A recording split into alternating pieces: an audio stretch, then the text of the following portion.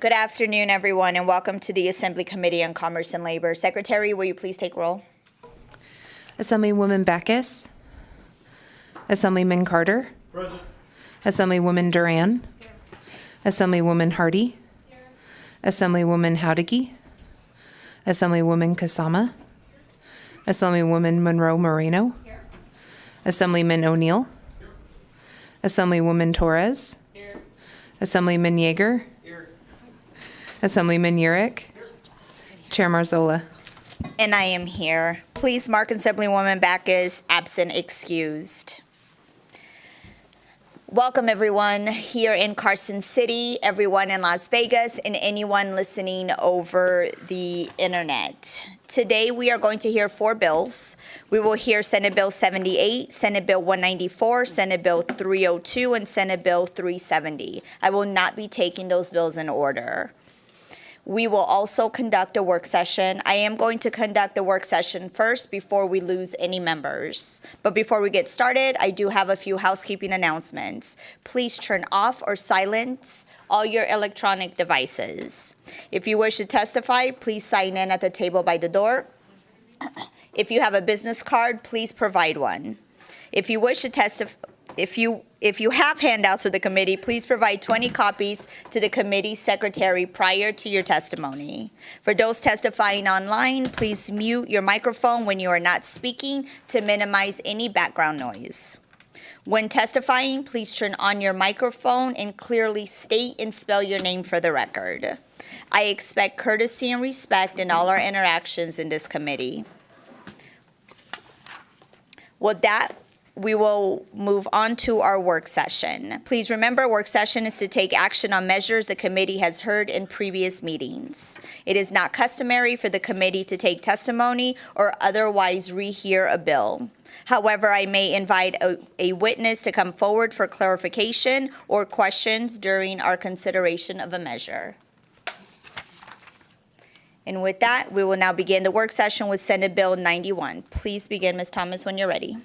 Thank you, Madam Chair. Senate Bill 91 authorizes the licensed clinical alcohol and drug counselor to supervise the certified problem gambling counselor intern. It's sponsored by Senator Lang, heard on April 19th, and there are no proposed amendments. Thank you. Members, are there any questions on Senate Bill 91? I don't see any. I will take a motion to do pass. So moved. I have a first from Vice Chair Howdigy. Is there a second? I have a second from Mr. Speaker. Is there any discussion on the motion? I don't see any. All those in favor say aye. Aye. All those opposed say nay. Motion carries. I will assign that floor statement to Assemblyman Urick. We will now work session Senate Bill 131. Senate Bill 131 revised provisions relating to reproductive health care. It is sponsored by Senator Cannizzaro, heard on May 10th, and there are no proposed amendments. Thank you. Members, are there any questions? I don't see any. I will entertain a motion to do pass on Senate Bill 131. So moved. I have a first from Vice Chair Howdigy and a second from Assemblywoman Monroe Moreno. Is there any discussion on the motion? I don't see any. All those in favor say aye. Aye. All those opposed say nay. Nay. The nays, please raise your hands. I have a nay from Assemblyman Urick, a nay from Assemblywoman Kasama, a nay from Assemblywoman Hardy, and a nay from Assemblyman O'Neill. Motion carries. I will assign that floor statement. Do you want it? Mm-hmm. Okay. To Vice Chair Howdigy. Thank you. Senate Bill 214. Senate Bill 214 revised provisions relating to governmental administration. It is sponsored on behalf of the Sunset Subcommittee of the Legislative Commission, heard on April 17th, and there are no proposed amendments. Thank you. Members, are there any questions on Senate Bill 214? I don't see any. I'll entertain a motion to do pass. So moved. I have a first from Vice Chair Howdigy. Is there a second? I have a second from Assemblywoman Torres. Any discussion on the motion? I don't see any. All those in favor say aye. Aye. All those opposed say nay. Motion carries. I will assign that floor statement to Assemblyman Carter. Our next work session bill is Senate Bill 259. Senate Bill 259 revised provisions relating to alcoholic beverages, sponsored by Senator Don Darrow Loop, heard on May 8th, and there are no proposed amendments. Members, are there any questions on Senate Bill 259? I have a first from Assemblywoman Moreau Moreno. Is there a second? I have a second from Vice Chair Howdiggy. Is there any discussion on the motion? I don't see any. All those in favor say aye. Aye. All those opposed say nay. Motion carries. I will assign that floor statement to myself. Senate Bill 330. Senate Bill 330 revised provisions related to healthcare. It is sponsored by Senator Lang, heard on May 5th, and there are two attached amendments proposed by Paige Barnes with the Ferrado Company. Thank you. Members, are there any questions on Senate Bill 330? I don't see any. I have a motion to amend and do pass from Vice Chair Howdiggy. Do I have a second? Second. I have a second from Assemblywoman Torres. Any discussion on the motion? I don't see any. All those in favor say aye. Aye. All those opposed say nay. Motion carries. I'll assign that floor statement to Assemblywoman Kasama. That will conclude our work session today. We will move to our first bill, which will be Senate Bill 370. Before we get started, I just want to give a little bit of the lay of the land today. Since we do have 4 bills, we will be doing 30-30-30. So I will take 30 minutes in support, 30 minutes in opposition, 30 minutes in neutral, which means that there's going to be 10 minutes testimony here in Carson City, 10 minutes in Las Vegas, and 10 minutes over the phone lines. And with that, Senate Bill 370 revises provisions relating to the protection of consumer information. Majority Leader, you may begin whenever you're ready.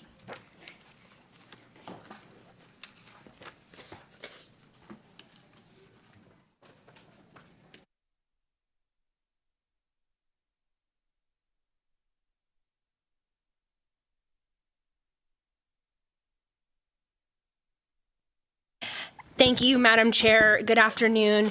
Thank you to you and members of the committee. My name is Nicole Canizaro, and I represent Senate District 6 in the northwest portion of the Las Vegas Valley, and also serve as your Senate Majority Leader.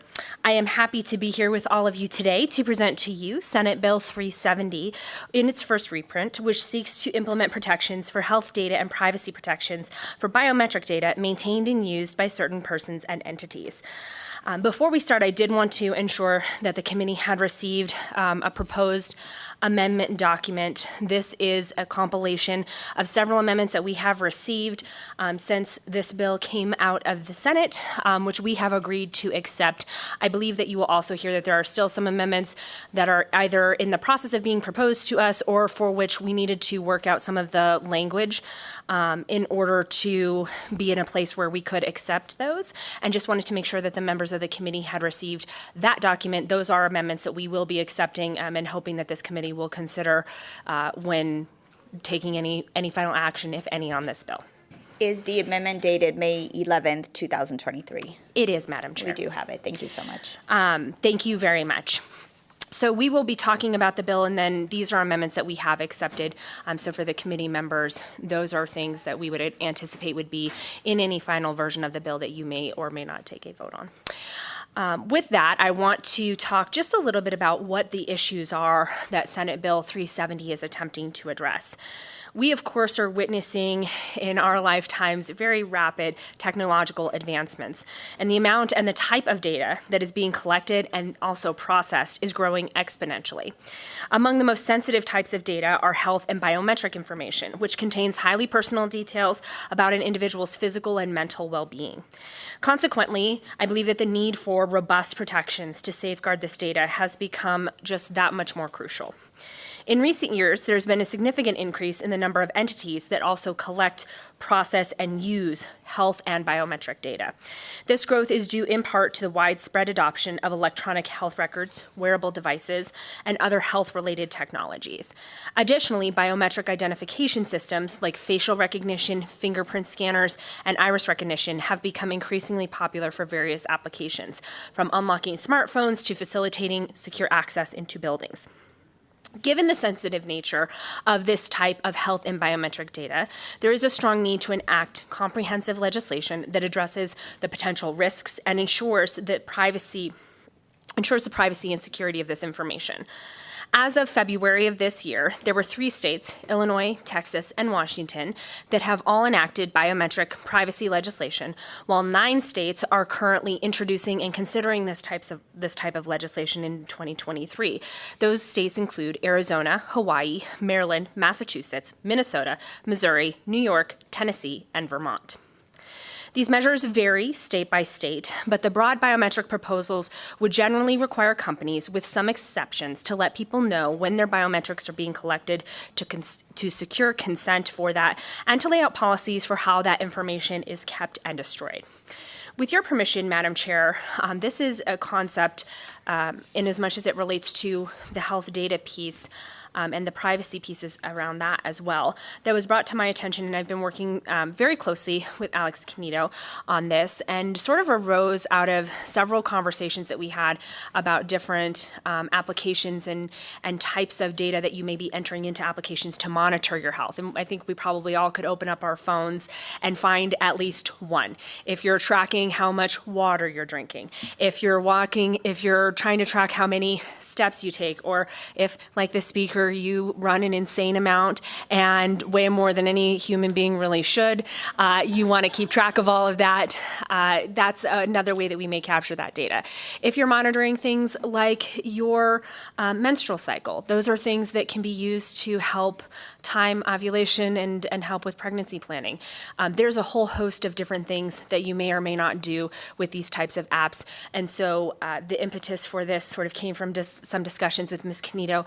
With your permission, Madam Chair, I would like to turn it over to her for some additional comments. And then I think we have some additional, a walkthrough of the bill that I'll do very briefly, and then some additional testimony regarding some of the biometric pieces, if that works for you. Absolutely. You may begin when you're ready. Good afternoon, Madam Chair, members of the committee. My name is Alex Canito, that's Cannito, with the firm Lewis Roca. I just want to thank the Senate Majority Leader for sponsoring this bill. I was in a summer class last summer at the University of Nevada, Reno, and one of our assignments was to read an article from the Wall Street Journal and then to lead a class discussion. And I picked an article that was about menstrual cycle tracking apps and what can do if your data, if you're putting it into these apps and it gets sold. So we had this big class discussion and started talking about, well, what could we do here in the state of Nevada to provide more protections for consumers when it comes to their health data, and started talking about this idea outside of the class and talking with the Senate Majority Leader. And this is something that applies to any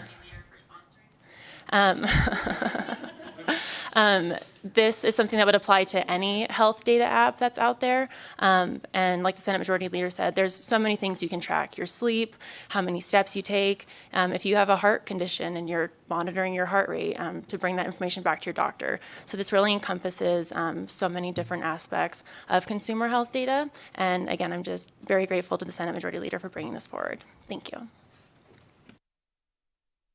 Thank you, Madam Chair. Very briefly, I will walk through with the committee members key sections of the bill. So beginning with the first set of sections, sections 2 through 19, define terms used throughout the majority of this bill. Some of these key definitions include Section 7, which defines consumer as a natural person who resides in the state or whose consumer health data is collected in the state, excluding those acting in an employment context or as an agent of a governmental entity. Section 8 defines consumer health data as personally identifiable information that is linked or reasonably capable of being linked to a consumer and that a regulated entity uses to identify the past, present, or future health status of the consumer. And Section 15 defines a regulated entity as a person conducting business in the state or providing products or services targeted to consumers in the state and determining the purpose and means of processing, sharing, or selling consumer health data. Section 20 excludes certain data collected or disclosed under federal or state law from the provisions of this bill.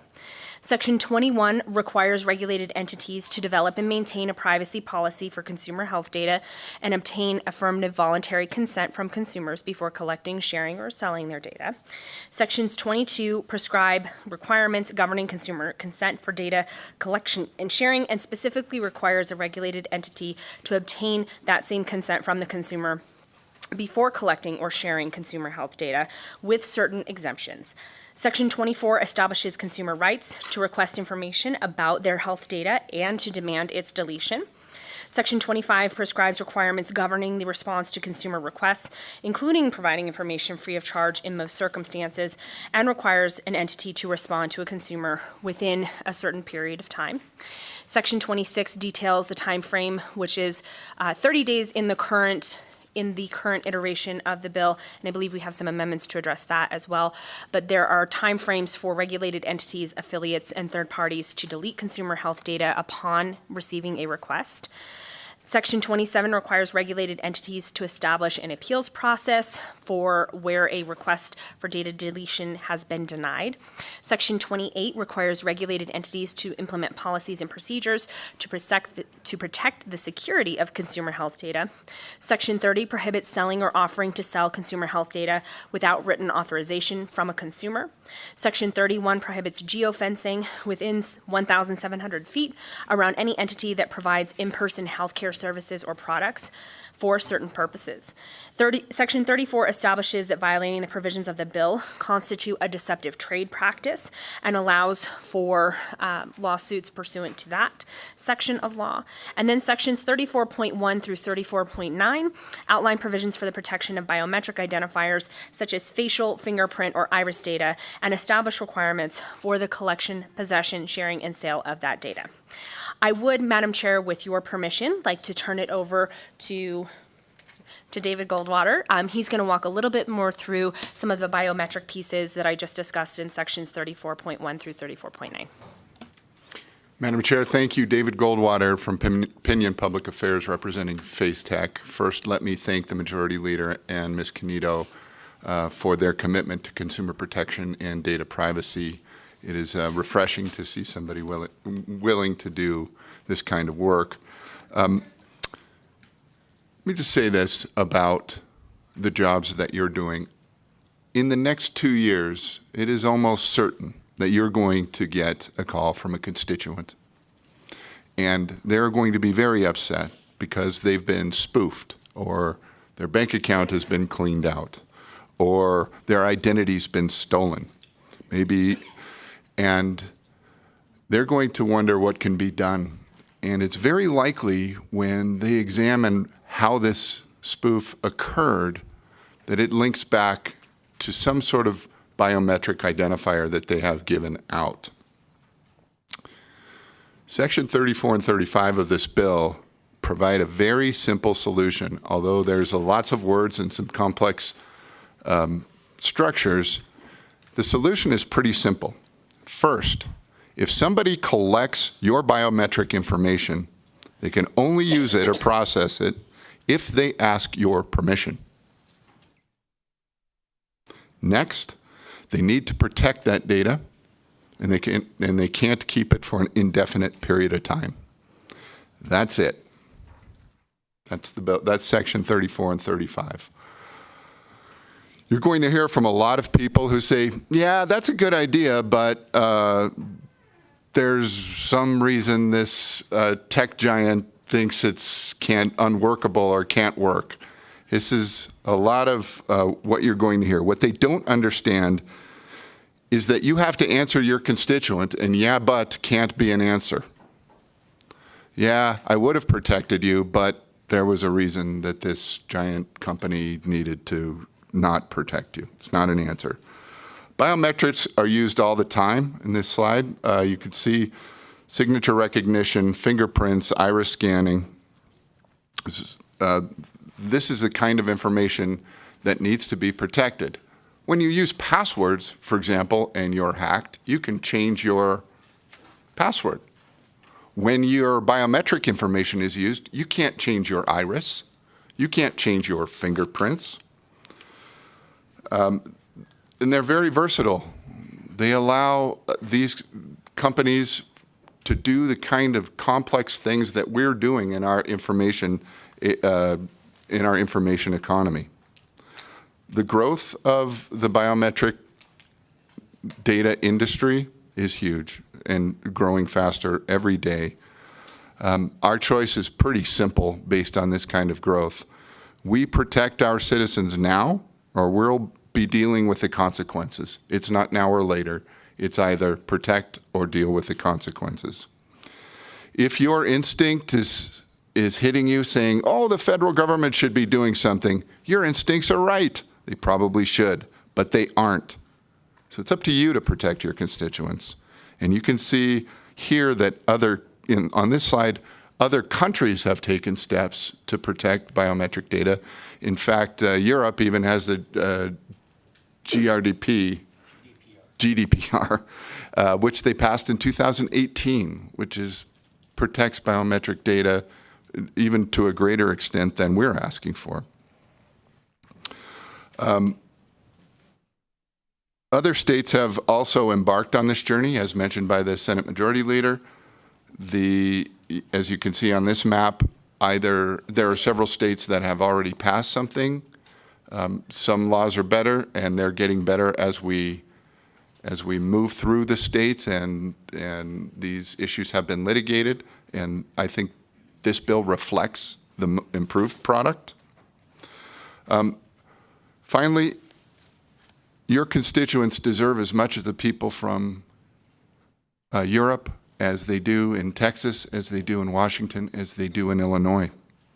Other states have embarked on this journey. Nevada should too. Keeping your constituents in mind, this bill should not be a yeah, but bill to turn it down, but a yes, we've decided to protect our constituents, and here's how we've done it. Unless you have questions for me, I'd like to turn this over to Terry Coughing, and he'll go through the sections in layman's language. Can you turn on your microphone, Thank please? you. Thank you. Thank you for allowing us to be here today. My name is Terry Coughing. I'm the Chief Legal Officer for FaceTech. FaceTech is a Nevada-based corporation that sells and licenses software in the biometric industry. I'd like to just touch on a couple things in the Section 34, if I may. First and foremost, at the front of Section 34 is this bill does not, unlike others, create a private right of action. Enforcement is up to the Attorney General's office as a consumer protection type of statute. Going down to Section 4, which really says everything about this bill, it governs the collection, use, security, handling, storage, retention, and destruction of biometric identifiers. That is, in essence, what we're trying to say, that if you're going to collect it, you need the permission, you need to tell us how you're handling it, and you need to set a time frame for and a manner in which it will be destroyed. 34.3, biometric identifiers are very broadly defined, but generally relate to face, fingerprint, or iris of a person, which are the most commonly used biometric measures and identifiers in the industry today, and present the greatest challenges that need the protection. The bill specifically does not pertain to certain entities under 34.5. Number one, HIPAA, people who are subject to HIPAA. HIPAA provides a more stringent regulation. The Graham financial institutions subject to Graham-Leach-Billy, they again also have their own regulation scenario. Gaming is specifically anyone with a gaming license is excluded. Car dealers and manufacturers are excluded as well. And to alleviate a lot of concerns that have been raised to me under Section 34.5 sub 3, physical or digital photographs collected, possessed, not for the purpose relating to, not for processing that biometric information. So if you're taking selfies with your friends, they're not covered, okay, even though that data could be potentially valuable or sensitive. Your Ring doorbell is not going to be affected. You're not collecting that for the purpose of processing biometrics. And 34.7 lays out kind of the meat. If you're going to collect biometric information, you must develop, maintain, and comply with a written policy, setting forth a schedule for destruction and how things are going to be stored, and sets forth some timeframes The earlier of which, the date the data is no longer needed, or 1 year after the most recent interaction between the person and possessor with the biometric information or that subject. Going on to 34.7, the standard that the people collecting biometric data must meet is the standard within the industry, and we also have a standard set forth by the National Institute of Standards and Technology that provides a good framework for people who are in the industry, want to collect, and they want to comply. The NIST standard is developed by the U.S. Department of Commerce, and it sets forth the standards that the U.S. government must use when they are collecting that data and utilizing that data in their affairs. Uniquely, under 34.8 sub 2, this is what I would call a liveness requirement. It's a requirement that when you collect that biometric data, you have a live human being in front of you. And for example, I'll give an example. This morning I went through the airport, I went up to clear, nice person guided me, my irises are scanned, and a live person verified that I was a live person, not a mannequin, mask, doll, picture, or digital picture. Again, currently under 34.8, under subsection 4D, gaming is specifically excluded. And really, those are the main points of the bill that I wanted to point out for you. I'd entertain any questions if that's appropriate at this time. Yes, and Madam Chair, Nicole Canizaro, Senate District 6. That concludes our overall run-through of the bill and presentation. We'd be happy to take any questions that members of the committee may have. Thank you, and thank you for your presentation today. We have several questions, so we will start with Assemblywoman Torres. Thank you. Thank you for this piece of legislation. And I think it's so important that we're having more conversations about how technology impacts our communities and how we have more policy around that too, and how technology is working within our communities. My question specifically is with the language in the bill, will applications be required to get approval every single time that they're selling that data? And I believe you kind of hit on that. Or will it just be that initial, once you've downloaded the app, you've consented now? And so at that point, and quite honestly, when you're downloading apps, there's pages and pages, and if others are anything like me, nobody's actually reading that language. You're scrolling down to the very bottom, and you're just clicking yes. That way you can get that app downloaded. So what does that process look like for the consumer?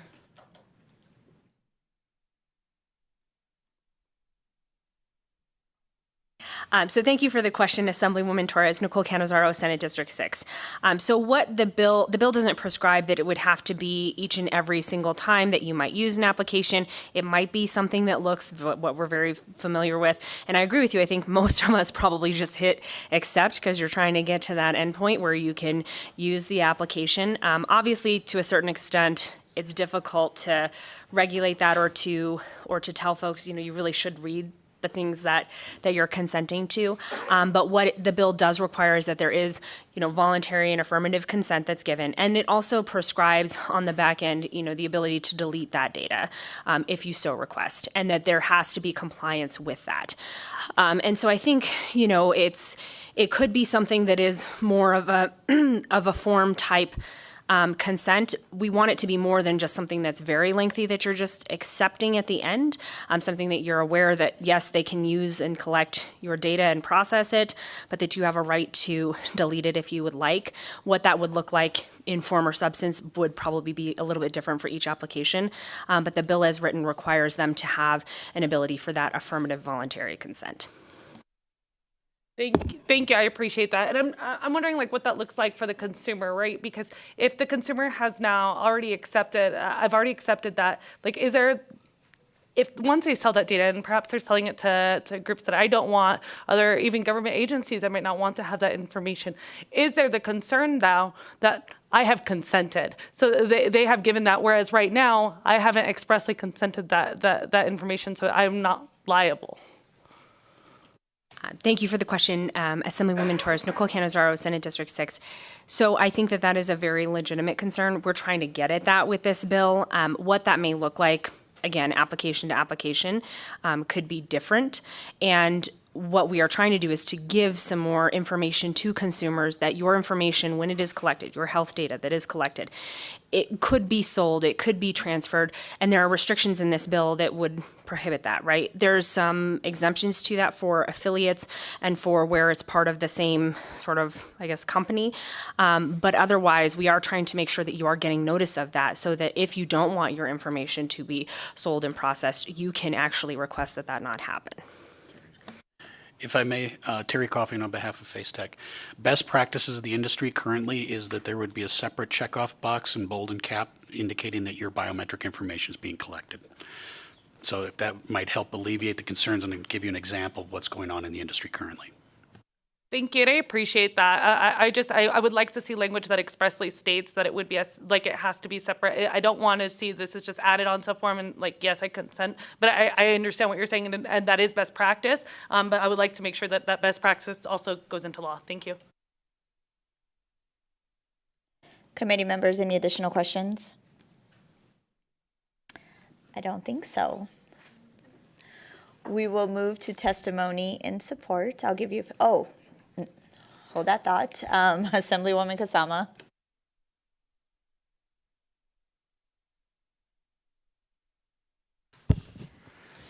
Thank you so much. So I just wanted to clarify the states that you had mentioned, or on the map. So those are ones that have actually passed it, the states that were in red on the map, or those ones that are contemplating passing it? It just went so quickly. I was trying to.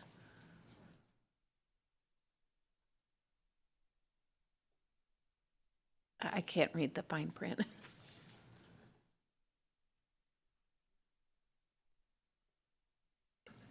So does the red mean it's passed or they're contemplating it? Red means something's been passed. State your name for the record, please. Okay. David Goldwater. Reds are something along the lines of biometric laws that have been passed. Existing laws exist. In the light color are states where there's pending legislation. Thank you. Any additional questions, committee members? Assemblyman O'Neill. Thank you, Chair.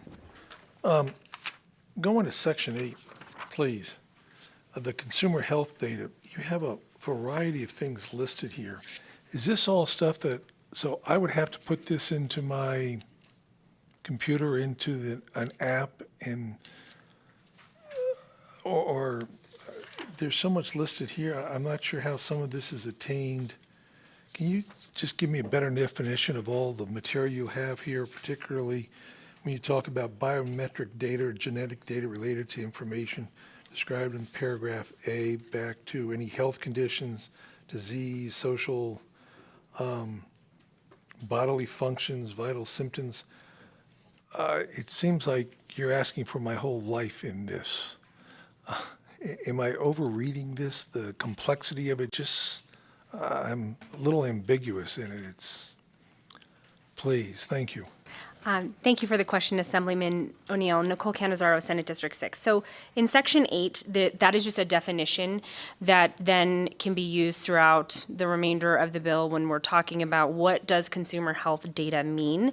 And so this is a robust definition, to be sure, but what we wanted to do was to make sure that we were encompassing, so this is not information that you would have to disclose or that you would have to give to a company or what might be part of what you may share.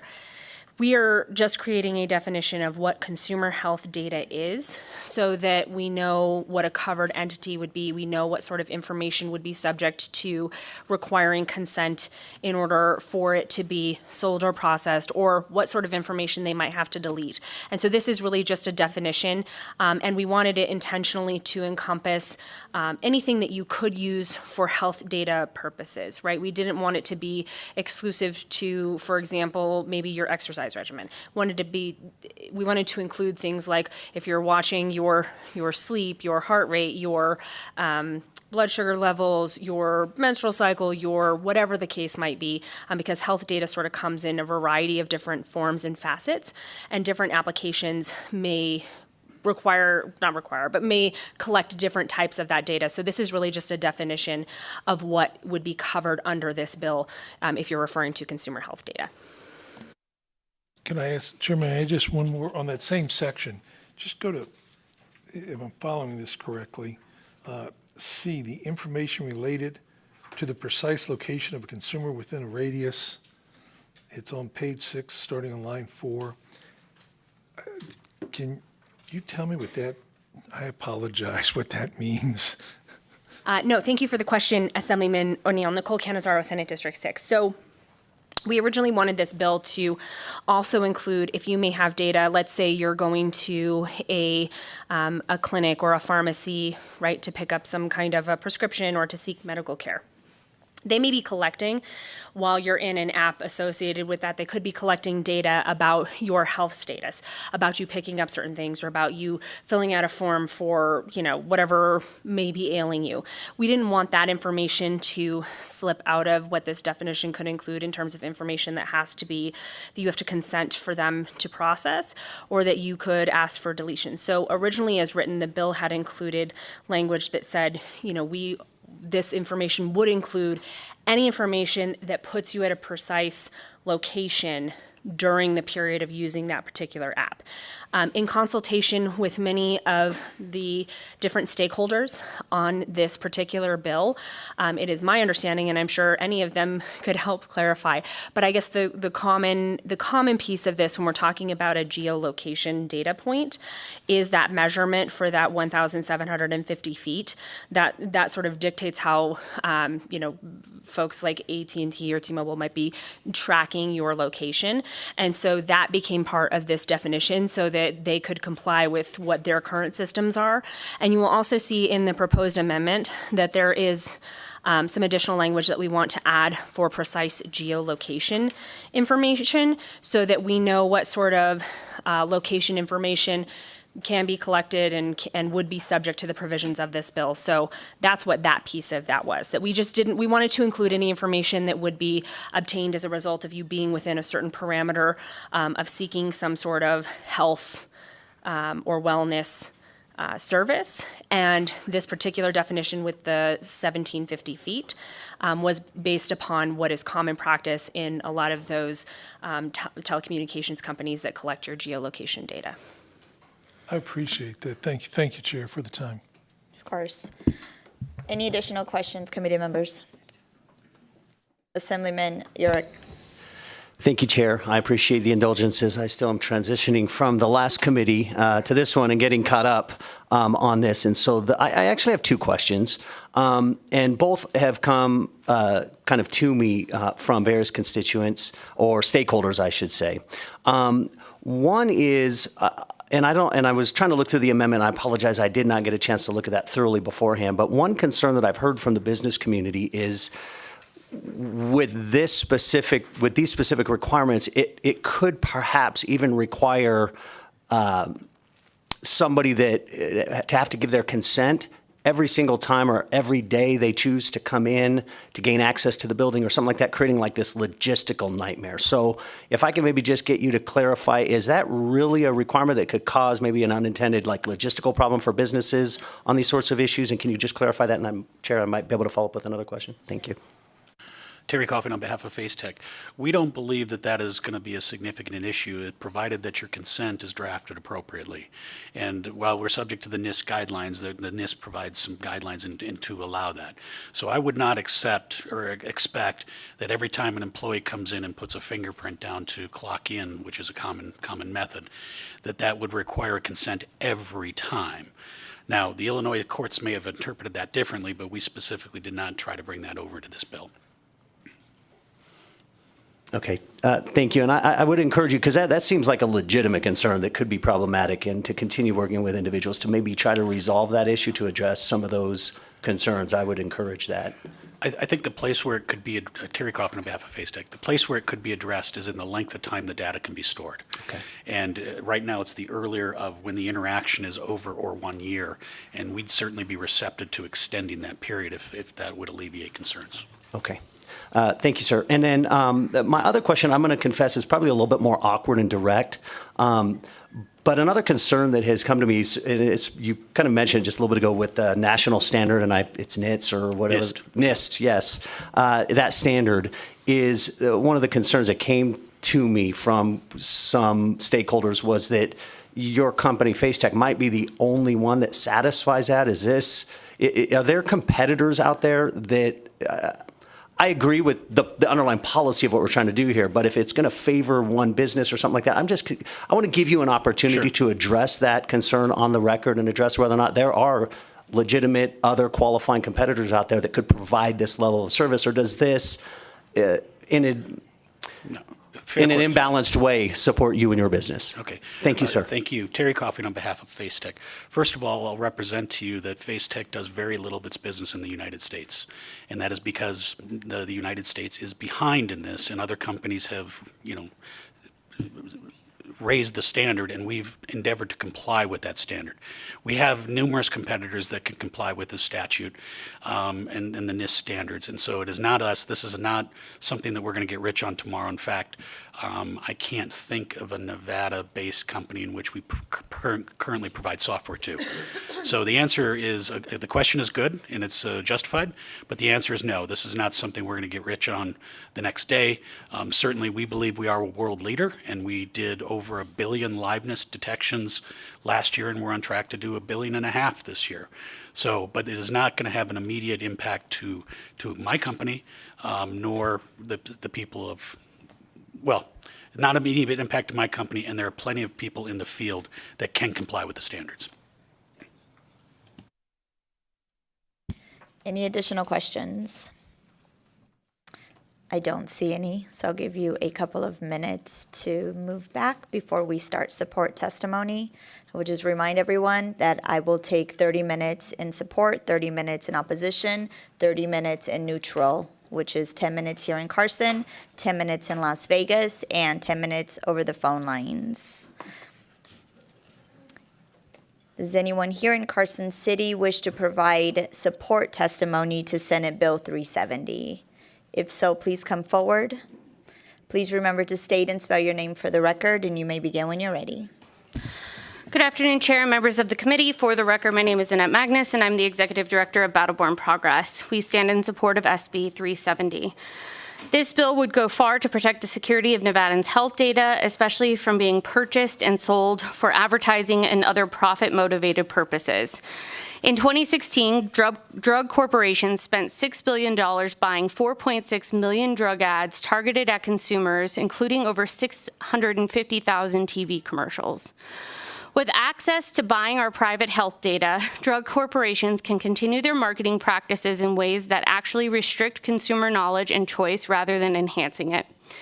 As an organization with a staff and volunteers who rely upon ethically sound medical practices to maintain a healthy lifestyle, I take it very personally to advocate for ethical consumer data practices.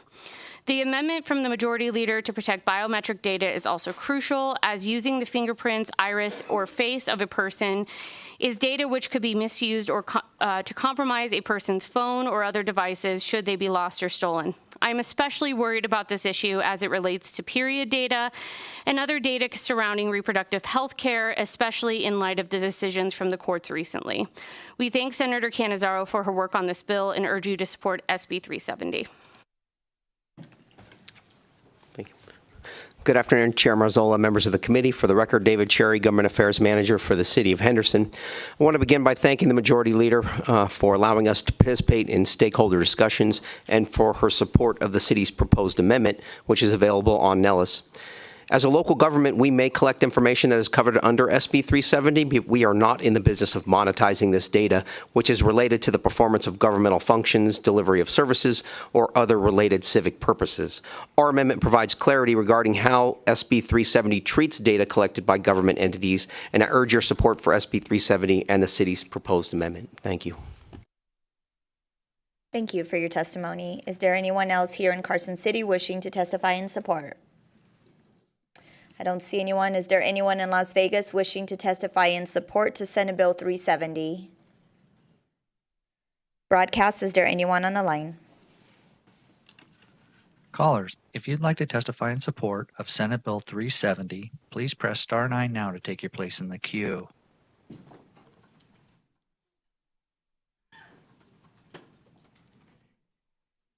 Chair, we have no callers wishing to testify in support at this time. Thank you. We will move to testimony in opposition. Is there anyone wishing to testify in opposition to Senate Bill 370 here in Carson City?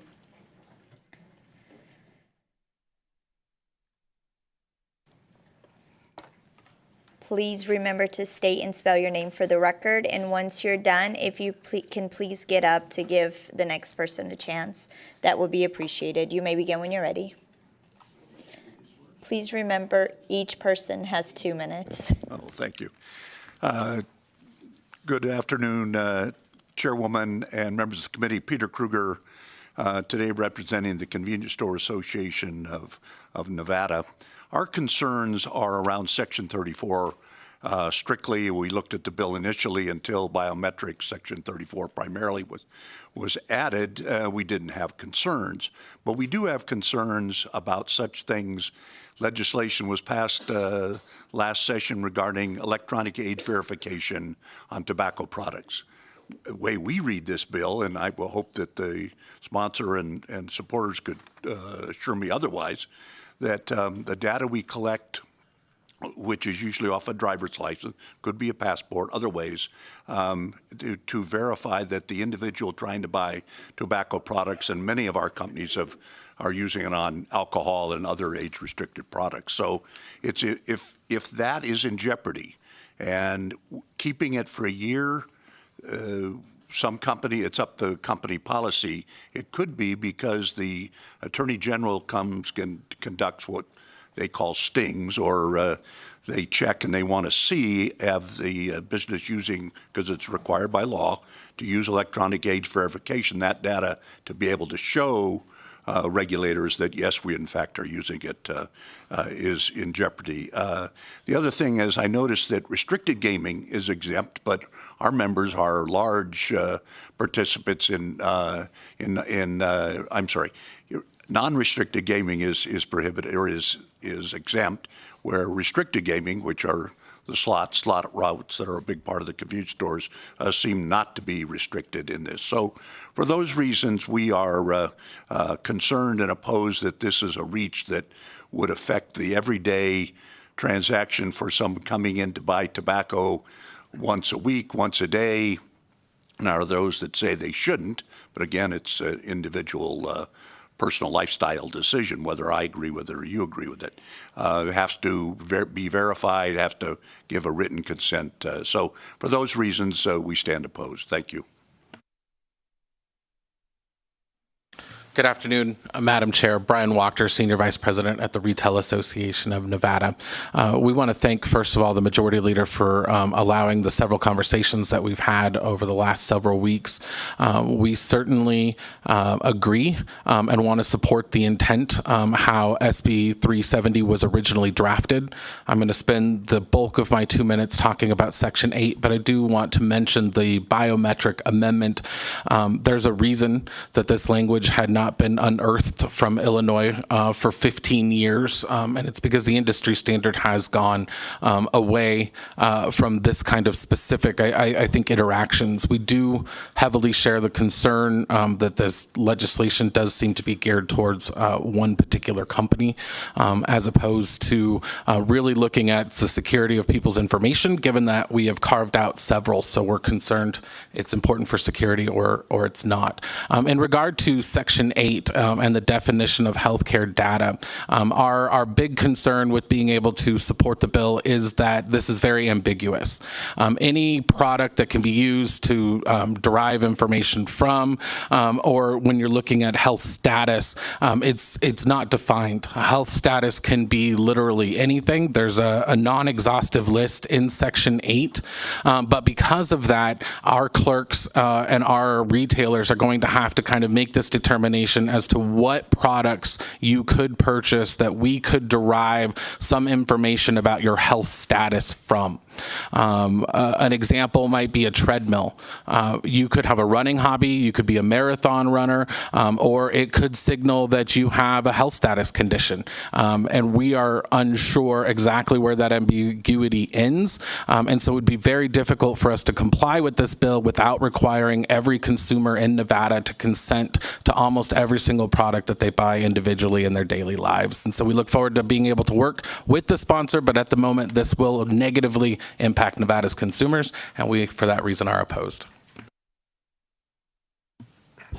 Good afternoon, Madam Chair, members of the committee. Paul Murray, acting with the Vegas Chamber. The Chamber would also like to thank the Senate Majority Leader and the proponents of the bill with having meeting with the Chamber and several stakeholder meetings over the course of this bill, and we do appreciate their efforts and obviously the open communication. The Chamber still has concerns about Section 34 of the bill as it pertains to the biometrics provisions. As you know, the Chamber has 70 different sectors of its membership, of course, and several of those member sectors still have concerns. And we have been negotiating in good faith with the proponents and vice versa, trying to resolve those issues with this bill. And specifically when it comes to the broad definitions as applies to the biometrics components, for example, with security reason concerns and employer entry into their place of work that we believe would unintentionally be captured in the current drafting of this bill. I want to be clear, we don't object to the provisions that you see in the bill in 34.8 subsection 3 with the selling or leasing of data collection. That makes sense. That's not where our concern is. But we are in continuing conversations, and we are trying to resolve those concerns.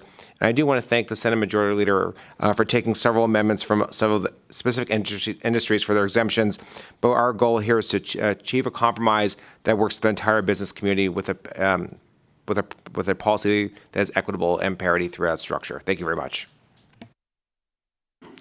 Good afternoon, Chair and members of the committee. For the record, Tapring Pequato on behalf of Chamber of Progress, a tech industry coalition working to ensure everyone benefits from technological advancements. Unfortunately, today we must oppose Senate Bill 370. While we appreciate the author's effort to enhance protections for health data, we are concerned about potential unintended consequences if the bill is enacted as currently drafted. We urge the authors and committee to consider two crucial technical changes. First, regarding consumer health data. The current definition in the bill is overly broad. It encompasses all consumer data, including activities unrelated to personal health, as we heard, such as buying deodorant or even apple cider vinegar may be misconstrued as a home remedy for health status, or it could just be a product that we use in cooking. Proposed amendments we propose amending the language to specifically include data generated by consumers that pertains to physical or health conditions, like health history, including menstrual cycles, lifestyle choices, or treatment history. Second, regarding biometric data. The bill's language is overly expansive and covers all forms of biometric data, even those unrelated to health or health services, which could harm normal consumer activities and lead to scope creep. We also recommend limiting the definition to data collected solely for health-related purposes. It would strike a balance between safeguarding personal information and legitimate health-related reasons and preventing the misuse. We want to emphasize that these proposed amendments do not diminish the importance of protecting consumers' health data. Rather, they aim to refine the bill's language, improve clarity for regulated entities and consumers, align with existing state privacy regulations, and reduce unnecessary administrative burdens. Chamber of Progress is committed to collaborating with you to enhance the health data privacy protections. We're eager to provide further insights on these critical issues and work towards our shared goals. Thank you. Thank you, Madam Chair, committee members. Misty Grimmer representing Cox Communications. We are in full support of SB 370 as it relates to the original intentions of the bill to protect consumer health data. We also very much appreciate the multiple meetings the Majority Leader has hosted to work on the details of this bill. We're unfortunately in opposition to the sections of the bill that include the biometrics requirements. Cox and similar telecom and internet providers are considered critical infrastructure via Homeland Security regulations. Our networks are the backbone of the emergency response system for 911 and any communication that happens via the internet. For these reasons, there are federally mandated security requirements on our facilities. Some of the facilities where the infrastructure that stands up our network is located have security measures that may use biometrics for employee access. The requirements of the biometrics portions of 370 would require that we make the manner in which we implement those biometric security measures and the timeframes around how long they are in place would be made public. We believe this would create a substantial homeland security risk. Therefore, we have proposed an amendment that would exempt providers who are defined as critical infrastructure via homeland security regs. We've submitted this amendment to the majority leader. She has not yet accepted it yet, but we hope that the committee and the majority leader will consider accepting that amendment. It should be also up on Nellis. It probably just barely popped up, but it should be there. Thank you. Good afternoon, Chair Marzola, members of the committee. For the record, I'm Paul Enos. I'm the CEO of the Nevada Trucking Association, and a little late to this party. Looking at the original intent of the bill, hey, things that I think a lot of us can support about making sure that our data belongs to us. But taking a look at the biometric provisions and some of the broad definitions, we do have some issues. One of the tools that we're using in the trucking industry today is cameras. And they're cameras that both face outward to help us protect ourselves, in case, oh, no, that driver really did cut us off or they ran into us. But something that's a little more controversial is the use of inward-facing cameras for drivers. And, it's a tool that a lot of our trucking companies like to have. Sometimes the drivers, especially the older guys, really don't like it very much. They don't trust it until it tends to let them off of when they get blamed for doing something. But in some of these cameras, we are collecting data that I think could be construed as biometric because we're looking at the eye blink pattern. We want to see if that driver who is moving 80,000 pounds down the road is fatigued. And that is data that sometimes we have to share with our attorneys, our insurance companies, law enforcement. So I do have some concerns about how this bill is going to apply and that biometric provision is going to apply in the real world. And, particularly with folks that are in interstate commerce who, are going to be traveling across multiple jurisdictions on a daily basis, having to consent or do that every time you get in a truck and trying to figure that out, it is going to be difficult. So for those reasons, we are in opposition to this bill. Thank you very much. Thank you for your testimony. And we are going to pause right now in Carson City. And I'm going to go to Las Vegas. Is there anyone in Las Vegas wishing to testify in opposition to Senate Bill 370? I don't see anybody walking up, so I will give that time to everyone here in Carson City. And so you may begin when you're ready, Mr. Clark. Thank you, Madam Chair, members of the committee. My name is Tom Clark. I'm here on behalf of the Reno-Sparks Chamber of Commerce. I choose not to be repetitive this afternoon. Most of the opposition testimony that we would be presenting has already been stated. So for those reasons, the Reno-Sparks Chamber stands opposed. Thank you, Chair. Good afternoon, Chair, members of the committee. Carrie Kramer on behalf of NAOP here today in opposition. Our concerns actually just revolve around the biometric piece of this legislation and our ability to secure a job site or building with cameras. As proponents have stated, this legislation currently exists in a few states like Texas and Illinois, and these two states are acknowledged to have some of the most draconian anti-biometric laws in the union. In Illinois specifically, there is no information showing how this has prevented the type of data breaches mentioned. Simply, this bill, as amended in the Senate, makes Nevadans less safe. We urge your opposition. Thank you. Thank you, Madam Chair. Michael Hillerby representing MasterCard. I'll submit the prepared remarks we had in order to be brief before the committee. We share the same concerns that you've heard from many of the other speakers here today in opposition, specifically those sections of the bill dealing with a more defined and narrow definition of consumer health data that is workable, and also specifically the language that was amended out of the original bill in Section 32 that provided a fraud prevention exemption. Those kinds of tools are really, really important to the fraud prevention and security that we provide to our consumers. Being able to do that across all 50 states in a way that's consistent is very important, and a patchwork of laws does not work for that. We support the amendments that have been submitted through TechNet and through the State Privacy and Security Coalition, and as others have said, appreciate the time that the Majority Leader and the proponents have spent with us, and hopefully we can work out something on this bill. Thank you. Afternoon, Chair and members of the committee. Bobby Ernott with R&R Partners on behalf of the Nevada Mining Association. In the interest of time, we'll just say ditto. We have some concerns with the biometrics provisions, and we'll continue to work with the sponsor on the bill. Thank you. Hi, thank you. My name is Katrin Ivanov, Ivanoff, aka Mrs. Fixit, Assembly District 42, Senate District 9. I'm just going to say ditto because I don't know a lot about technology, but I wanted to just show I'm just here as a concerned citizen, as a concerned parent, and everybody that spoke were representing entities.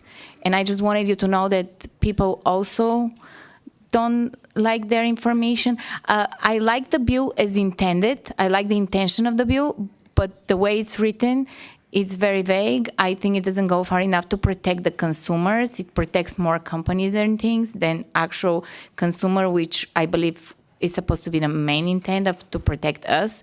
I don't understand when you guys are writing laws, why don't just simply say you're not allowed to sell the data, period. That would protect the data.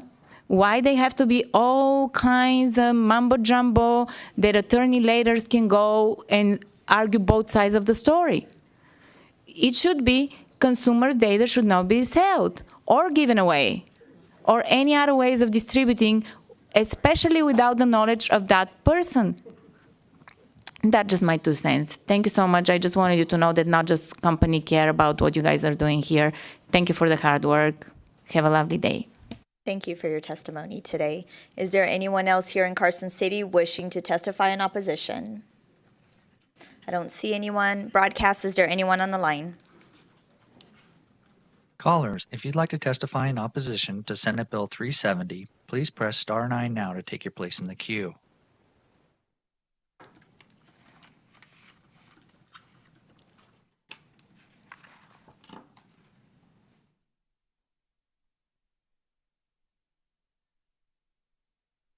Caller with the last 3 digits 232, please press star 6 to unmute.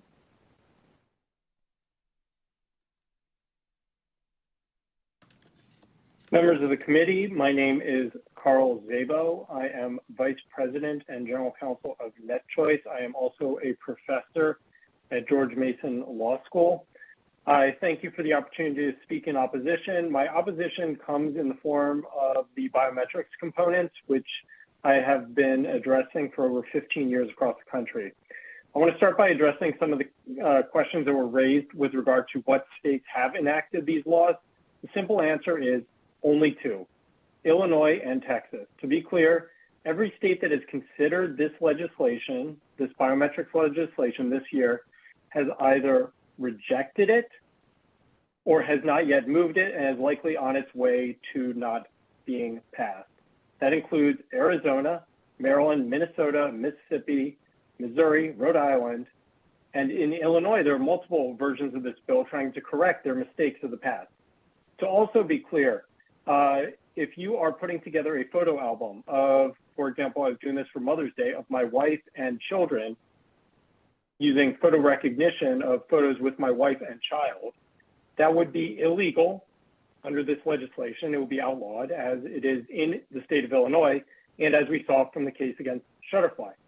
Another example where this legislation will come and harm your citizens is I use a Nest Cam. In fact, my parents use a Nest Cam to make sure people coming to the door are who they say they are using facial recognition. Such technology is not allowed in the state of Illinois because of the biometric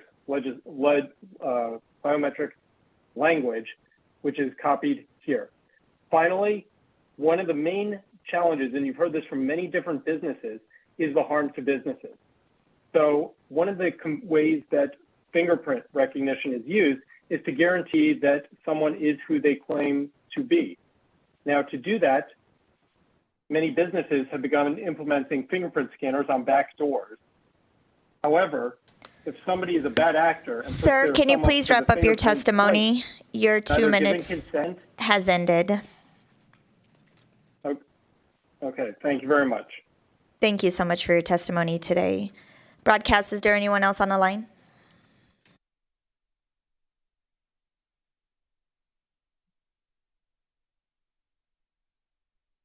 Hi, good afternoon. Can folks hear me okay?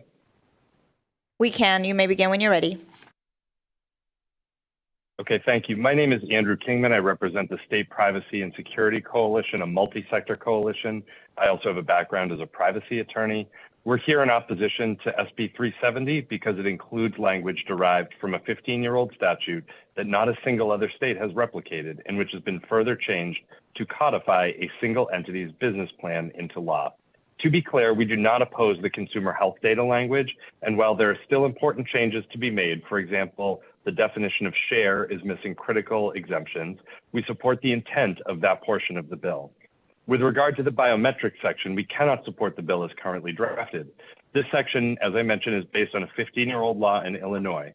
Because it is old and out of date, it does not recognize very simple, modern advances, such as the ability to provide consent via voice, which helps the disabled and elderly, nor does it recognize the fundamental distinctions between consumer-facing entities and their vendors. It greatly differs from more modern biometric protections that are now part of comprehensive privacy laws.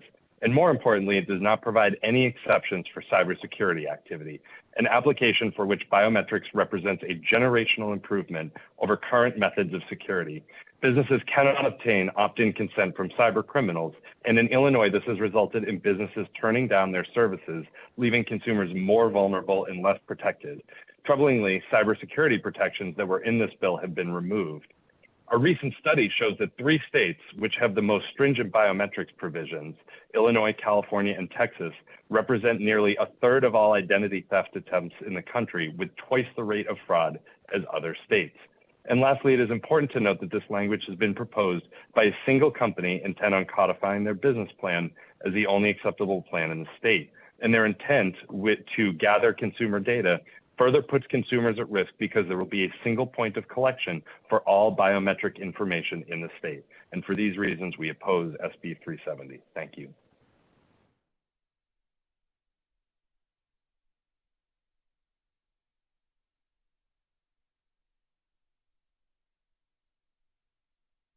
Good afternoon, Chair and members of the committee. Leah Nitake, Deputy Executive Director with TechNet, and we respectfully oppose SB 370. We very much support the bill's intent to protect consumer health data, and we thank the sponsor for her stakeholder conversations on the bill thus far. As others have stated, narrowing the definition of consumer health data and of healthcare services or products is of critical importance. We also request that the bill include exemptions widely recognized in other state laws, including exemptions for fraud prevention, public records, and de-identified data, as well as exemptions for certain internal operations, such as product recall, identifying and repairing technical errors that impair functionality, responding to legal claims, or providing the services that were requested by the consumer.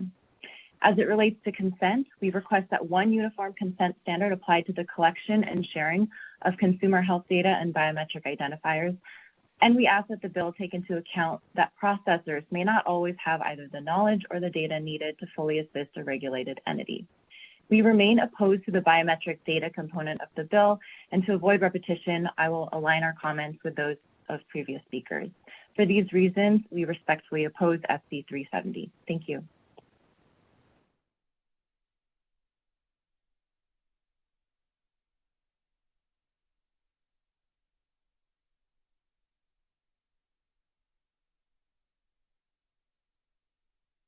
Hi, Jake Parker with the Security Industry Association, representing security solutions providers in Nevada and throughout the U.S., including the leading providers of biometric technologies.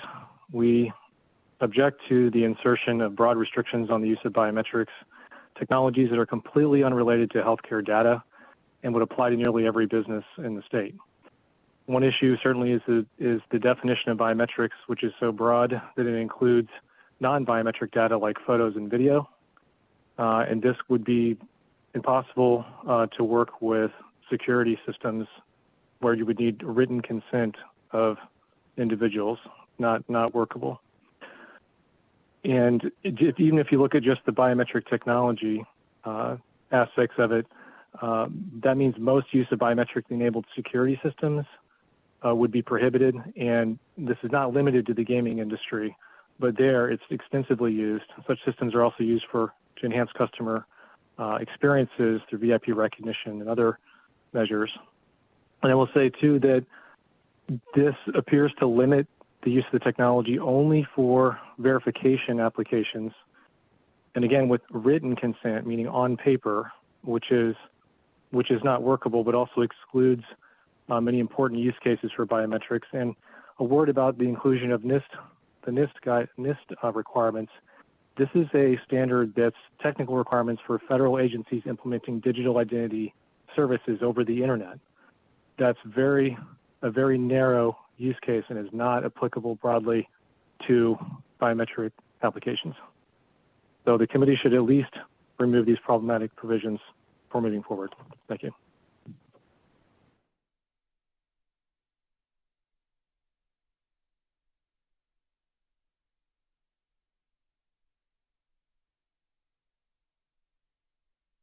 Good afternoon. Thank you, Chair Marzola and members of the committee. My name is Kara Boonder, State Policy Director, speaking on behalf of the Computer and Communications Industry Association in respectful opposition to SB 370. CCIA is an international not-for-profit trade association representing a cross-section of communications and technology firms. While we strongly support the protection of consumer data and understand that Nevada residents are rightfully concerned about the proper safeguarding of their data, including health and biometric data, today I appreciate the opportunity to highlight several of our concerns with the bill, which largely echo those who have spoken before me. CCIA recommends further tailoring the definition of consumer health data to apply to health conditions rather than status and narrow the exhaustive list of what this term includes, especially amending the quote without limitation language. This narrower definition would benefit both covered entities and consumers alike. For businesses working toward compliance, this would allow regulated entities to target consent requests from consumers to data definitively within a health-related context, and also avoid creating liability for instances outside of the bill's intended scope. Relatedly, this would also ensure that consumers would not receive an unreasonable number of opt-in consent notifications in the course of normal transactions. CCIA also recommends considering amendments to narrow the definition of biometric data. The listed inclusions should also be narrowed and clarify that biometric data does not include a digital or physical photograph, an audio or video recording, or any data generated from either, unless such data is generated to identify a specific person. Similar to others who've spoken before me, we would also encourage lawmakers to consider amendments that would ensure entities could process biometric identifiers to prevent, detect, protect against, or respond to security incidents, fraud, harassment, or other malicious or deceptive activities. We appreciate your consideration of these comments and the Senate Majority Leader's ongoing willingness to work with stakeholders. CCIA stands ready to provide additional information. Thank you for your time.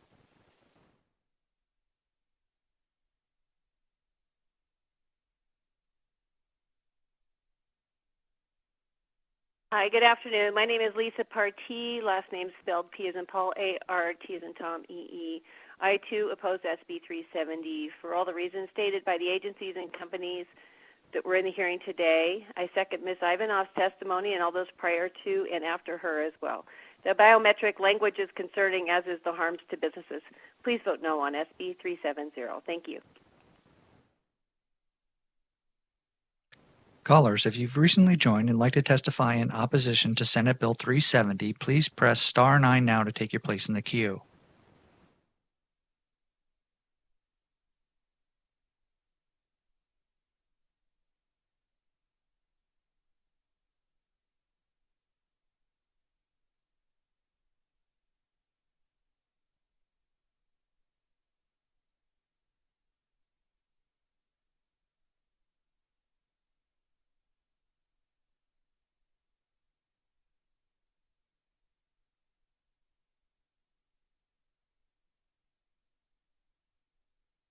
Caller with the last 3 digits, 829, please press star 9 or star 6 to unmute yourself.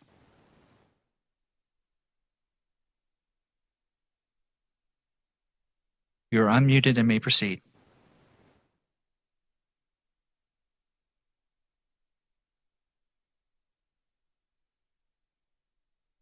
Caller with the last three digits, 829. Is your phone muted?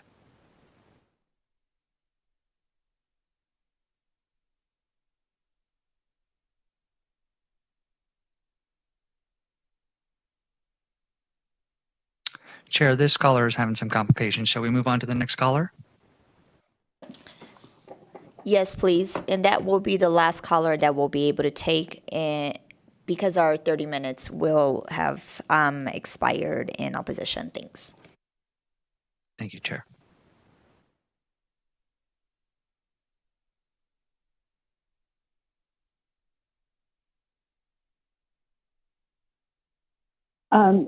Good afternoon, Chair and legislators. My name is Leslie Quinn, and I oppose SB 370 as it is written, and I concur with all previous opposition. And I third Katrina Ivanoff's testimony as well. I appreciate if everyone votes against and opposes SB 370. Thank you.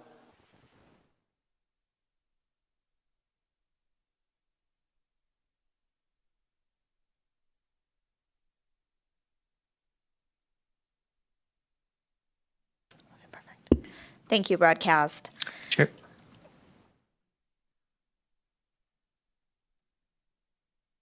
Yes.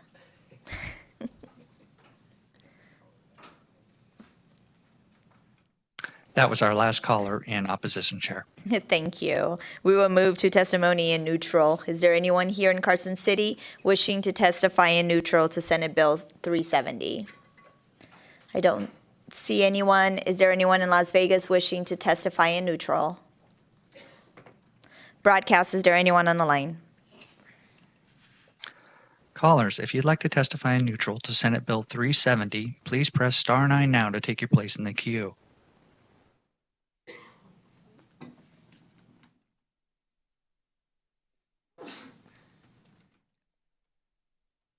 Hello, my name is Susan Proffitt, Proffitt. I'm the Vice President of the Nevada Republican Club. And as so many others have already said, I would ditto what Katrina Ivanoff said. I really believe that the last 5 or 6 speakers were spot on. There are too many problems with this bill, but we do need to address the issue. Ma'am, So- are you testifying in would a neutral position to Senate Bill 370? Because we've already closed opposition testimony. But you are more than welcome to submit your testimony in writing.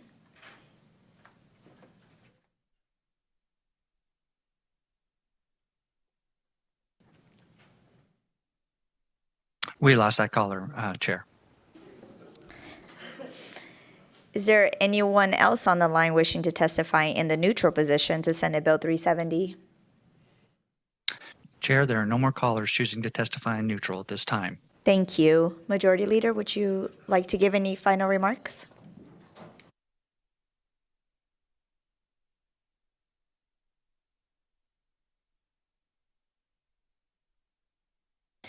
Thank you, Madam Chair and members of the committee. Nicole Canizaro, Senate District 6. So a couple of things. If I may, I know that first I want to thank all of the folks who were here today, both in opposition and support. We have done several meetings, many individual, several big meetings, and different groupings in order to listen to all of the concerns and try to accommodate where we may be able to find some language that strikes the right balance. And I just want to thank them all for participating and coming in good faith to discuss negotiations on amendments. Obviously, there are still some that you've heard were submitted that I think we still have to work through a little bit of the language on, and we're hoping to be able to present that to you all for your consideration as well. First and foremost, I want to be clear that, excuse me, for as much as we've heard about the health status piece and if you purchase something, what that could potentially say about your health and if that data is collected, that is not what this bill is designed to do. I don't believe that the language does that, but as I've said to the folks who've expressed that concern, something like buying a soda or buying a treadmill, and does that make some sort of comment on your health, I don't believe is covered by the language of the definition for consumer health data that appears in this bill, but certainly happy to make sure that that is abundantly clear, because we really are talking about data that you're using to monitor your own health, and then what is done with that data when it is collected and processed or sold, and how do we make sure that that we still own our data in any event that they may be processing it or selling it. And that's really what we are trying to get at with this bill, right? Not any particular thing that could ever happen. If I buy sunscreen, then does that mean I have, skin cancer? That's not what this bill is designed to get at. We did also speak, and I am reviewing some language from the Las Vegas Chamber to discuss where they may be using some of this data in order to facilitate business needs, because that's also, I don't think, what the bill is intending to get at. I don't think that there are provisions of the bill that necessarily get at somebody who is coming and entering into work. I know we had a question about that. And then some of the pieces where we want to make sure that things like a driver camera is not what we're trying to intend to capture with this bill, right? It's not any time that there may be any data related to you whatsoever that now you fall into the parameters of this bill. I don't think the language says that, but we're still going to work through some of those pieces. Appreciate the time and the conversation, Madam Chair, and I don't know if Mr. Coughing or Mr. Goldwater wanted to add any other just very brief closing remarks on the biometric piece. Terry Coffin on behalf of FaceTech. I just want to clarify one thing that I said. I was asked by this gentleman about competitors. There are many competitors in this field that do it quite well and would be fully compliant with not only in this standard, I believe, but in the proposed language. One's a little company called Apple. They've been doing it for years, and they do it with hardware, whereas my company provides software that works across a variety of platforms. So I wanted to clarify that and add that. Thank you. David Goldwater, just to again thank the majority leader and again remind you on my presentation, a lot of what was discussed was not necessarily the collection of biometric data. There were scenarios that aren't covered by this bill, as the majority leader points out. This is not a yes, this is a good idea, but we should turn it down. This is a yes, and we will find a way to protect consumer data, and I appreciate being able to work with any of the opponents on this to get to a place where we can protect your constituents. At the end of the day, this is your data, and you should have to give permission when someone else uses it. Thanks. Thank you, and thank you again for the presentation. I will now close the hearing on Senate Bill 370.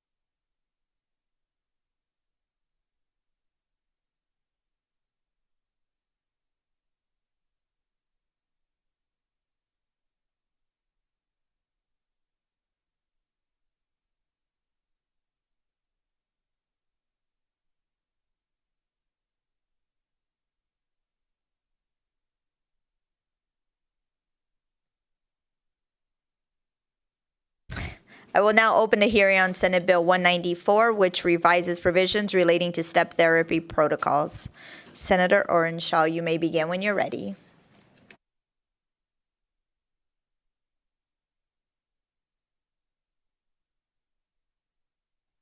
Good afternoon, Chair Marzola, members of the Assembly Commerce and Labor Committee. Thank you very much for hearing Senate Bill 194. With me here in Carson City, I've got Paige Barnes of the Ferrado Group, who has been assisting me on this legislation. And down in Las Vegas, I have Marissa Temple, who is the mother of a patient who has been battling Crohn's disease. And if it's okay with you, Chair, they're all part of my overall presentation on Senate Bill 194. Senate Bill 194 is a bill aimed at expanding and streamlining the process of requesting exemptions from step therapy protocols for prescription drugs, as well as ensuring that these protocols are based on solid medical and scientific evidence. As many of you know, step therapy, sometimes called fail first policies, is a practice used by insurance companies that requires patients to try lower cost medications before allowing a more expensive treatment that the healthcare provider may be recommending. So let's say I go see my doctor. Doctor says, you know, I think that prescription A would really help you and it'd be great, but your policy right now says that we need to try prescription Q for 6 months, see how that works. And if it doesn't work well, then in 6 months we'll see if they'll approve prescription A. That's that policy in a gist. For commercial or private health insurers, increased costs because of expensive treatments lower the potential revenue that is possible to gain, which also can lead to increased premiums for the patient. However, it's not guaranteed that cost savings achieved by step therapy will reach the insured through lower premiums or reduced copays. Healthcare practitioners usually prescribe the most effective treatment for their patients, but may not place a priority on prescribing the lower cost treatments. A healthcare practitioner may simply not have the pricing information from the patient's health insurance to be able to prescribe a more inexpensive but still effective treatment. Health insurers' covered prescription drugs are included in lists called formularies. Some health insurers may divide these lists into preferred or non-preferred lists, while others use a tiered system. When using a tiered system, prescription drugs are categorized based on the type of prescription drug, such as generic drugs, preferred brand name drugs, non-preferred brand name drugs, and specialty drugs. Often, patients pay the lowest copay for drugs listed in the first tier and the highest in the last tier. During each discussion concerning step therapy reform, cost is justifiably at the forefront. The most common concerns our legislature has when looking at similar reforms has been how this will impact premiums for our constituents and our state. A 2019 analysis, though, of silver level plans in states where step therapy reform laws have been enacted found that there was not a change in the cost of premiums for those states compared to premiums in states without laws reforming the step therapy protocol. Senate Bill 194 is important because it addresses concerns related to insurance companies' step therapy protocols, which can sometimes result in delays or denial of necessary treatments for patients, especially for those with serious conditions. Existing law already enables patients to request an exemption from step therapy protocols established by their insurers for prescription drugs used to treat late-stage cancer or related symptoms. That was groundbreaking work Senator Roberta Lang sponsored last session, and I'm very proud of what she did in that area. Senate Bill 194 would extend this provision, requiring certain private sector insurers to create a process for insured individuals and their attending practitioners to request an exemption from any step therapy protocol, as well as to appeal a decision regarding such a request. Insurers would be required to grant the request if the attending practitioner submits adequate justification for the exemption from the step therapy protocol. Senate Bill 194 also mandates that this exemption process and the submission of an appeal be accessible to the insured via the insurance company's website. In addition to expanding the exemption process, Senate Bill 194 ensures that private sector insurers use guidelines based on medical or scientific evidence when developing a step therapy protocol. This is an important measure to guarantee that patients receive the most effective treatments based on the best available medical and scientific evidence. Senate Bill 194 also empowers the Commissioner of Insurance to suspend or revoke the certificate of a health maintenance organization or other health insurer that fails to comply with the requirements that are set forth in the bill. Chair, with your permission, if I could turn it over to Ms. Barnes and to Ms. Temple in Las Vegas, then I'm happy to answer any questions. Please. If we could please go to Marissa Temple in Las Vegas first, that'd be great. Mrs. Temple, you may begin when you're ready.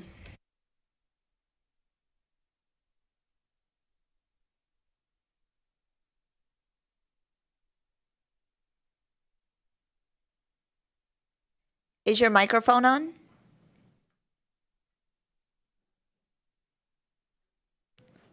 I guess it wasn't. Can you hear me now? I can. You may begin when you're ready. My apologies. My apologies. I was introducing myself and I was saying that I appreciate Chair, I appreciate you, and I appreciate the committee. And I know many of you personally and professionally, but I want to introduce myself for those that don't know me because I think it gives context to my comments here today.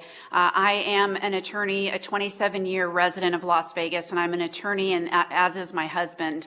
I've spent the last almost 19 years practicing actually in the field of insurance, and specifically in the field of insurance coverage. But today I'm here to talk about why I think the insurance companies are getting it wrong. 2 years ago, my otherwise very healthy 10-year-old son fell ill, and it was a very scary time for us. He was the star of his Green Valley Little League team. He played he played flag football. He was a track star, and suddenly he couldn't walk. He was having trouble eating. He was throwing up constantly. He lost a considerable amount of weight, and he reached a point where he could no longer attend school, and we had no answers as to why this was all happening. He was in and out of the ER. They said, take care of yourself, figure it out. We'll run a couple tests, but we think it's just anxiety. We think you'll be okay. Ultimately, he was admitted to Sunrise Children's Hospital here in Las Vegas, and after some tests and several weeks in the hospital, he was diagnosed with a severe case of ulcerative colitis. He had a shot at a normal life. That's what he was told by the medical providers there, despite this incurable disease, but that was only if he could find the right medication that would work for him. And as a pediatric patient, he was only offered 2 medications, Remicade and Humira, both of which are very costly and require life sacrifices. His pediatric gastroenterologist, one of only a few in town, knew that Humira was the option for him, but he also knew that it was a $7,000 a month drug. And even though we had this medically trained individual that was telling us that this was the drug that would cure him and possibly give him a shot at a life that other 10-year-olds would get to have, the insurance company told us that they disagreed, and they wanted him to start cheaper steroids. They wanted to put my 10-year-old son on a steroid regimen indefinitely to make sure that that wasn't something that would benefit him versus this costly drug. They wanted the lesser expensive or the lesser cost alternative. And there was no certainty at that point it would work. Made no sense to us because chances were he was going to end up hospitalized again at a higher cost ultimately to the insurance company. So this directive sent us on a spiral: phone calls, letters, emails, meetings, everything we could do as parents to get the insurance company to cover the higher cost drug to cure my kid. And we're 2 lawyers. I'm an insurance attorney, and it was so difficult for me to do the legwork that I can't imagine what people go through that don't have the resources that we had. I don't know how they deal with that process that we went through. So SB 194, step therapy reform, is really important. It's critical for patients like my son. It addresses the issue of insurance companies standing between patients and the medication their trained medical providers believe and know that they need. Don't require patients to take these extra steps to get help before they can get this medication, regardless of the cost. The story plays out time and time again. Patients end up in a worse position and require additional surgeries and trips to the emergency room. These are concerns that are addressed by this bill, and I appreciate your consideration of it. I thank you for your time today. Thank you, and thank you for sharing your story. Can you please state and spell your name for the record? Sure, sorry about that. It's Marissa Temple, M-A-R-I-S-S-A. Last name is Temple, T-E-M-P-L-E. Thank you. Thank you, Madam Chair and members of the committee. For the record, my name is Paige Barnes with the Ferrado Company. Here today on behalf of the National Psoriasis Foundation and Crohn's and Colitis Foundation, we appreciate Senator Orenshaw's commitment to SB 194 and to patients. To be really, really clear about this bill, SB 194 does not prohibit step therapy. Nothing in this bill requires insurers to grant the exemption, but rather this just provides a process for which providers and patients can advocate to not have to go through that process. The bill expands upon previous work from the state legislature. Over the interim, we've seen step therapy exemption process work for late-stage cancer patients. SB 194 expands upon the existing and effective exemption process for all patients in the private commercial market. While we represent just 2 patient groups, we are part of a broad coalition of patient groups supporting SB 194, including the Arthritis Foundation, Nevada Oncology Society, Epilepsy Foundation, National Organization for Rare Disorders, Nevada Society for Dermatology and Dermatologic Surgery, American Kidney Fund, and many more. Access to proper medications is critical for patients with chronic illness. For example, if a patient with psoriasis goes without proper medication, they can develop psoriatic arthritis, which cannot be reversed. Psoriatic arthritis is an inflammatory autoimmune condition affecting a patient's joints and skin. Patients will experience more severe symptoms that can't be remedied as quickly or will result in irreversible damage. I would like to direct the committee's attention to a letter submitted by Hannah Grasso. She was unable to join us today and helped us present this bill on the Senate side. For a year, her insurance required her to stay on a drug that wasn't working for her. Hannah has Crohn's disease. For this year, Hannah pulled out of high school extracurriculars and missed many classes as she was unable to get out of bed most days. After failing on the medication for a year, her insurer finally granted her to try the medication her doctor originally prescribed. She is now stable on medication and attending the University of Nevada, Reno, and has a thriving social life. The decision about proper medication to prescribe should be a decision between the patient and the provider. SB 194 requires insurance to consider a patient's symptoms and illness and previous medication success when reviewing step therapy exemption requests. It is unfair to force patients to retry previously failed medication or medications that are expected to fail. It is also upon the provider to determine exigent circumstances. These are the types of cases where patients are rapidly declining towards death, or where a provider is trying to prevent that rapid decline within the following 24 hours. As a provider files an exemption request, they can provide information to support the exigent circumstances. 36 other states have passed step therapy reform. We've shared a study with the committee members demonstrating there is no impact on premiums from such legislation. The study compares states with and without reform and looks at states before and after passing those reforms. Again, SB 194 does not prohibit step therapy. It simply expands upon an exemption process to all patients on private commercial plans and requires a timely response from insurance. Patients must have access to the right medication at the right time. We urge the committee's support, and we're available for any questions. And Chair Marzola, thank you so much for hearing Senate Bill 194. I want to thank Ms. Temple for sharing her personal story, and I'm happy to answer any questions. Just before I do, I'd like to point the committee to some language in the bill that recurs in every section, pretty much, and the first time it appears is on page 2 of the second reprint, at the bottom of section 1, lines 31 through 33. The insurer shall determine whether such justification exists if the statement and documentation demonstrate that, and then there are the different factors. Senate Bill 194 provides a process to request an exemption from step therapy protocols. Under the bill, the insurer is the gatekeeper as to whether that exemption from the step therapy protocol will be granted.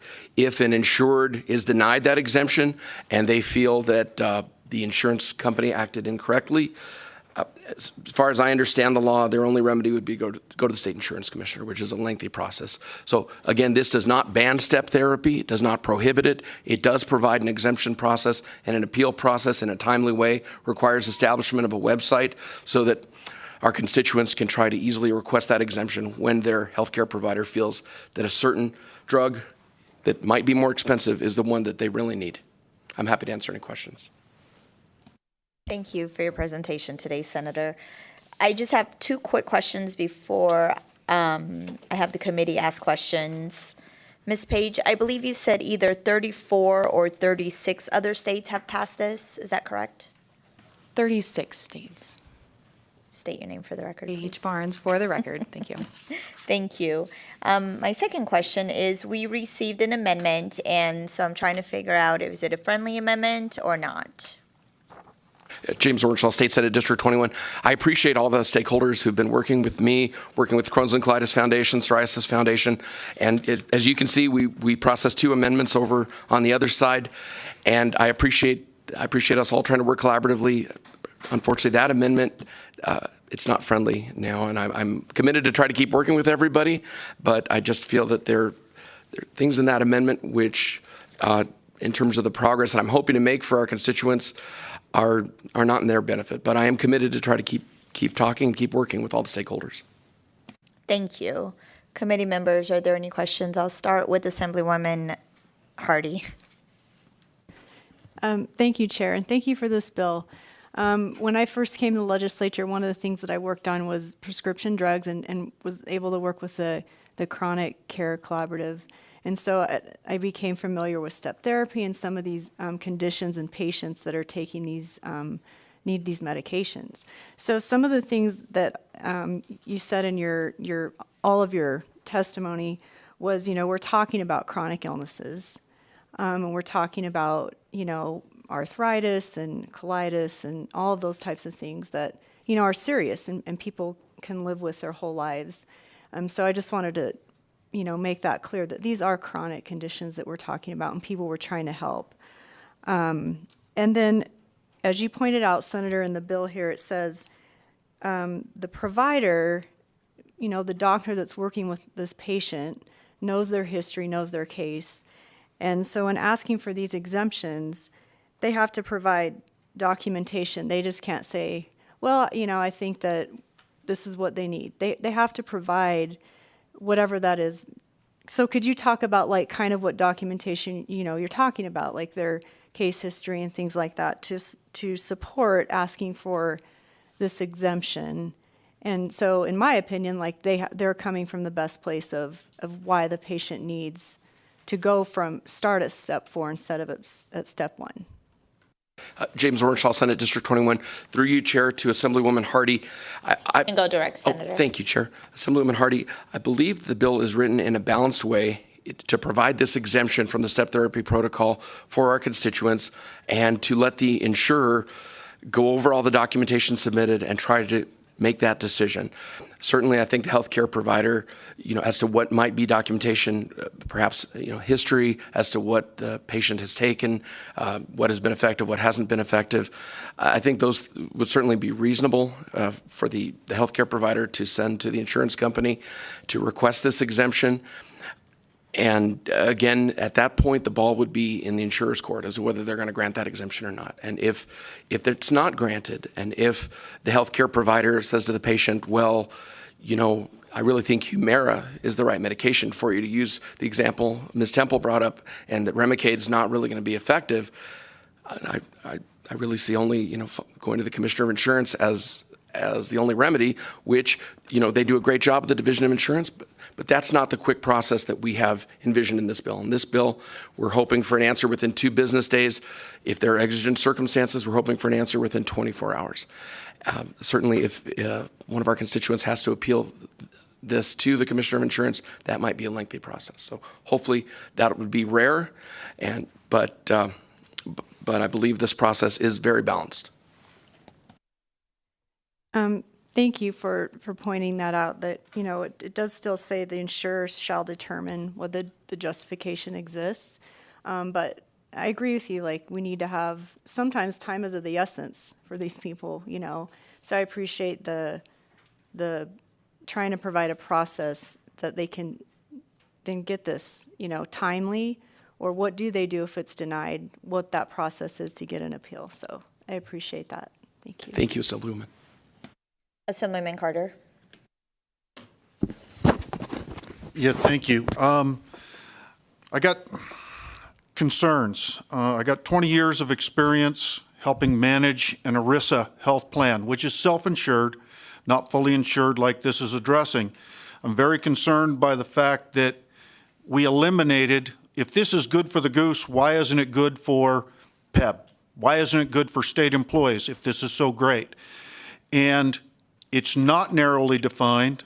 It's very broad, applying to everything, and it makes me think back to my experiences with step therapy when we had doctors saying that Clarinex was required rather than Claritin over the counter, which was ridiculous, but we had doctors that would say it was medically necessary.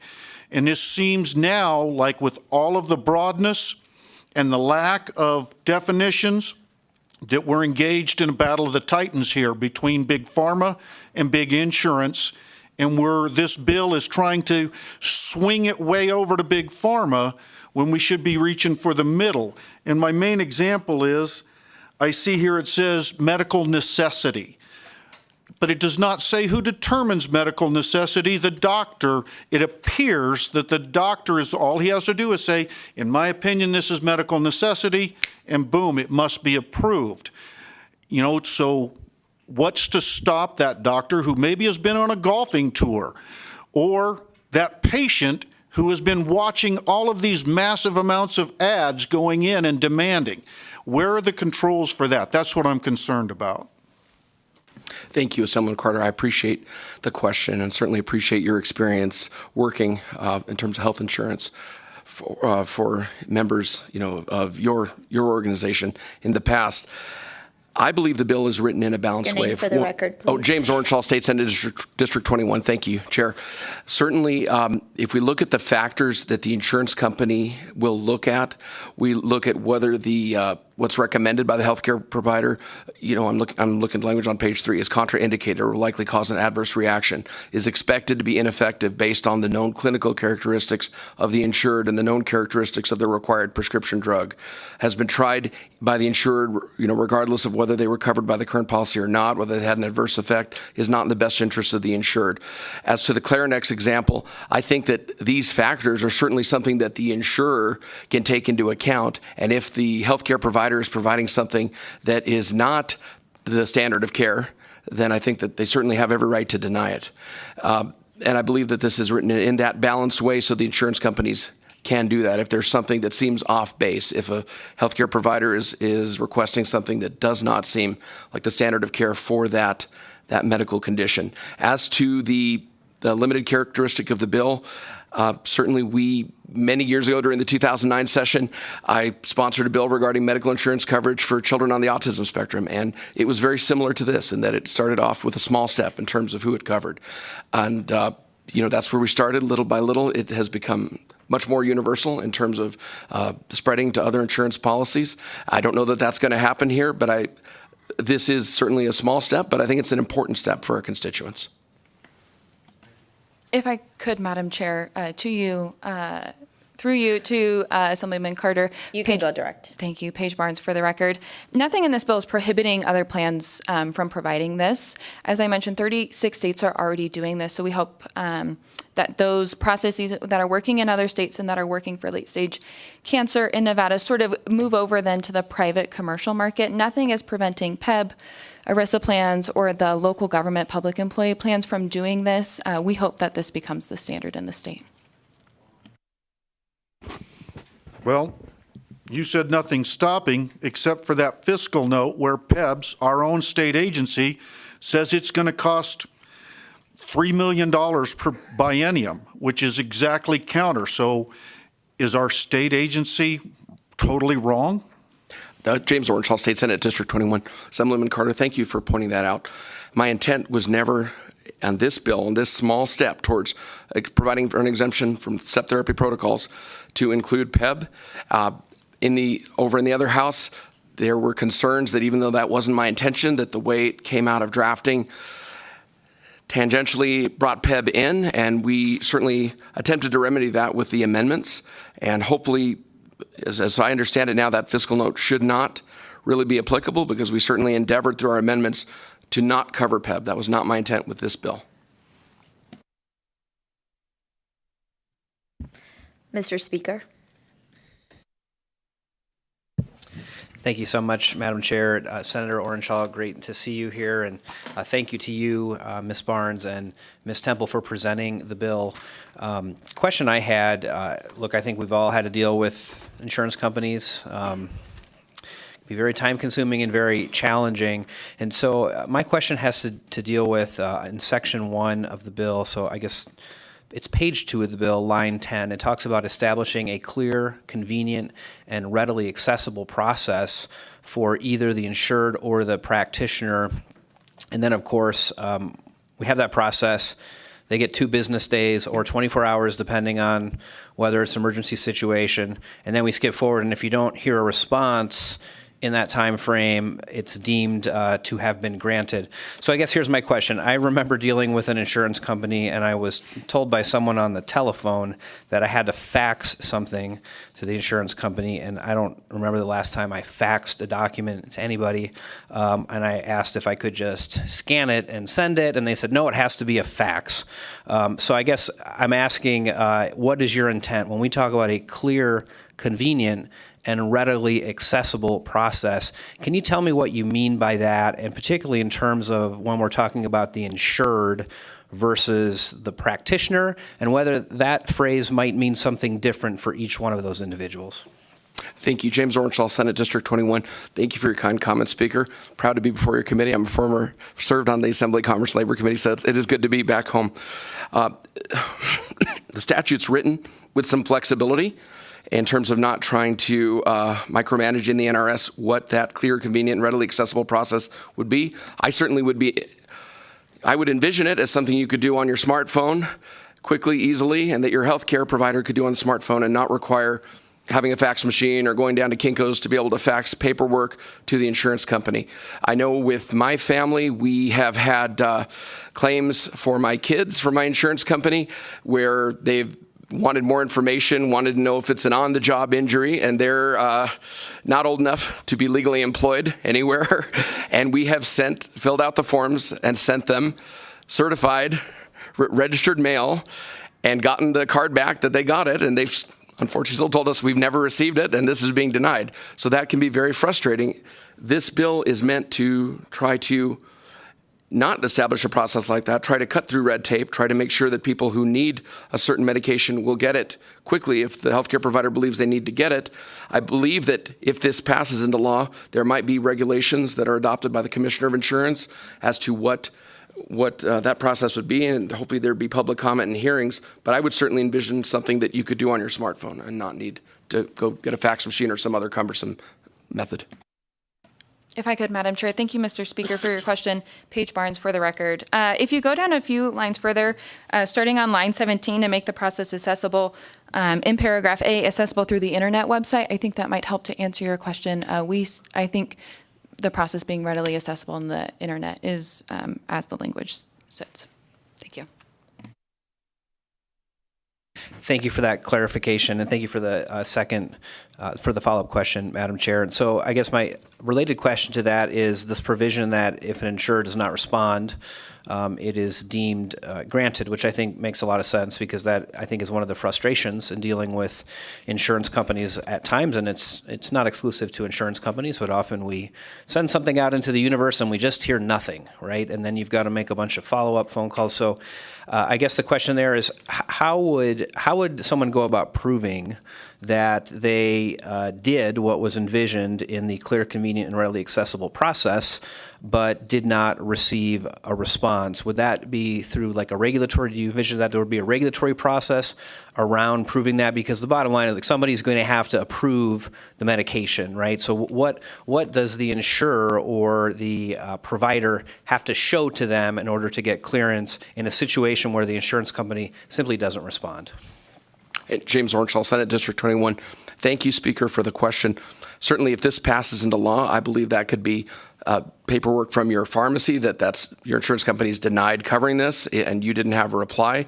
And in terms of how that website will work, hopefully there'll be something to log that you submitted the request and what the reply was, as opposed to whether there was no reply. Again, some of that might come through regulation through the insurance division during the interim. And we didn't want to be, too micromanaging in the NRS, but that's how I'd envision it, something that you might get through that website. Committee members, any additional questions? I don't see any. So we will move to testimony in support. Is there anyone here in Carson City wishing to testify in support of Senate Bill 194?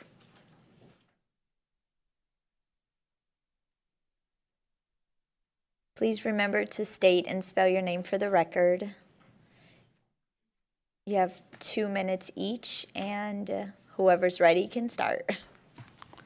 Hi, my name is Jan Callet, Kallet. I've had multiple sclerosis for 34 years. Excuse me. I also have a very aggressive cancer called esophageal adenocarcinoma. And now at the age of 70, I have rheumatoid arthritis that is raging. So you see, I understand how important this SB 194 bill is. I had to stop taking my original MS drug, Copaxone, after 21 years because my insurance took it off their formulary. They forced me to try and fail a generic MS medication, gluteramine acetate, which my body just couldn't tolerate. Desperate, I started paying $8,000 a month out of pocket. I filed an appeal to the insurance company, and it was denied. Lucky for me, one of my RA drugs, leflunomide, is almost the same as another MS disease-modifying drug called Aubagio. My rheumatologist actually wants me to be on an infusion, Orencia, that will cost $24,000 a month at the infusion center. Not to me personally, but to the insurance. None of my meds are what is best for me. It's beyond crazy that we allow this. My oncologist is working with me to figure out what to do to try and keep these things at bay.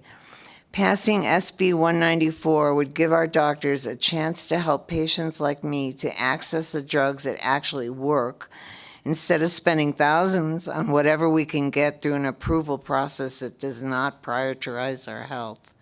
Please help us. Thank you.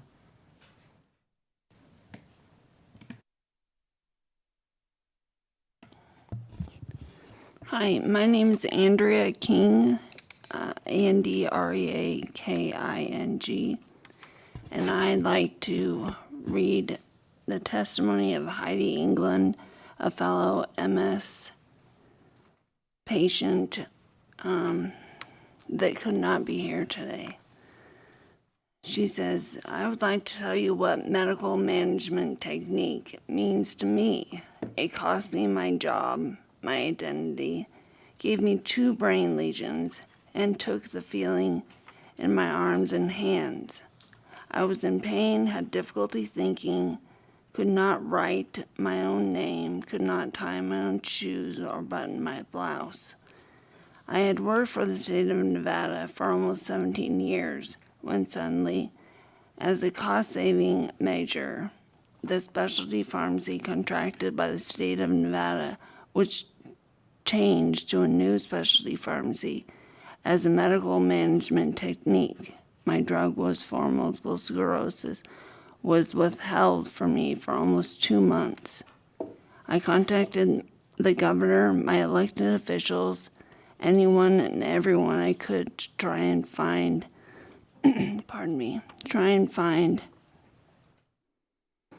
help, and nobody could do anything to help me.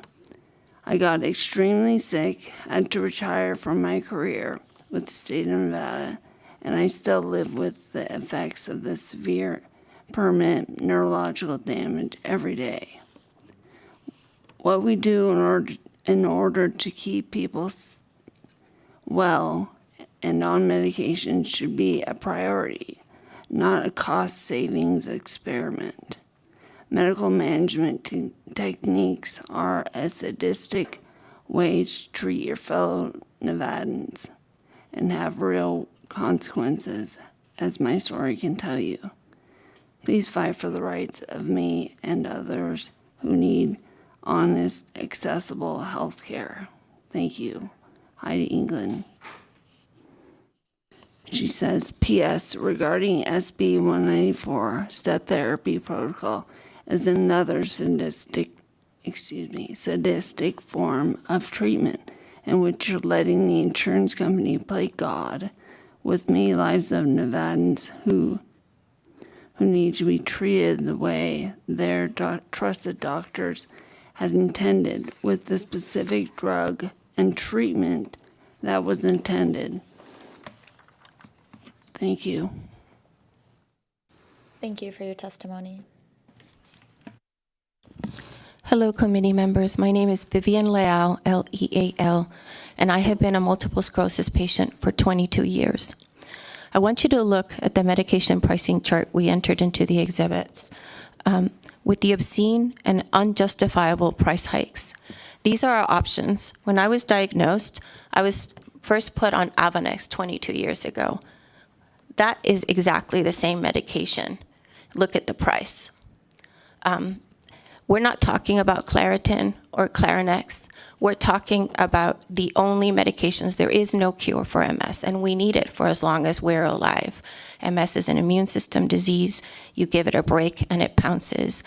Heidi and Jan's stories speak to how this aggressive weaponization of the pre-authorization management system is creating outcomes that are neither better for the patient nor less costly. They both require many months of hospitalizations, other medications to then compensate and try to just regain where you were when you were taken off the medication. This isn't even about which medication is best for the patient or more expensive. The decisions are not being made by our doctors. They are being made by people assigned at the insurance company who may or may not have qualifications with which to make this choice. I was being treated by the head of the Stanford MS clinic, and he recommended a certain dosing schedule and drug for me after 20 years. I'm not new at this. I can't start with the first medication. It will not work for me. He knows this. And the person assigned by the insurance company who denied, despite an appeal and a peer-to-peer, that medication was a pediatric oncologist. I have great regard for pediatric oncologists, but they don't know anything about MS. So the people making these decisions are not, in fact, considering the full scope and research or the history of a patient and what is likely or not likely to work for them. We are really tired of calling an 800 number. Then they have 2 weeks to respond back to you, and after that you may file an appeal, and each decision it's 2 weeks. And the same thing that happened to I think it was Assemblyman Yeager.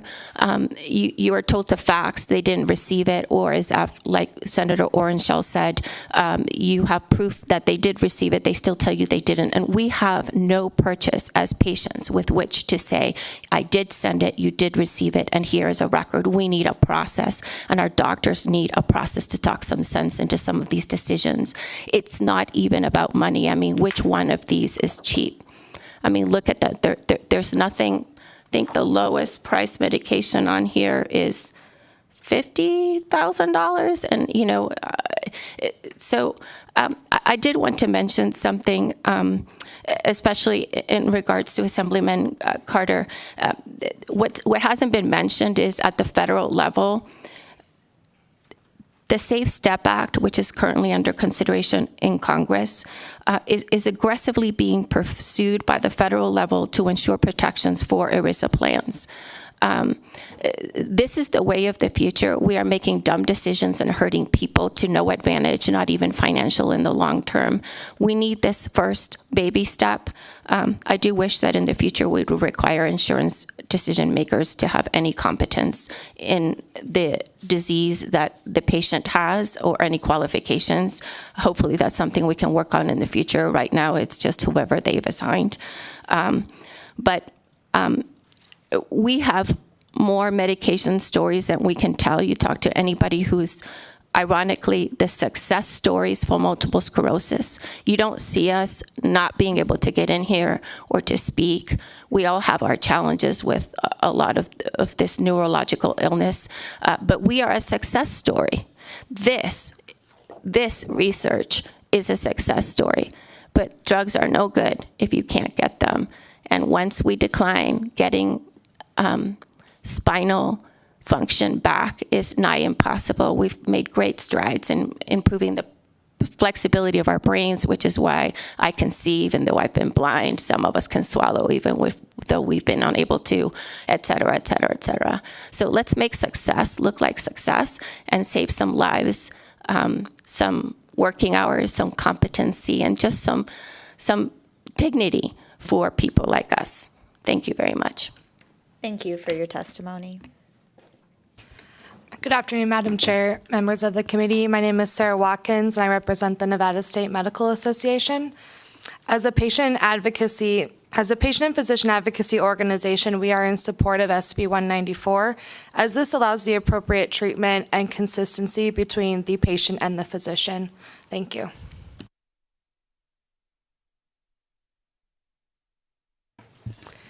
Good afternoon. Donna Laffey, DONNA-LAFFEY, with Ferrari Reader Public Affairs, representing Dignity Health, St. Rose Dominican.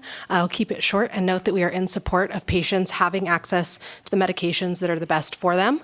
We thank the bill sponsor for bringing this forward and urge your support. Thanks.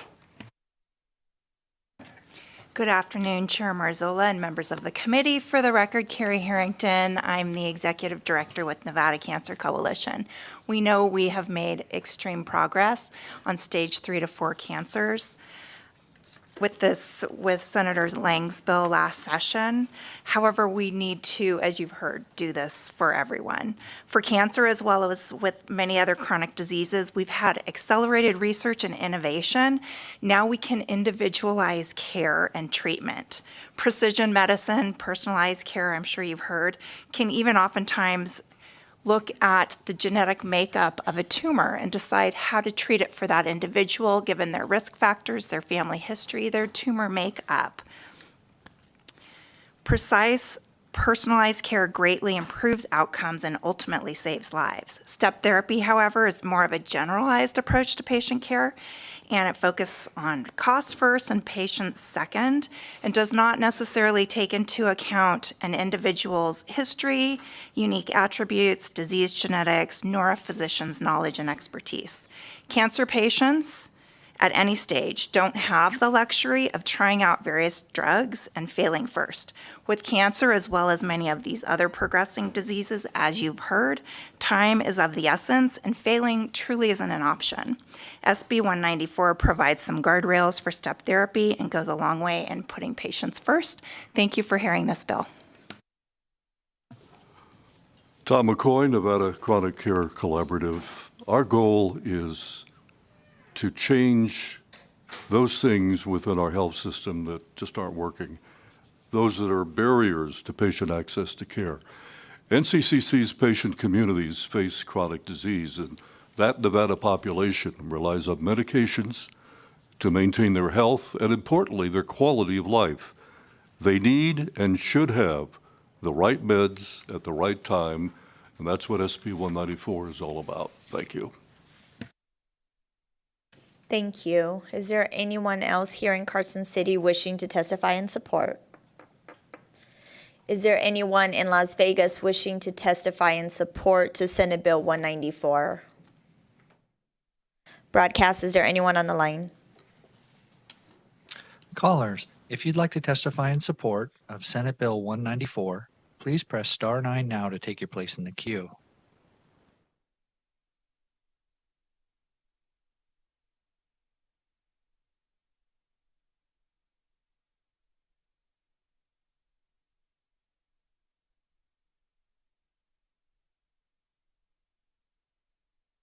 Caller with the last 3 digits 012, you are unmuted on our end and may begin. Hi, good afternoon, Senate Chair Marzola and committee. My name is Becky Jaykumar, Jaykumar, a concerned patient and pharmacist from Las Vegas. Stepwise therapy negatively affects patient care for conditions that cause irreversible damage. Less than 3 years ago, I was diagnosed with cancer and eventual blindness. Luckily, my cancer was treated with surgery. However, that cancer caused a rare autoimmune disease called paraneoplastic retinopathy. This leads to destruction of the back of the eye or the retina. It is a progressive disease with no cure, but the opportunity exists to slow the disease, which prolongs the time of having actual functional vision. However, my insurance required failure of 2 cheaper oral immunosuppressants prior to receiving a higher cost, more effective therapy. During those 15 months, I lost about 60% of my retinal function. The vision will never be restored, and I currently only have 15% visual field with no night vision or dim light vision. And on top of that, while I was on those failed immunosuppressants, I had eye vision-threatening side effects. Blindness is the #1 medical fear, and I've literally been watching myself go blind as I've still have not received the recommended treatment regimens that are recommended by the leading expert in this field.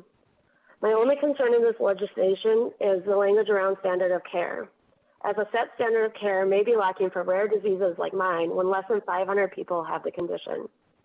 As a healthcare provider and patient, these practices of declining or more efficacious therapy due to cost is unjust. Thank you for listening and for your consideration.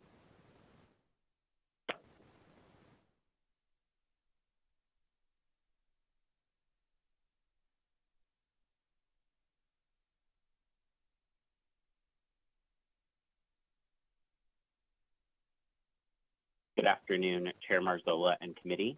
My name is Jacob Murdock, Jacob Murdock. I'm the Executive Director of the Nevada chapter of the National Hemophilia Foundation. We are a patient advocacy organization in the state representing over 500 individuals with bleeding disorders and their families. I'm encouraging you to vote yes on Senate Bill 194. Bleeding disorder patients use complex biological drugs that do not work the same for every person. Being forced to fail first on a drug chosen by the insurance company may mean enduring a life-threatening or disabling bleed before getting approval for the drug prescribed by their hematologist. We know that this would be the best option for our patients would be to get on the right medication first. Thank you very much for your time.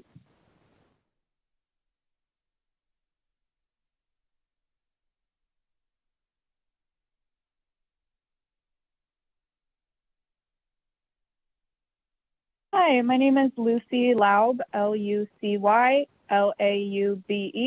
and I represent the National Psoriasis Foundation, and I myself am also a patient with chronic illness.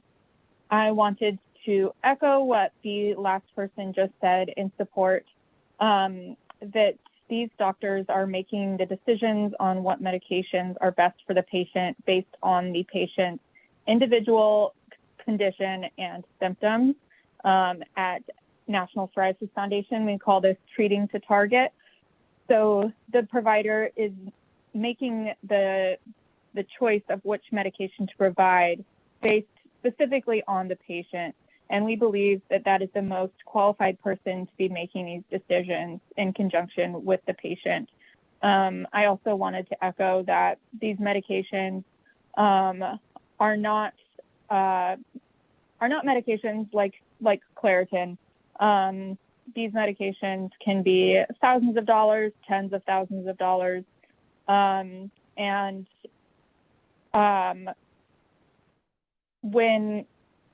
sorry, I'm a little bit flustered.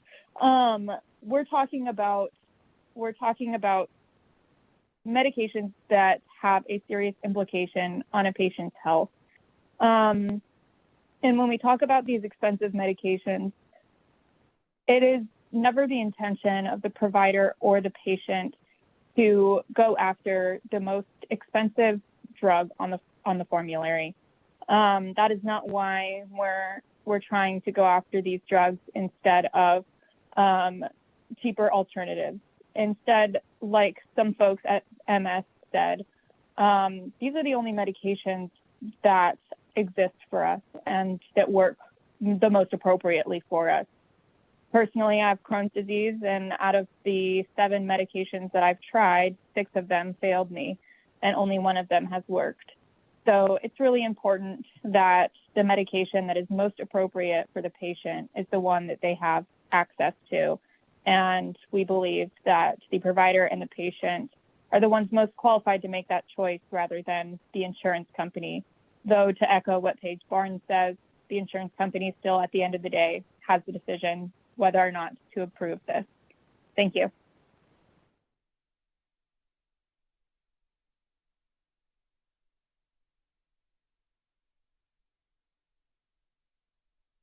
Hello, my name is Susan Profit. I'm the Vice President of the Nevada Republican Club. And I would just like to say thank you very much, Senator Yeager.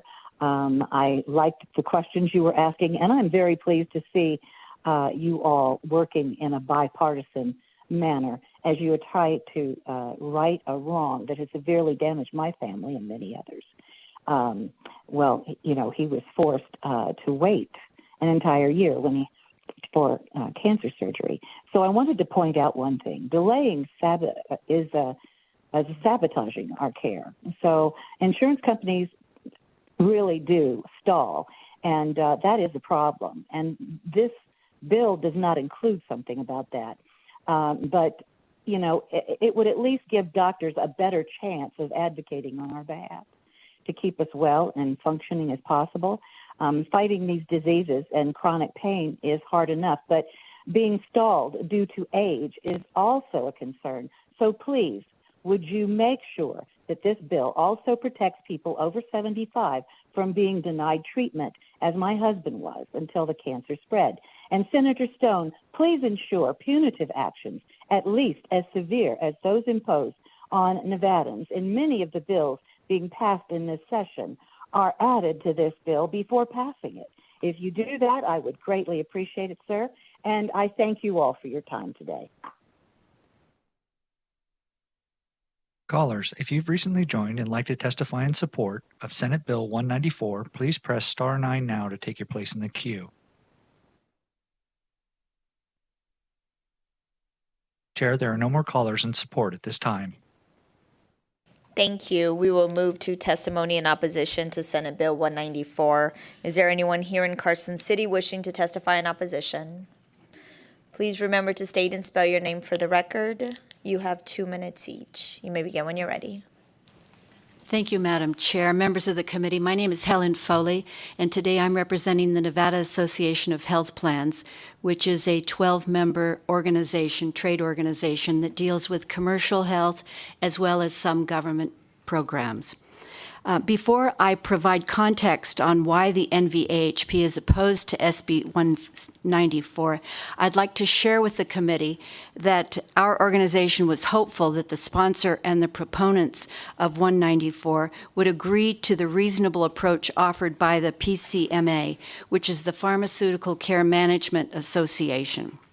Since this has been rejected, we feel that it's important for us to weigh in at this time and be on the record.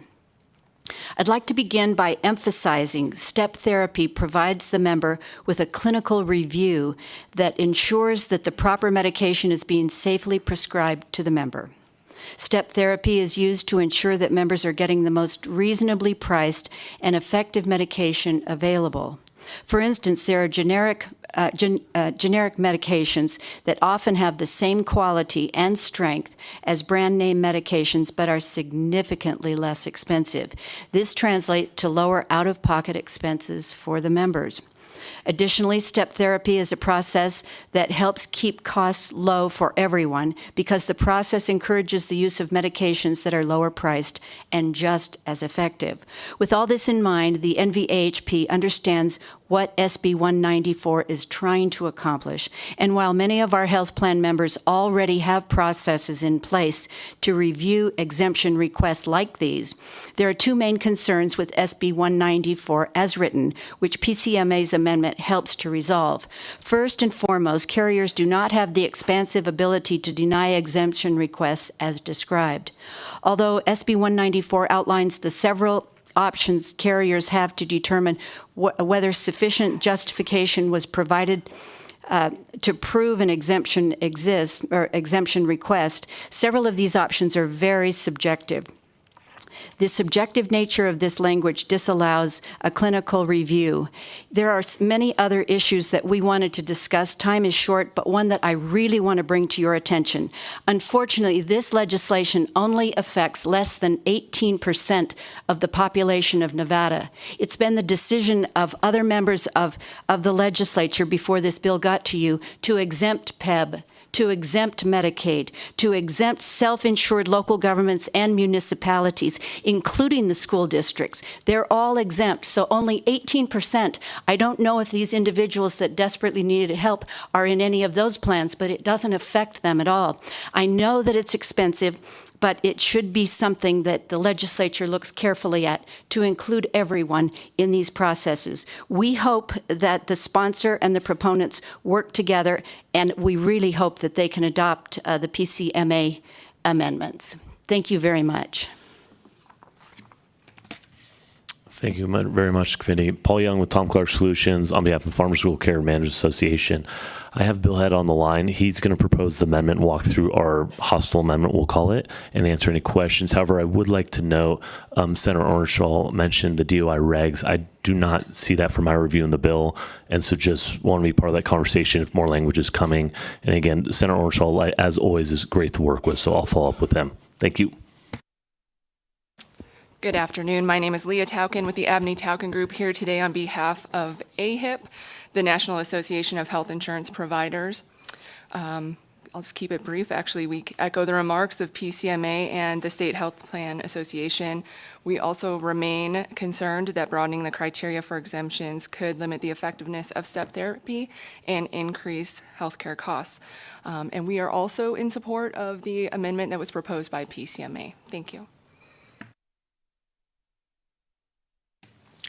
Hi, Katrina Ivanov, IVANOFF, aka Mrs. Fixit, Assembly District 42, Senate District 9. I am not very familiar with the bill. However, from what I'm hearing here, I love the intent, and I want to put it on the record. The intent is very good, but any bill that exempts public employees and legislatures, which is you guys, I don't believe any bill should be passed. Because if you're going to make laws for us to follow, you should be included in those laws. So as written, I'm against it. However, the intent for absolutely the doctors should be the one deciding what medication needs to be given to the patient, the doctor and the patient together. It shouldn't, I don't know when we passed a law that let the paper workers in the insurance company decide what medication is best for someone without them ever going to a medical school. That should never be the case. So yes, you should make a law that protects the consumers, but any law that includes you getting an exemption, I'm against, because you should follow the same laws that we are following. Thank you, and have a lovely day. Thank you for your testimony. Is there anyone else here in Carson City wishing to testify in opposition? Oh, I don't see anybody walking up. Is there anyone in Las Vegas wishing to testify in opposition? Broadcast, is there anyone on the line wishing to testify in opposition to Senate Bill 194? Callers, if you'd like to testify in opposition to Senate Bill 194, please press star 9 now to take your place in the queue.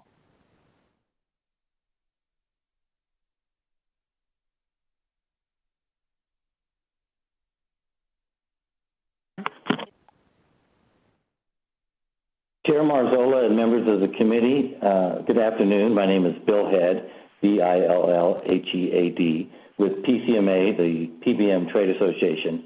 My apologies for not being there in person. Unfortunately, I had airplane issues, so I was unable to make the flight this morning, and I do apologize for not being there in person.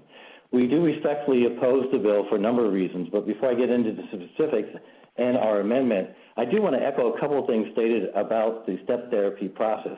It is, as stated, a clinical review. It's based on FDA guidelines, medical evidence, and other medical information provided by the prescriber and outside sources made by medical professionals. That is doctors and pharmacists. It's not done by clerical staff or administrative staff. And while it does have a fiscal impact, there is a financial aspect to it. I think in the earlier bill, it was mentioned that pharma manufacturers spend about $5 billion a year on direct-to-consumer advertising. It is a way to address that. But more importantly, there is a patient safety and protection issue at stake. This clinical review looks at the entire prescription drug and medical history of each particular patient. A patient, two patients with the same disease can in fact react differently to the same medication. So drug-to-drug interactions, drugs with certain side effects, and so forth. Those are all necessarily reviewed for that particular patient. It's all about getting the right medication to the right patient at the right time. In 2019, the Government Accounting Office did a review, peer-reviewed 52 utilization management studies and found that in addition to the financial savings of these tools, there were improved patient outcomes. The FTC several years earlier came to similar conclusions. Step therapy has been part of Medicare Part D since 2003. As mentioned earlier too, it's part of PAB, it's part of the Nevada Medicaid program as well. We certainly understand the interest in trying to expedite the process. Ultimately, rather than jerry-rigging the system like 194 does, we would like to see the platform of electronic prescribing be the basis for both step therapy and prior authorization. That way, the doctor and the patient have all the information at hand. If the health plan or the PBM require additional medical information, test results, and so forth, it can all be done electronically in real time. Ultimately, we'd like to see all the states get to that point so there is no delay in patient care. Which leads us into our concerns with 194. As mentioned, there's a lot of ambiguity in the language. Mr. Head? What constitutes an extra... Mr. Head? Yes. Your 2 minutes is up. Can you please wrap up your testimony? Sure. We're concerned about the ambiguity of the language. We would respectfully request that you consider our amendment, and if it's that important for the private sector, it should apply to the state's most vulnerable population, Medicaid beneficiaries. Thank you. Thank you, and you can always submit your testimony in writing to the committee secretary as well. Thank you. Broadcast, is there anyone else on the line? Hello. Yes. CYRUSHOJJATY. Ditto. Yield.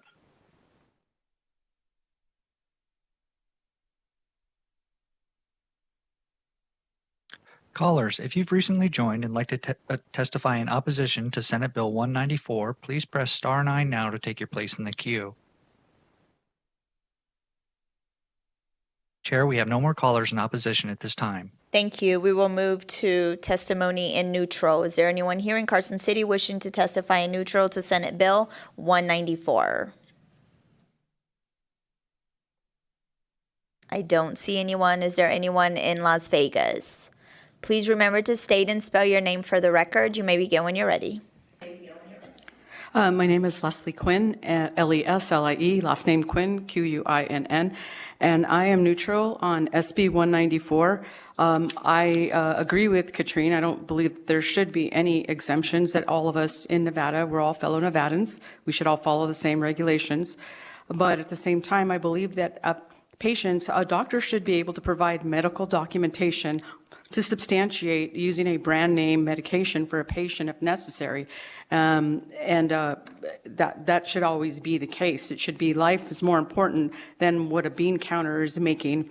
So that's the part that I oppose, that there is opposition to, that's the part that I support as far as for the step therapy, that insurances should allow the doctor to decide the medications a patient gets and not what an insurance company establishes. Thank you very much. Thank you for your testimony. Is there anyone else in Las Vegas wishing to testify in neutral? Broadcast, is there anyone on the line? If you'd like to testify in neutral to Senate Bill 194, please press star 9 now to take your place in the queue.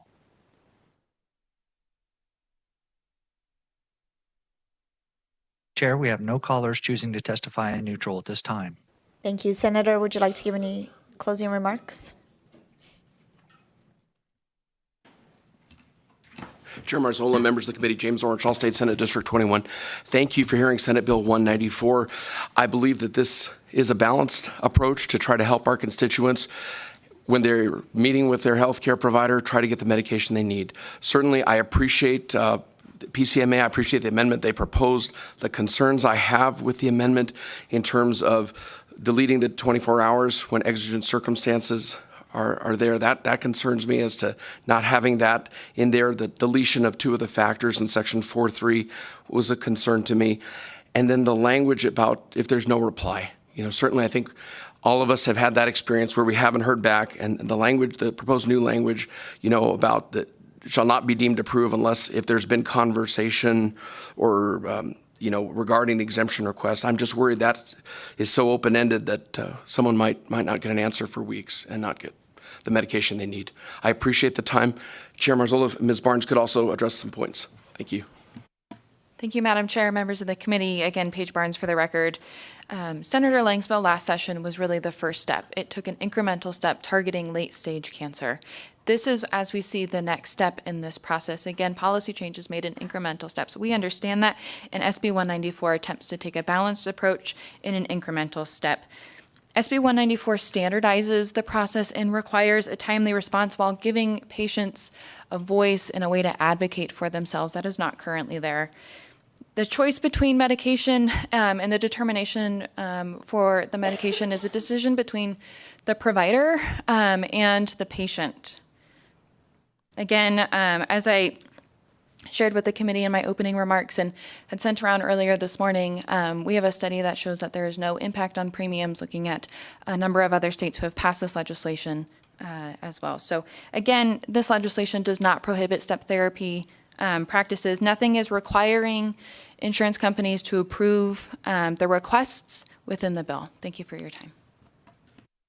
Thank you for your presentation today. And I will now close the hearing on Senate Bill 194.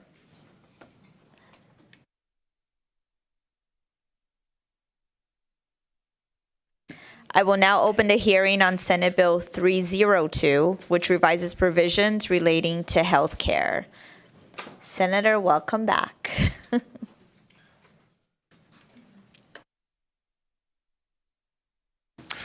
Chair Marzullo, members of the committee, I'm still James Orenshaw. I still represent State Senate District 21. I thank you for hearing two of my bills in one day today. And I do very much appreciate your time. And just get to the right.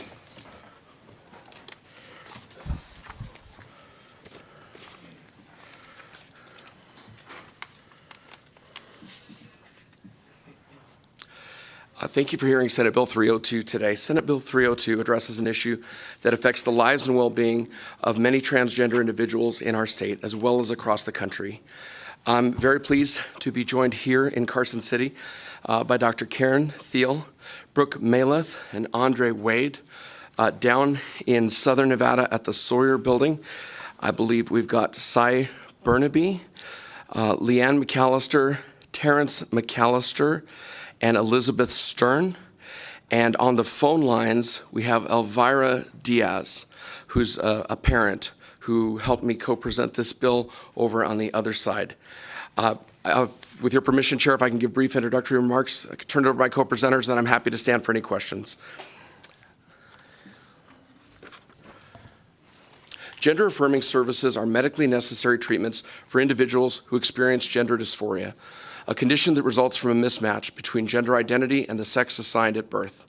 These services can include hormone therapy, surgery, or counseling, and are crucial for the well-being of transgender and non-binary people. Unfortunately, there are currently, the most recent data is 17 states where the legislatures have passed statutes where providing or receiving gender-affirming services can lead to legal consequences, including criminal prosecution.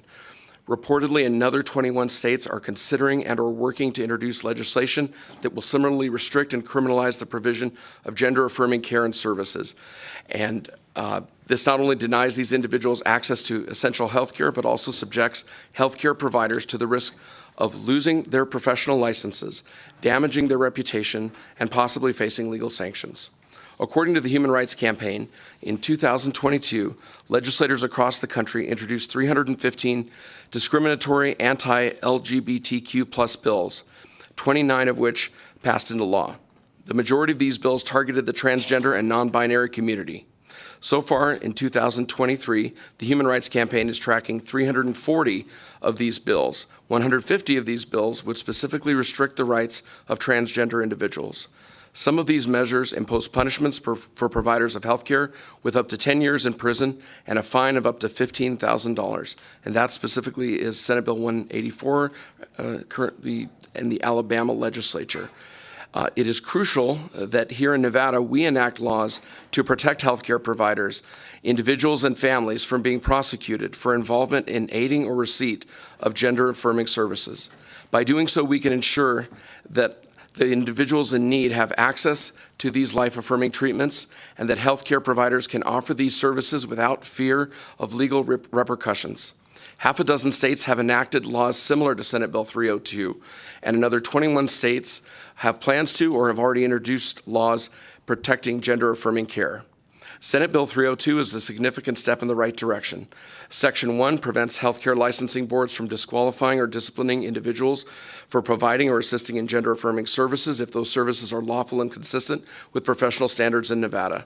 Section 2 would prohibit the governor from surrendering or arresting a person in Nevada who is charged in another state for an alleged crime involving gender-affirming services if those services happened in our state. Section 3 extends this protection to state agencies and the executive department, which would be prohibited from assisting in investigations or proceedings initiated by other states related to gender-affirming services, except under certain limited circumstances. Section 4 would require healthcare licensing boards to examine the feasibility of providing licensing for out-of-state providers of gender-affirming services to ensure that our constituents seeking these services have access to the necessary care. To be clear, Senate Bill 302 is drafted to ensure that the care that falls below an acceptable standard of care or is otherwise unlawful in Nevada would not be protected. Therefore, if the care is not lawful within the standard of care in Nevada, then this bill does not cover such care. Again, with your indulgence, Chair, if I could turn it over to my co-presenters here in Carson City, and then we'll go down to the Sawyer building. And I think I also neglected to mention, I believe on Zoom we have Rob Phoenix, who's a healthcare provider down in Southern Nevada. So, Andre Wade.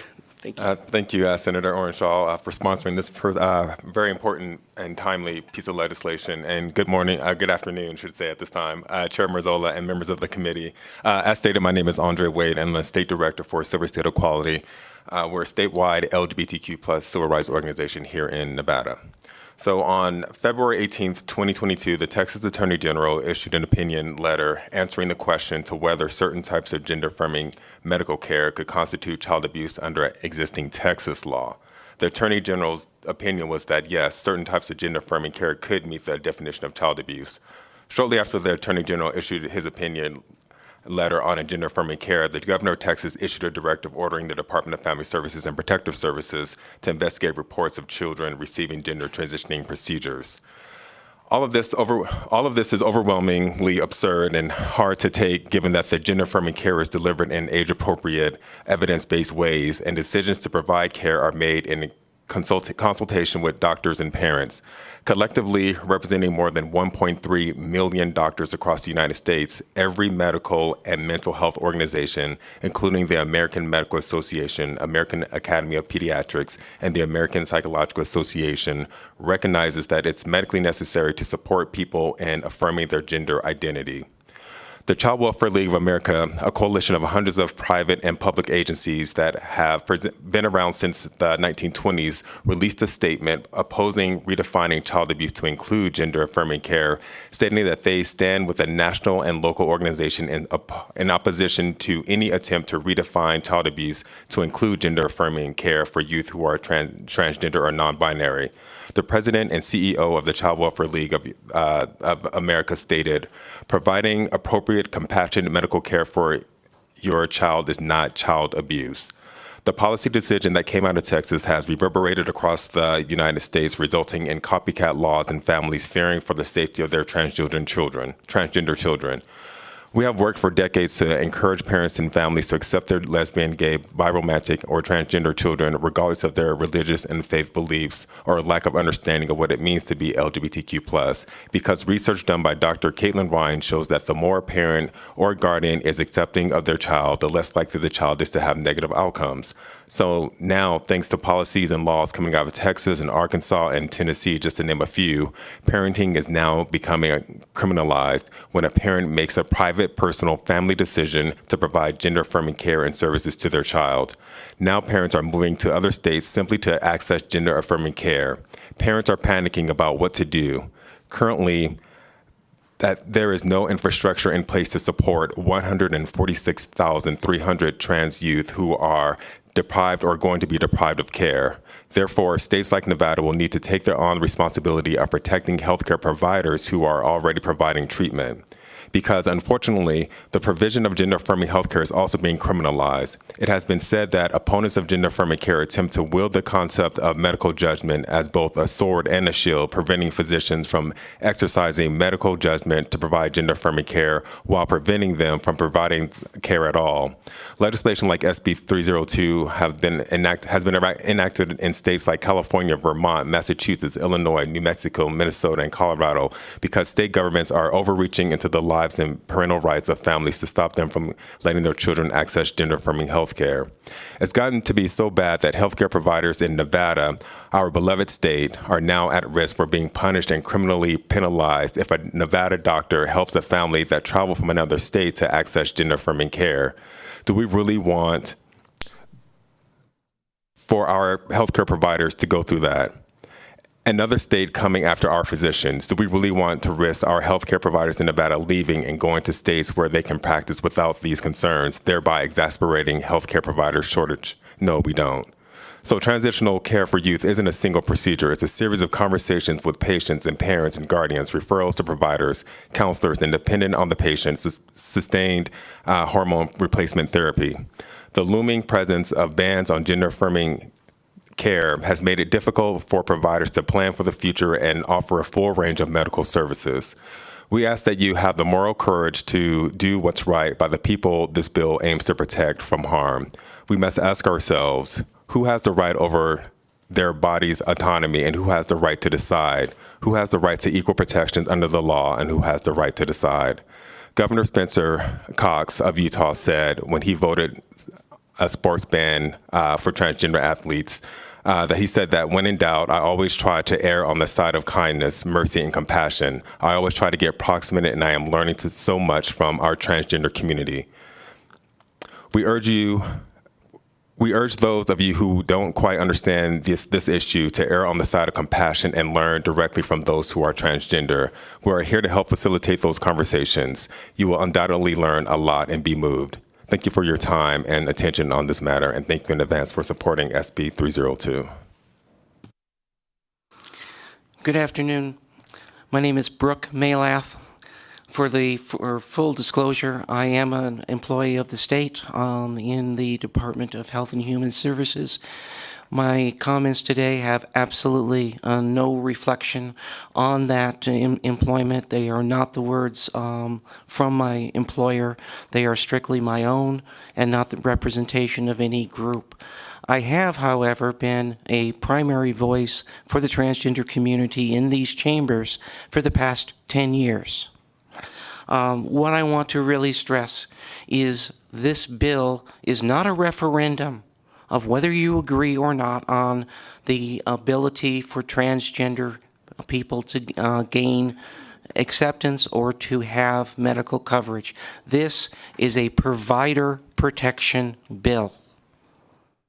Let me repeat that. This is a provider protection bill for providers that are providing legal, evidence-based, medically accurate, and individualized medications and treatments to people for their specific needs.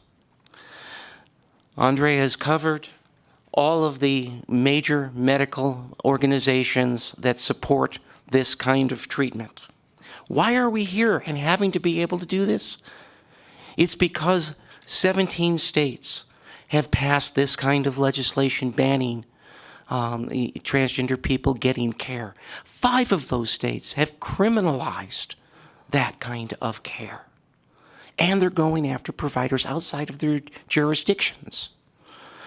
This is unacceptable. Where did all of this information come from?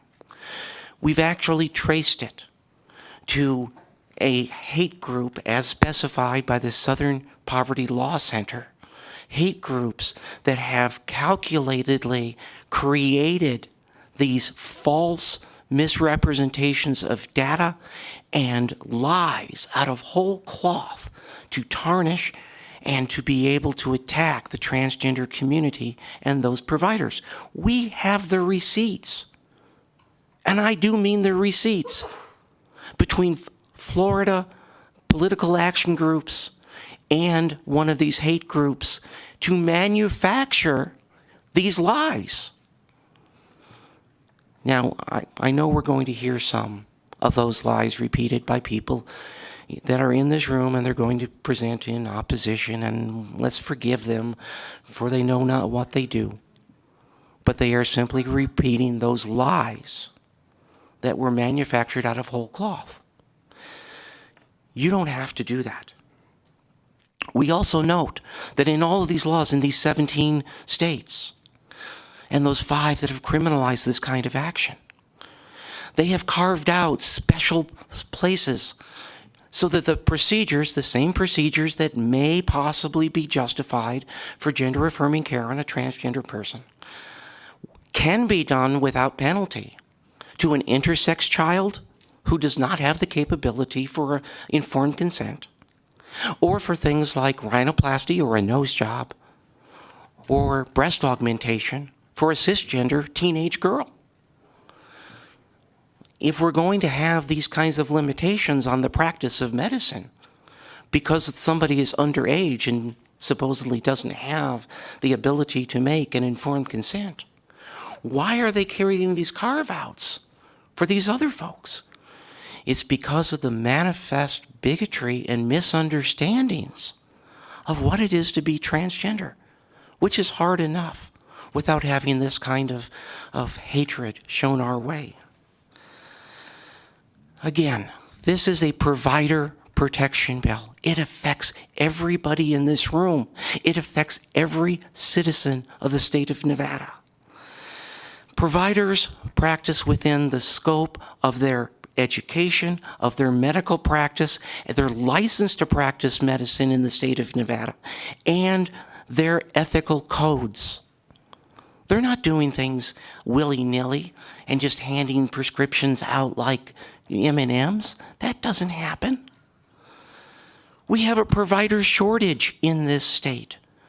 There are multiple bills running through this legislature as we speak that are trying to budget for many, many dollars to improve recruitment. This affects current and potential future providers of healthcare in the state, urban and rural alike.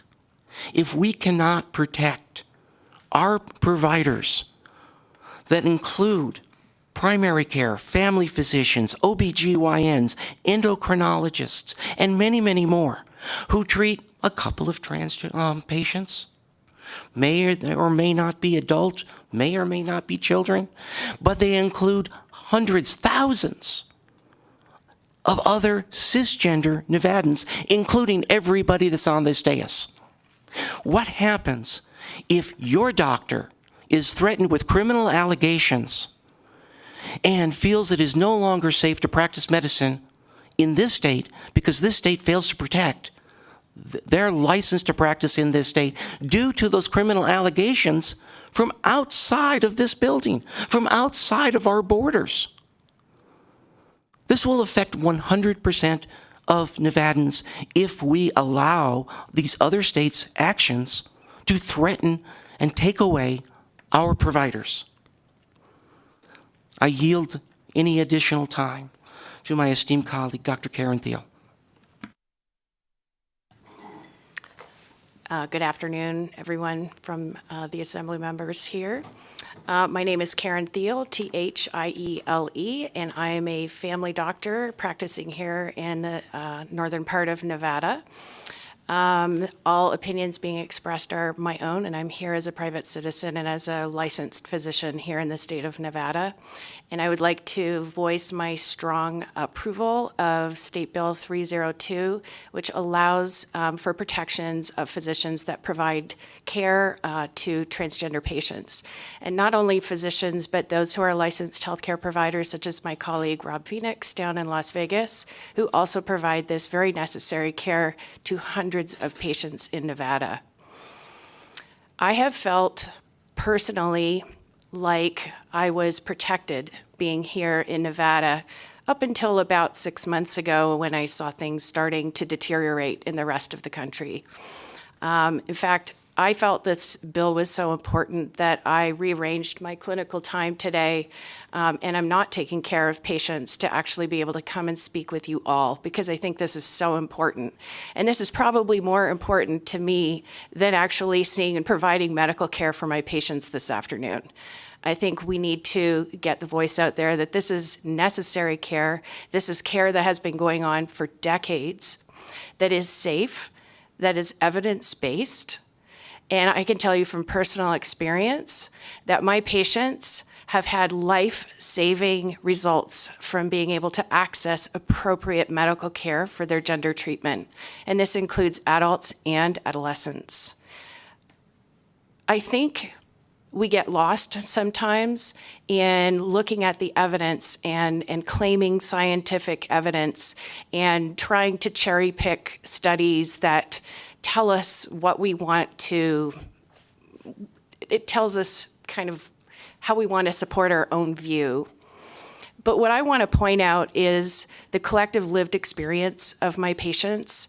And I have about 100 patients on my transgender panel, in addition to the several hundred patients I have who are cisgender, that those patients on my panel have had excellent results, zero regret, and have enjoyed a much more productive life thanks to the care that they are able to receive by me and my colleagues who provide this care. I'm not sure how much else there is to say at this point. I've devoted many years of my life to the practice of medicine, to learning how to manage care for transgender patients. I am teaching other medical providers how to provide that care. This is standard medical curriculum. This is standard residency curriculum. So the medical world is very on board with the value of this care and understand that it's a human right. I think that legislatures need to stay out of my exam room and allow me and my patients to make the best decisions for them. Thank you. And Chair, with your indulgence, along with Dr. Thiel, I have Spencer Trivet. He's a third-year medical student here in Northern Nevada, and if he could briefly speak to the bill. Good afternoon. Thank you for having me. As already stated, my name is Spencer Trivet. Last name spelled Trivitt. I'm here to give my perspective as an upcoming doctor, as a student. I was born and raised in Gardnerville. I love this area. I'm a Northern Nevadan through and through. I want to practice here. I want to have kids here. I want to live, raise a family here. I want to die here. But I want my practice to be protected here. And that's the essence of this bill, as already stated. The SHIELD law prevents me from criminal litigation for providing care that is evidence-based. I'm going through rigorous schooling right now. Trust me, I could tell you how little sleep I get studying. But this rigorous education includes the provision of gender-affirming care. This is evidence-based. You can go and look up all the organizations that support it. I tried to put them in my opinion, but not all of them fit in the character limit. This is not a subject of debate of whether or not it works. This is a subject of debate of whether or not you wish to protect providers here in the state of Nevada. That's the essence of the bill. That's what I'm here to represent. I would love to provide care here in Nevada, but unfortunately, if my ability to do so is not protected, I, along with many other colleagues, will have no choice but to seek employment in another state that will protect our rights as providers. We do have a healthcare shortage here in the state. This is known to all of you. All of you try to get appointments at doctors' offices and complain about the wait. This bill would help address that. Providers flock to states that provide shield laws. That's a fact. You can look at the residency match statistics for shield law states with abortion care and OBGYN residencies. It's very impressive. This has already been shown. The same thing applies with this shield law. If this law is passed, providers will flock to this state, I promise you. If it is not passed, you will see the opposite occur. As much as it breaks my heart, as much as I would love to provide care here in Northern Nevada, that option would not be available to me. Thank you. Chair, we have Rob Phoenix on Zoom. If we could go to Mr. Phoenix and then down to Las Vegas with your indulgence, Chair. Thank you.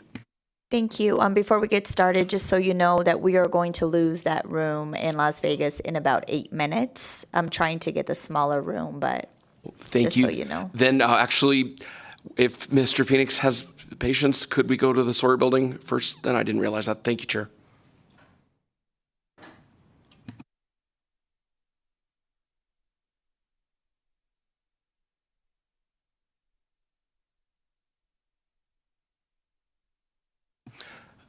Down at Sawyer, I think could we go to Cy Burnaby?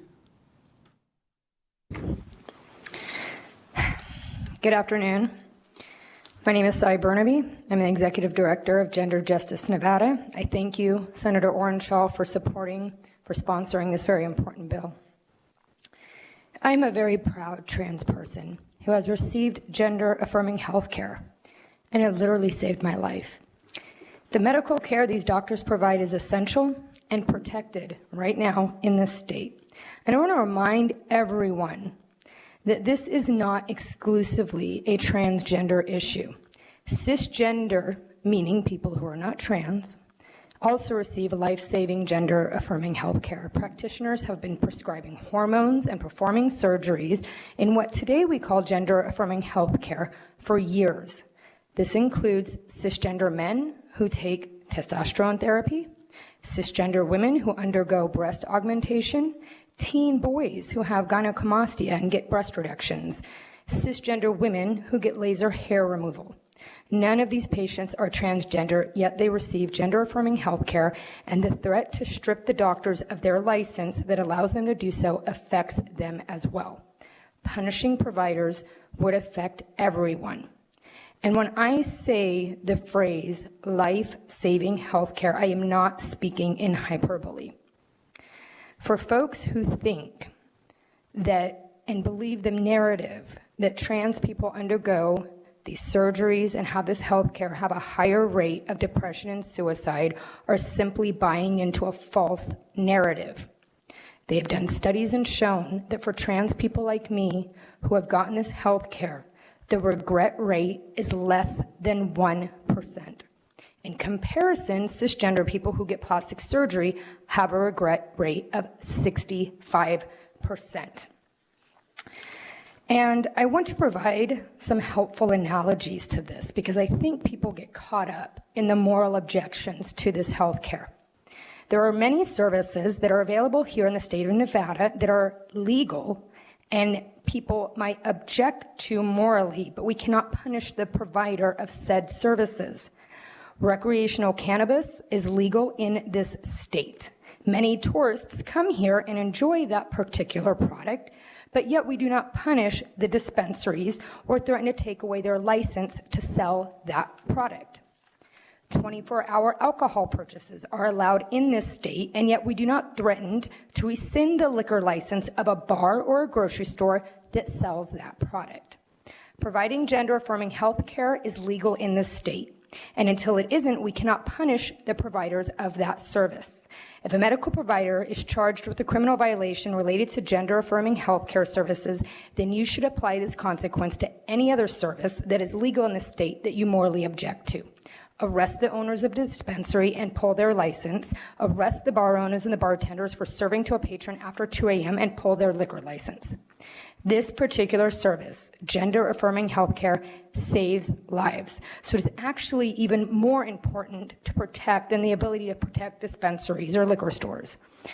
I don't have much to ask of you. I am asking that you protect these practitioners who are saving lives, providing a better life for these patients, no matter if they are residents of Nevada or travel from another state.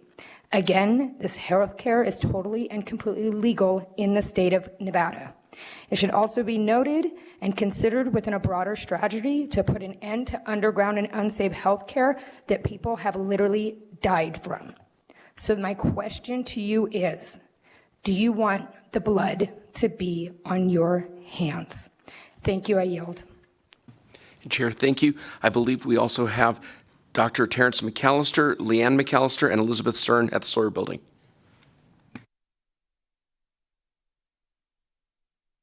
Senator, are these your presenters or are they testifying in support? All co-presenters, Chair. Okay, thank you. Good afternoon. My name is Elizabeth Stearns. I am the mother of a transgender child. Our son found the words to tell us when he was 11. He is 17 now and is thriving, thanks to love and support from his family and his necessary affirming medical care. Our family moved here from Texas in November 2021. We left our family, our friends, and our home after Texas lawmakers tried to pass laws that would criminalize our support of our son. We nervously watched sessions like this, wondering if they would pass a bill that would prohibit his healthcare providers from continuing his care, would label us child abusers, remove our children from us, and put us in jail. There was very little relief when the bills ran out of time and didn't pass, because we didn't think that would be the end of it. Our son's doctors felt the same, as we received calls from some letting us know that even though the bills didn't pass, and even though they knew how absolutely necessary his care was, they were now too scared to continue caring for him. It turned out that we were all right to worry. Soon after we left Texas, they decided affirming transgender children could already be considered child abuse, and they began investigating families like ours.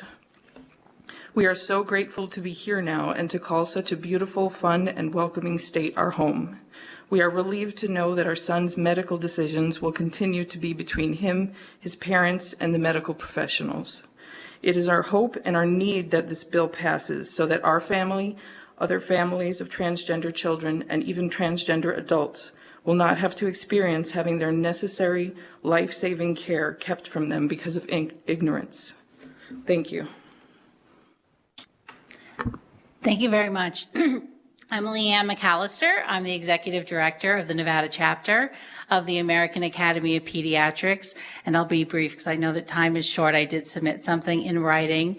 Also, I support greatly the physician you've already heard from and the medical student, but pediatricians in our state need SB 302. And I also have here with me today one of my favorite pediatricians, my husband of 23 years, Dr. Terrence McAllister, who also needs SB 302. And because we're running short on time, I'll just say to the members of the committee, if at any time you have any medical questions, pediatric health care questions, my husband, Dr. McAllister, or any of the members of my board are happy to discuss with you. Thank you very much. Thank you, Chair. With your indulgence, Rob Phoenix is on Zoom.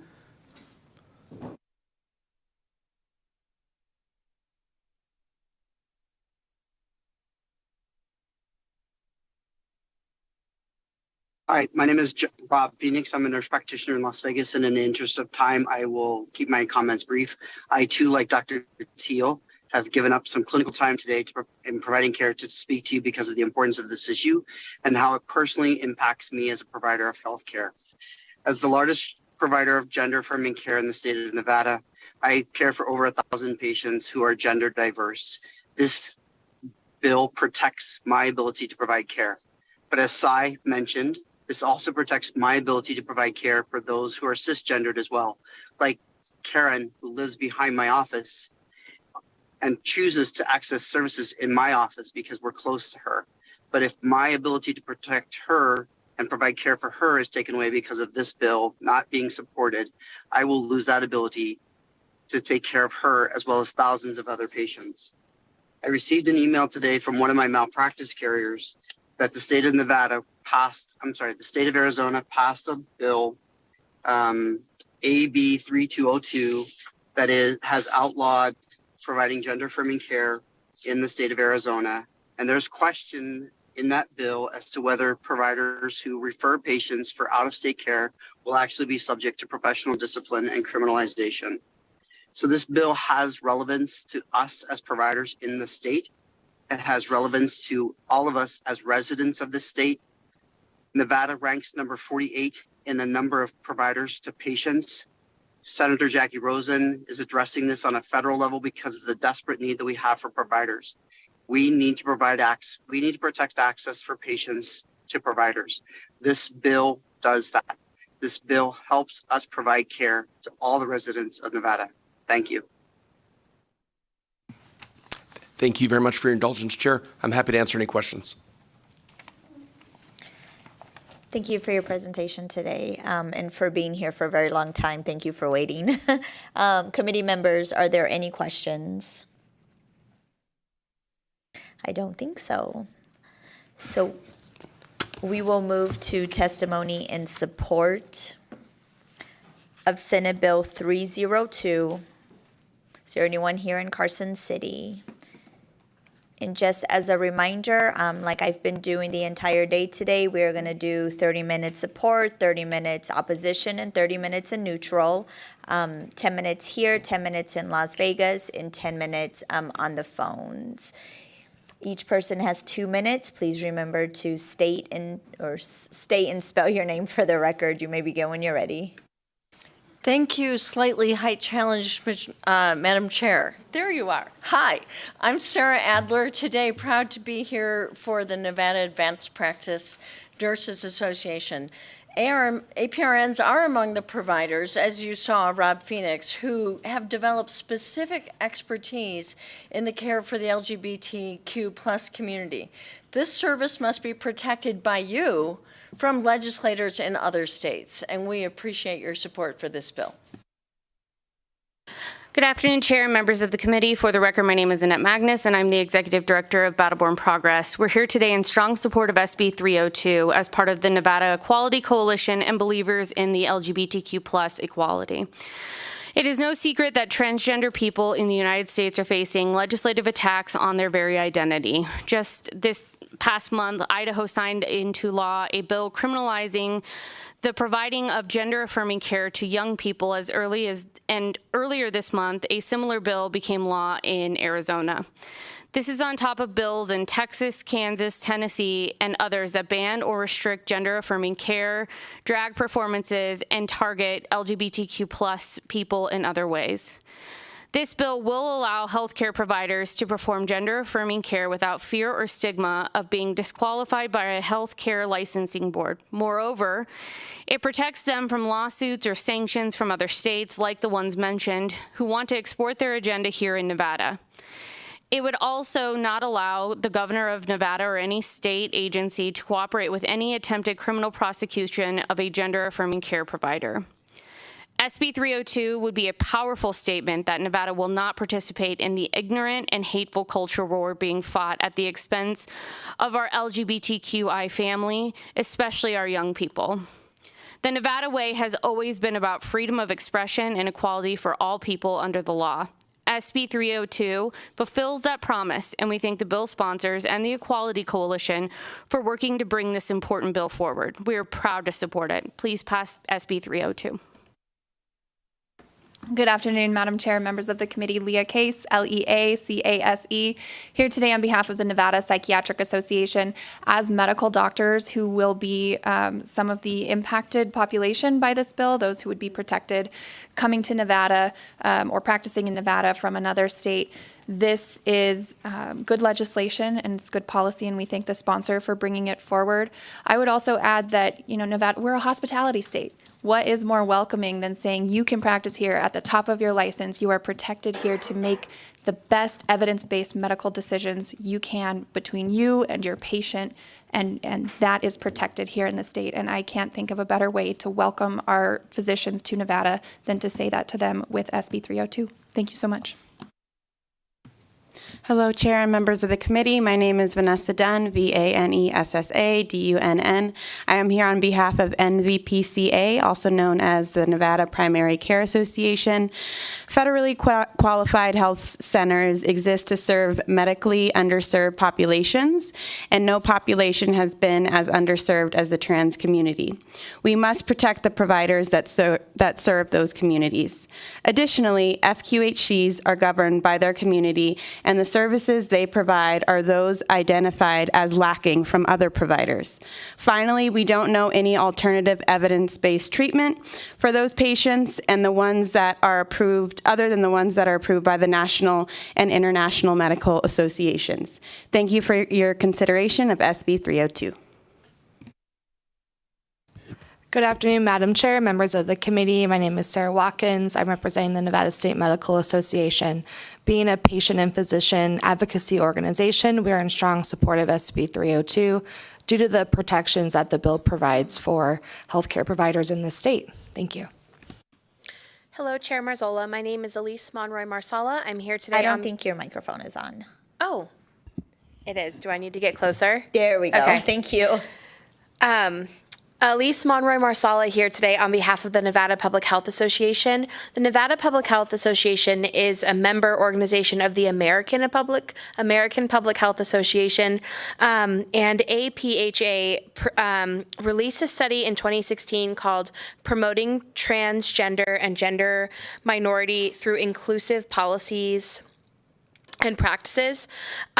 This report, and it was a study, details a lot of evidence and research about how discrimination against trans and gender nonconforming people increases the likelihood of things like social isolation, homelessness, financial instability, psychological distress, and many other risk factors that can lead to other health problems. And Senate Bill 302 seeks to provide physicians with protections as they are trying to provide, or as they seek to provide inclusive, evidence-based healthcare to people that are trans and gender nonconforming. So for those reasons and the others stated today, the Nevada Public Health Association supports this important measure. Thank you. Thank you, Madam Chair and members of the committee. For the record, my name is Paige Barnes with the Ferrado Company, here today on behalf of the American College of Obstetricians and Gynecologists. We are here in support for all of the reasons you've already heard. Thank you. Thank you. Is there anyone else here in Carson City wishing to testify in support? Is there anyone in Las Vegas wishing to testify in support? Are you wishing to testify in support of Senate Bill 302? Yes, I am. Great. Please remember to state and spell your name for the record, and you may begin when you're ready. Thank you. I am Dr. Terrence McAllister, T-E-R-E-N-C-E, M-C-A-L-L-I-S-T-E-R. I'm a fellow of the American Academy of Pediatrics, the AAP, and vice president of the Nevada chapter of the AAP. And I'm also a primary care pediatrician in Las Vegas, speaking in support of SB 302. As a pediatrician, I've been horrified to watch politicians across the country attack families and healthcare providers supporting transgender young people. The AAP, like all other major medical associations in the country, endorsed gender-affirming care as a safe and effective way for physicians to help transgender young people improve their physical and mental health and well-being. Politicians, especially those elected in other states, have no place telling me or other pediatricians how to do the jobs that we have been trained, certified for, and licensed by the state of Nevada to do. Nevada needs to remain a welcoming state for all families, and that starts with protecting the expert physicians that help children grow up healthy and safe. Nevada's leaders have an important opportunity and responsibility to stand up for families and doctors in our state by passing SB 302. Thank you.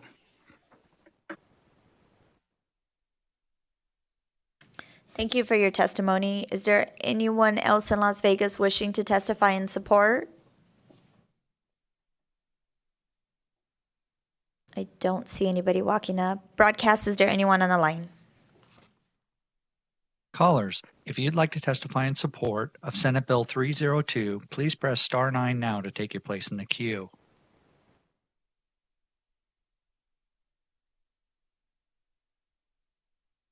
Thank you, Chair and Committee. My name is Dayla Gibson, D-A-E-L-A Gibson.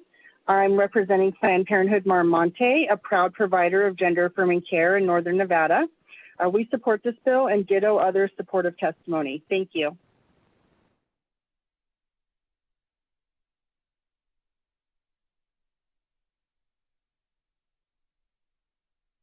Good afternoon, Chair and committee members. My name is Jessica Munger, M-U-N-G-E-R, Program Manager of Silver State Equality, Nevada's statewide LGBTQ+ civil rights organization, and we are in strong support of SB 302. Thank you.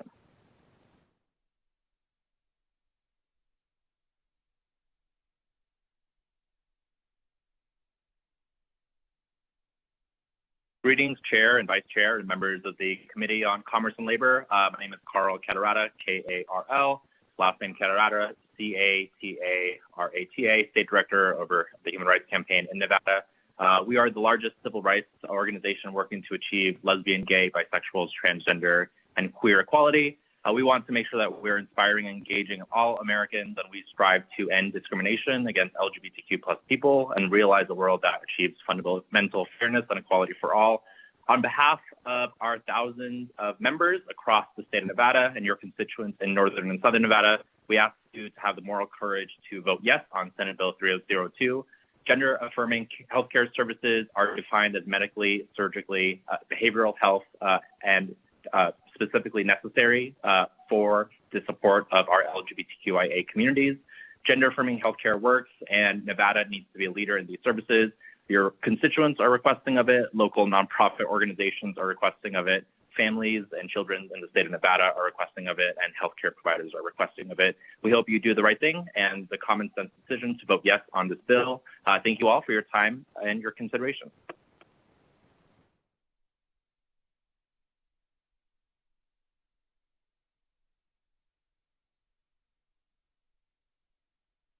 Good afternoon, Chair and members of the committee. My name is Brianna Escamilla, and I'm calling in on behalf of Planned Parenthood Votes Nevada. We are in full support of SB 302 because we believe that no person seeking or providing legal, safe, and evidence-based gender-affirming care should be at risk of criminalization. All people deserve access to the full spectrum of care that they need to be healthy and to thrive. That includes gender-affirming care, which is safe, evidence-based, and medically necessary. In fact, the most influential factor in the health, safety, and life expectancy for trans and non-binary individuals is the access that they have to gender-affirming care. And now, at a time when states around the country are restricting or banning gender-affirming care completely, it is critically important that we take steps to protect this medically necessary care. We urge you to support SB 302. Thank you for your time.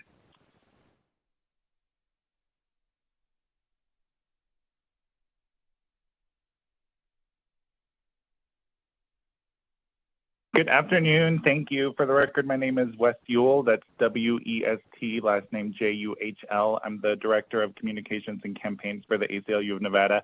I'm really happy to be able to stand in solidarity with my gender diverse siblings. I'm non-binary myself, but I do want to say that I think there's a civil liberties interest here that's actually much simpler than this hot button issue would make people think, right? I think there's a really clear civil liberties interest in protecting law-abiding Nevadans from out-of-state, politically motivated prosecutions. It seems pretty simple to me. Thank you for your time.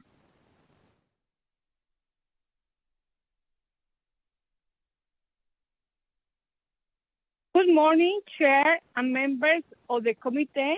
My name is Elvira Diaz, E-L-V-I-R-A-D-I-A-C. I am a senior civil engagement organizer with the Progressive Leadership Alliance of Nevada in support of Senate Bill 302. Last Sunday was a Mother's Day. Happy Mother's Day to all the mothers that listen to me. I am a mother of an 18-year-old transgender child who first came out to me when he was 4.5 years old. I quickly began to understand what he was going through. How could I support him and the resources that we were available for us, especially as a single mother? We faced many challenges, including having to go out of state to get his medication because my insurance at that time didn't cover his gender affirming care. After years of traveling out of state for his medication, I was eventually able to get into the Medicaid. But unfortunately, that means we were also living under the federal poverty level. My son is now healthy young man, and I'm proud of all his accomplishments and everything we have pursued together to ensure he has his medical needs met. I know that without his care, he could have faced years of gender dysphoria that could have impaired his development. SB 302 will allow parents of transgender children to make the private family decision to consent to health care without the overreach of the government criminalizing parenthood. Moreover, SB 302 will respect one's personal freedom and individual liberty to decide what medical rights and afford to them.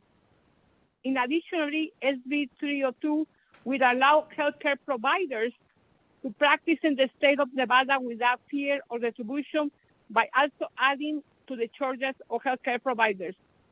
I urge you to support SB 302 to ensure that all parents are able to access gender-affirming care from qualified providers for their children to thrive as the most unethical serve. Thank you so much. Thank you. Callers, if you've recently joined and like to testify in support of SB 302, please press star 9 now to take your place in the queue.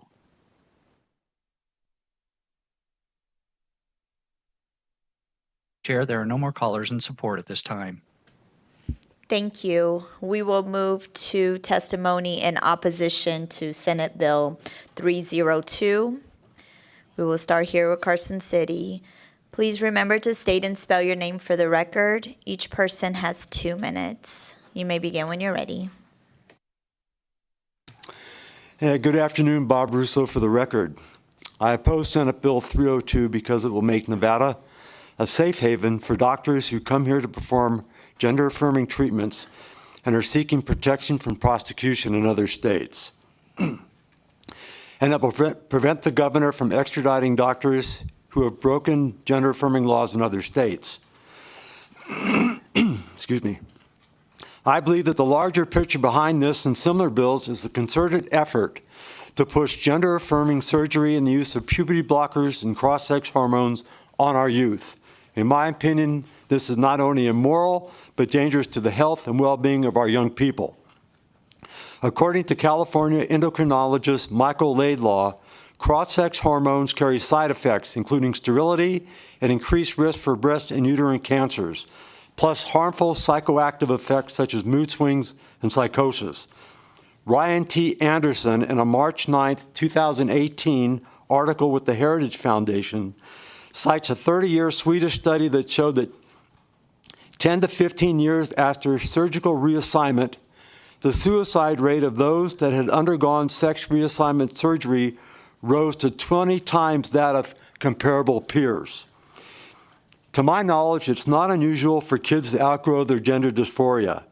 Therefore, I am in the camp that believes that gender-affirmative procedures should be reserved for those capable of making a clear decision as to whether they want it, a minimum age of 21 years. It also appears that the push for gender-affirming care is about money, big money, for the medical and pharma industries. According to the recently released documentary entitled Affirmation Generation, in the United States reassignment surgery market, revenue income was $304.8 million in 2020, with estimates reaching $781.8 million by 2027. In my opinion, this movement is sacrificing our youth at the altar of government dependency, big pharma, and medical industries. We are likely to have a generation of young people growing up with chronic illnesses and depression, dependent on pharmaceutical drugs and the inability to live productive and fulfilling lives. Please oppose Senate Bill 302. Thank you very much. Good afternoon, Madam Chairman, members of the committee. My name is Janine Hansen. I'm the state president of Nevada Families for Freedom. I object to the slanderous and insulting statements made by people who are testifying against this bill, calling us ignorant, hateful, and liars and bigots. I thought it was the standard of this building to be respectful. SB 302 destroys the constitutional balance of power between the three branches of government, tying the hands of the executive and law enforcement and the courts. SB 302 violates the Constitution. Under the extradition clause in Section 2 of the Article 4 of the U.S. Constitution, it is the duty of the governor to have arrested and delivered up to another state any person charged in that state with treason, felony, or other crime who has fled justice and is found in this state. Nevada will become a sanctuary state, harboring hack doctors from across the country. In a discussion of the largest robust study on sex reassignment in 2016, the Centers for Medicare and Medicaid during the Obama administration pointed out the study identified increased mortality and psychiatric hospitalization compared to the matched controls. The mortality was primarily due to completed suicide, some 19-fold greater than the control group. Dr. Quinn Van Meter, board-certified pediatric endocrinologist, said, "The change will come when families and individuals file major lawsuits that take down the physicians, drug companies, hospitals, care systems, and insurance companies that have allowed this harm to our children." Dr. Andre Von Mol, board-certified family doctor, said pharmaceutical companies are profiting greatly from transgender patients. With so much potential for profit, it's no wonder that the scientific data is being suppressed and ignored. We encourage you to protect our children, protect our families, avoid giving huge profits to Big Pharma, and oppose this bill. Good afternoon, Chairwoman and committee. My name is Lynn Chapman, and I'm the state treasurer of the Independent American Party. We know that we do need more doctors to come to Nevada, but we believe that we need to be very careful on what doctors we allow to come to our state and practice medicine. Doctors who may have criminal charges pending against them in another location for any reason are not the doctors we need to invite here to have a practice or do surgeries. We do not need to protect the doctors who have been criminally charged and have pending charges against them in another state. Also concerning us in this bill is the prohibition of any state agency in the executive branch from providing information, time, money, facilities, property, equipment, and resources of the state in the furtherance of an investigation initiated in or by another state. In other words, any state agency in the executive branch is not allowed to do their job. That is not what the citizens want or expect. Here is yet another bill that would interfere with another branch of government, taking away the governor's ability to do his job. The people elect the governor with expectations that he would be doing the job he was elected to do and be responsible for that job. Please vote no on SB 302. Thank you. Good afternoon, Madam Chair and Council members. My name is Kathleen Palmer, Palmer. SB 302 would make Nevada a sanctuary state for doctors who may be in criminal action for medical interventions regarding minor children in other states. Do we want to provide sanctuary to these doctors so that they can set up shop to provide treatment to children in Nevada? These procedures are often experimental. WPATH, the World Professional Association of Transgender Health, sets the standards, such as they are for medical practice.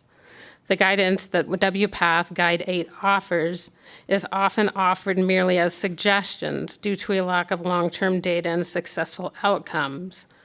Trans-affirming Dr. Marcy Bowers admitted that children who undergo transition before puberty will never have adult sexual function or experience orgasm. The experimental nature of these procedures leaves behind devastation and regret for some of its recipients. Richie Herron is a victim of penile inversion and castration. He documents his torment on his Substack and his YouTube channel, which is named Tulip R. While WPATH claims that most outcomes are good, Richie has trouble managing the trickle of urine from my constricted urethra after going to the toilet. He also mentions pain, areas of no sensation, urinary tract, and other infections. He states, I don't fully empty my bladder. That means that after going to the toilet, I'll continue to drip for up to an hour. When I'm out and about, I must wear sanitary pads or risk smelling of urine. My pelvis is behaving as if it's been impaled, constantly trying to heal, constantly confused about what to do with the nerves. There's nothing but numbness in the outer groin. I have tried prodding with clean knives and needles to see if I can feel anything, but it's mostly if you none. can please wrap up your testimony, it's been 2 minutes. Like my transition itself, my inverted penis is a caricature of a female body part that, despite being dressed up to appear female, is unmistakably male, which is why I struggle to call it a vagina. It's not. Your 2 minutes is up. It's a lobotomized penis. Thank you. Thank you. Hi, my name is Katrin Ivanov, Ivanoff, aka Mrs. Fixit, Assembly District 42, Senate District 9. As of 2:10 p.m. today, on Nellis, there were 81% of opposition on this bill. As far as I know, Nellis is the only place that I can get the information for constituents that are expressing opinions, not particular entities that everybody else is representing.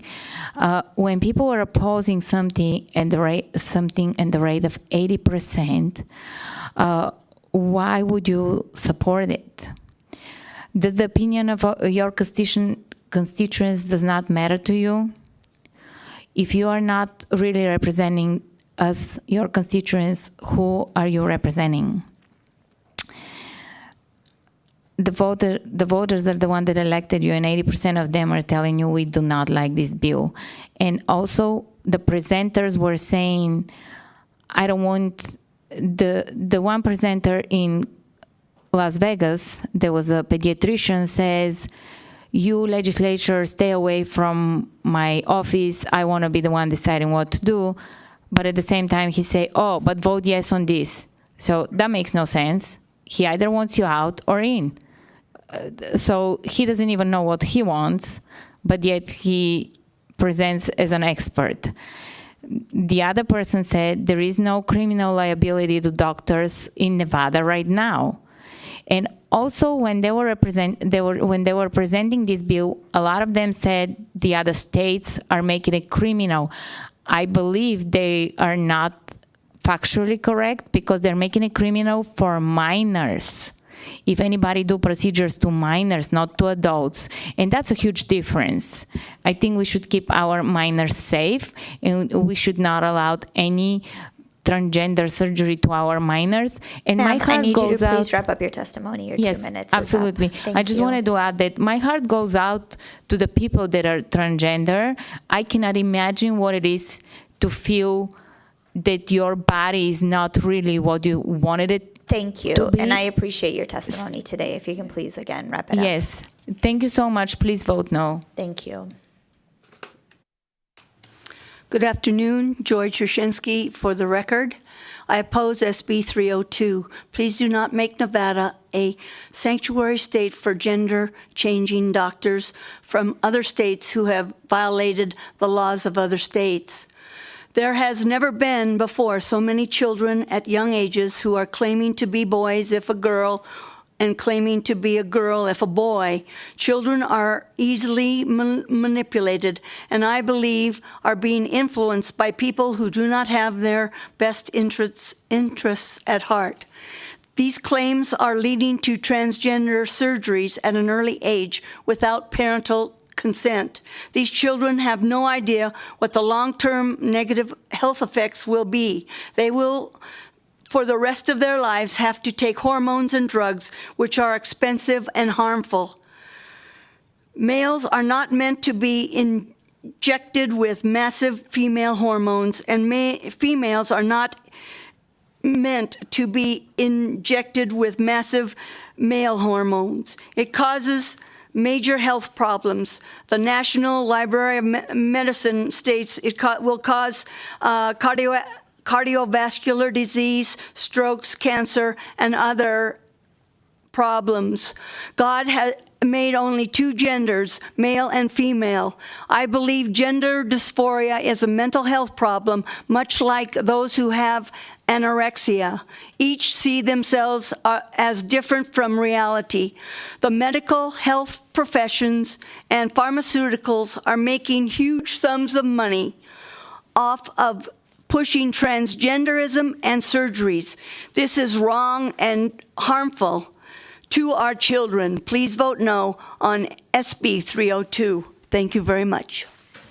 Thank you. Is there anyone else in Carson City wishing to testify in opposition? Is there anyone in Las Vegas? Please remember to state and spell your name for the record. You have 2 minutes. You may begin when you're ready. My name is Leslie Quinn, Leslie. Last name is Quinn, Quinn. I have a family member that was born a hermaphrodite, and I've seen the numerous painful surgeries that this poor child has had to go through. I oppose SB 302. SB 302 has the same restrictive language as SB 131 regarding the licensing boards, the governor, and regulatory agencies. SB 302 removes these agencies' ability to serve and protect Nevadans from nefarious practitioners setting up shop here in Nevada, regardless of their previous medical performance. Our laws need protections in place to keep Nevadans safe. It's criminal and hypocritical for legislators to applaud and protect any practitioner that encourages the cutting off of a child's body parts or anyone under the age of 21, but push legislature to limit gun purchase to the age of 21. If a child is old enough to decide on a gender-affirming care under 21, why must they wait to purchase a gun at 21? People are not starfish. They cannot grow back body parts. For anyone struggling with gender dysphoria, depression, anxiety, not believing that you are enough for any mental health issue, know you are fearfully and wonderfully made just the way you are. Know you are loved and accepted from head to toe just the way you are. Know many support and accept you just the way you are. You were not born a mistake, and your body parts are not medical waste. Know you are loved and accepted by the God of all creation, so much that he sent his only son to die on the cross for you. I encourage everyone to love and accept fellow humans just the way they are. Please do not encourage vengeance or retribution against others that don't agree with you. Choice is a freedom we are all given by God. I ask all legislators and my legislators, Assemblywoman Brittany Miller and Senator Marilyn Dondero Loop, to oppose SB 302. Thank you. Thank you for your testimony. Is there anyone else in Las Vegas wishing to testify in opposition? Broadcast, is there anyone on the line? Callers, if you'd like to testify in opposition to Senate Bill 302, please press star 9 now to take your place in the queue.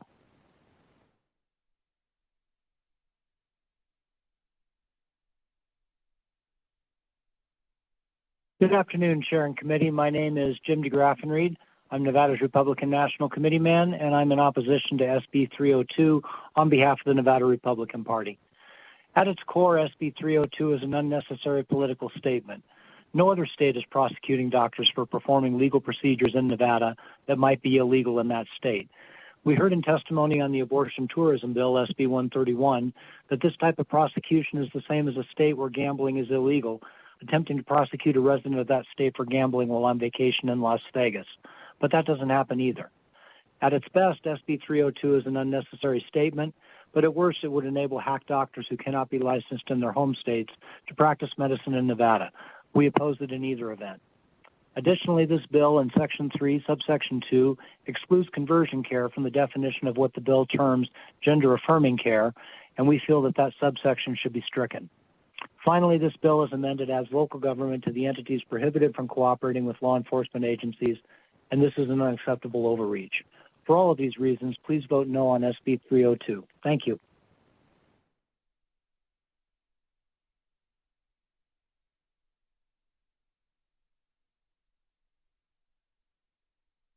Hi, my name is Stephanie Kinsley. That's Stephanie with a PH, Kinsley, Kinsley.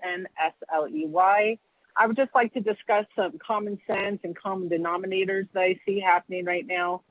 No sanctuary city turns out for the good. It always leads to higher crime, and it's just like you're trying to circumvent good laws that are in place. I'd also like to add that there's no transgender child. That child probably has a mentally ill mother with Munchausen syndrome and a beta father allowing this to happen. But no child is born in the wrong body. You're the same people, meaning Democrats and liberals, who say you can have a penis and still be a woman. But at the same time, if my son doesn't cut off his wiener, then he might kill himself out of sadness that he's not a woman. You see how backwards your own logic is and how it makes no sense? You can't, you're the same people who have Planned Parenthood here speaking, Planned Parenthood, which was founded to kill Black people. I happen to just think that maybe these people are just trying to kill children across the board, even if they're not Black. They just like killing children. These surgeries have a high death rate. There's huge complications that lead to death. When these children are just left alone, over 80% of them are just gay. They're just mentally ill gay kids. And a lot of these kids are autistic.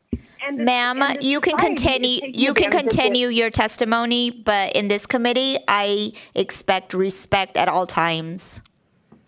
I'm being respectful. I'm just saying these are mentally ill gay children who are being manipulated by their parents.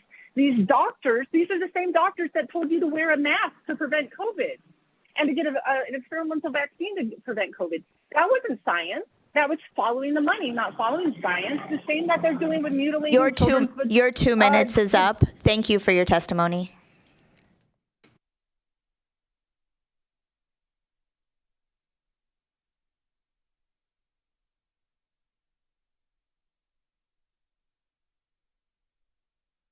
Hi, my name is Alaric Triggs, ALARIC TRIGGS. And in the first place, I'd like to say that this law is not only attempting to further enable an egregious practice by attempting to subvert the laws of other states, but also making those who break the laws of other states by performing illegal surgery deemed by the representatives of those states to be both harmful and unethical, safe from the repercussions of so doing.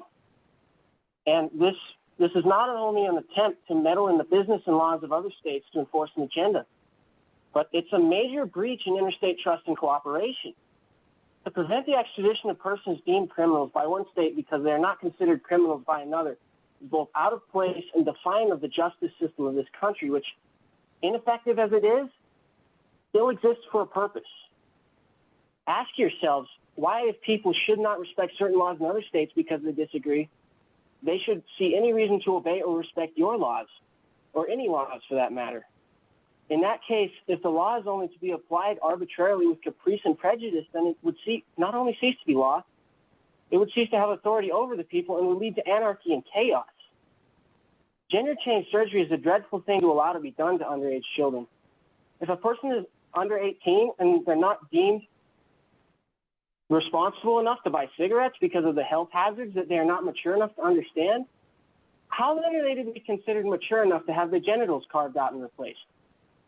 Something like that, unlike tobacco or alcohol, will absolutely affect everything you do the rest of your life.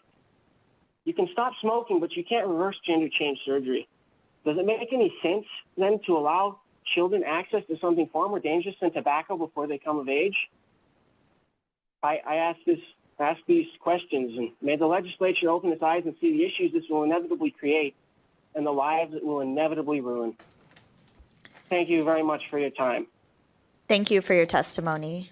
Broadcast, is there anyone else on the line?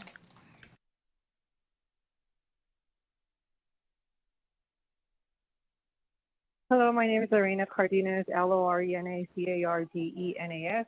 Why are we still pushing for gender-affirming surgeries when, as time goes on and this new fad of gender surgeries continues, more stories are coming to light of people who regret having gotten these procedures because they're suffering and they're in a lot of pain. They regret what they've done to themselves. You want to know how many youths received gender-affirming surgeries before 2012? 0. Please fact check me on this. There were zero records of someone receiving gender affirming surgery. Why are Democrats trying to be champions for inclusion when what you're really doing is advancing an agenda that is leaving a trail of mutilated children and young adults in its wake? Have you heard the testimonies of teenagers who explain how they're going against their own biology and forcing gaping holes in their groins to create an opening to imitate a vagina?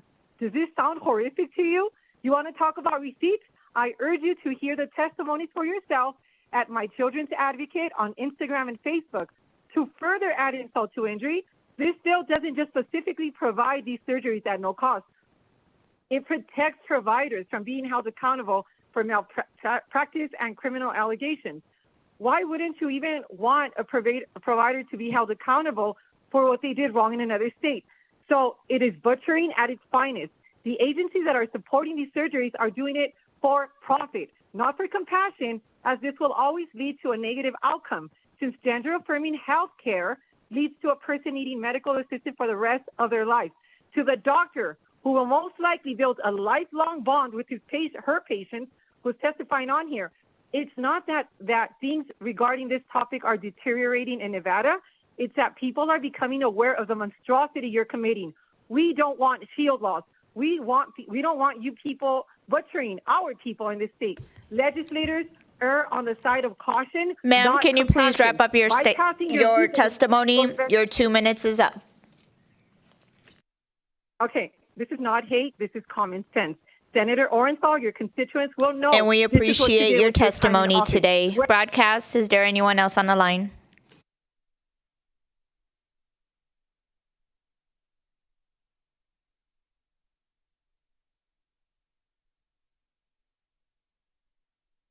One moment, Chair.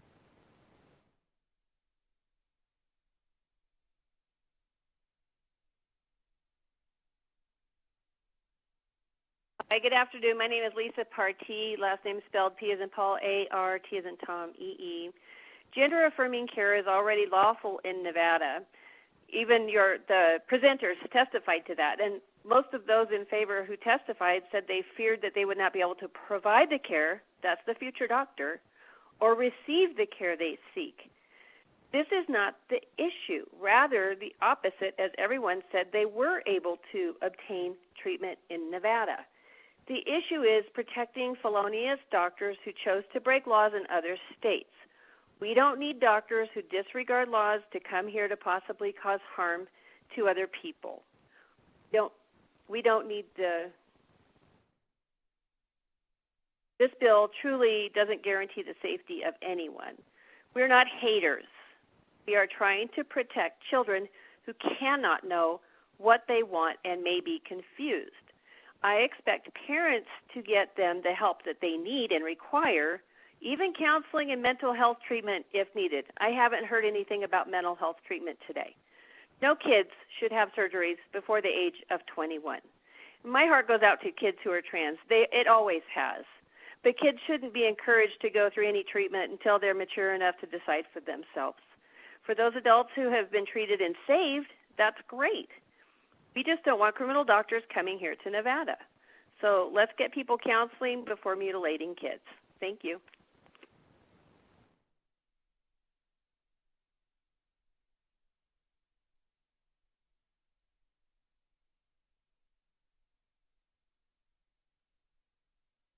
Caller with the last three digits 020, please press star 6 to unmute yourself.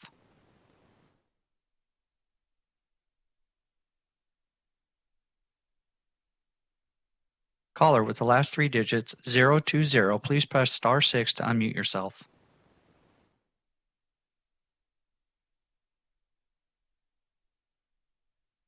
Hello, my name is Susan Prophet, and I've heard a lot of misinformation coming from the supporters here, and I was a little bit disheartened when I heard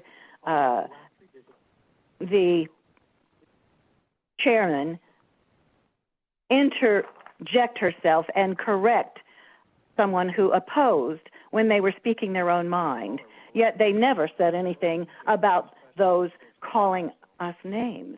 That's not exactly taxpayer. And I'd like you to consider the following. The most recent study in the field of gender dysphoria. This is also the longest running study on this. It was 10 years.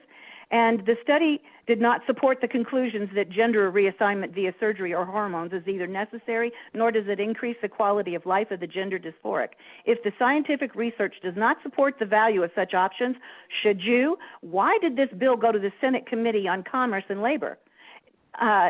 It's strangely similar to SB 131, which takes away all parents' rights. So you're going to be changing people's gender without our knowledge. And yet you had somebody present this who's claimed otherwise. This is disingenuous. The largest study, to date on individuals who received a diagnosis of gender incongruency, published in the American Journal of Psychiatry in 2019, recently published a correction on 1 August 2020 to their original findings. Outcomes measures were mood and anxiety disorders, healthcare visits, antidepressants, and anxiolytic prescriptions and hospitalization after a suicide attempt. In their correction to the original study, the authors point out that on Ma'am, one score, can you please treatment wrap for up your anxiety testimony? disorders, Your 2 patients- minutes is up. I don't think it was. I was timing it. Patients who have sex reassignment surgeries did worse Ma'am, than those who did not. your 2 minutes is up. I'm timing it as well. If you can please wrap up your testimony.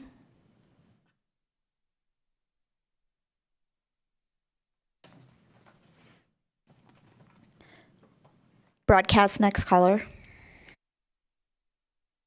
One moment, Chair.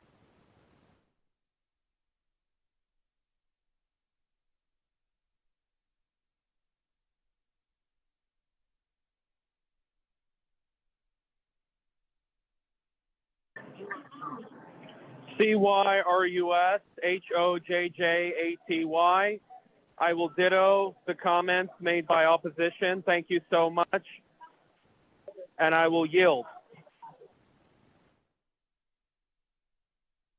Chair, there are no more callers in opposition at this time. Thank you. We will move to neutral testimony. Is there anyone here in Carson City wishing to testify in neutral?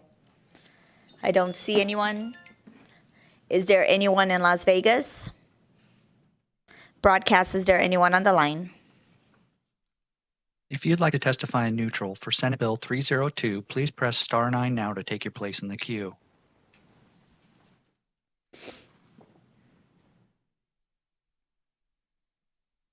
Chair, there are no callers choosing to testify in neutral at this time. Thank you. Senator, would you like to give some short closing remarks?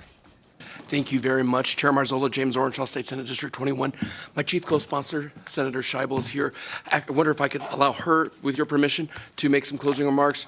Dr. Theobrook Maleth, and I think we're good. Thank you so much for hearing the bill. Melanie Scheibel, for the record, State Senator from District 9. I will also keep this brief. I think this bill is incredibly important. I just want to remind everybody kind of about the broader landscape that we find ourselves in. When I went to law school, we learned very early on that one state couldn't make laws that criminalize something in another state. And I still believe that to be true. If I sat on the U.S. Supreme Court, I would strike down these laws that criminalize behavior of somebody in one state in a different state. But I'm not a Supreme Court justice. None of us are.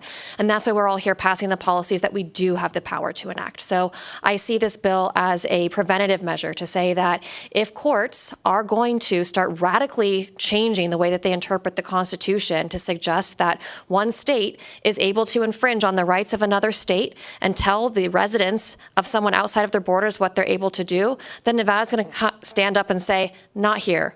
You don't tell us what to do in our patients' rooms with their health care. So I hope that you will all support SB 302.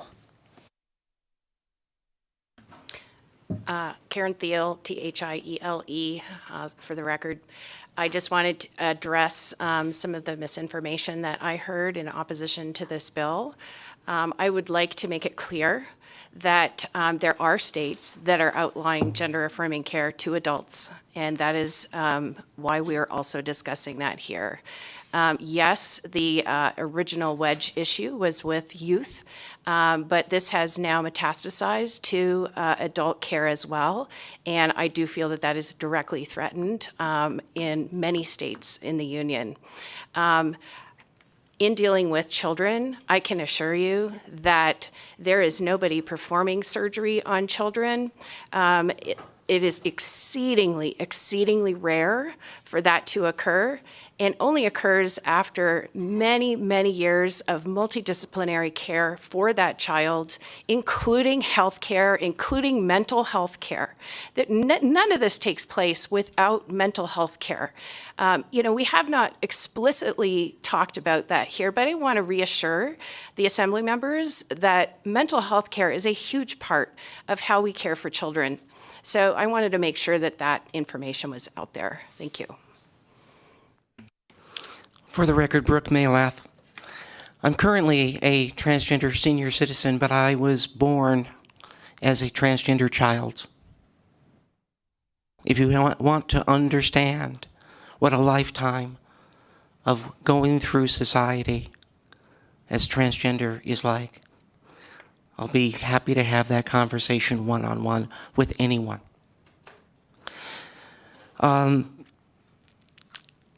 I want to really thank those that came forth in opposition for bringing up so many issues that are wonderful examples of misinterpretation of what this law actually does. This protects Nevada licensed providers from criminal allegations for providing care within their practices within the state of Nevada. It does not protect those that are performing procedures or treatments outside of Nevada, nor does it protect those that are licensed outside of Nevada. This law is about protecting Nevada providers who provide care for all sorts of people, including transgender people. Some of the other examples that came forth were exactly what I had said earlier, where we heard people that honestly believe the misinformation and deliberately produced lies produced by hate groups that they're parroting here. And they fully believe that that's true, but it's not. And I don't hold them accountable for that. I do, however, hold each and every one of you accountable for what your decision is in protecting Nevada providers in this time of physician and provider shortage. That's what this bill does. Lastly, I'd like to be able to put this in a bit of historical perspective. 90 years ago, May 6, 1933, people from the German Student Union invaded and took over Magnus Hirschfeld's medical clinic that was titled the Institute of Sexology in Berlin, Germany.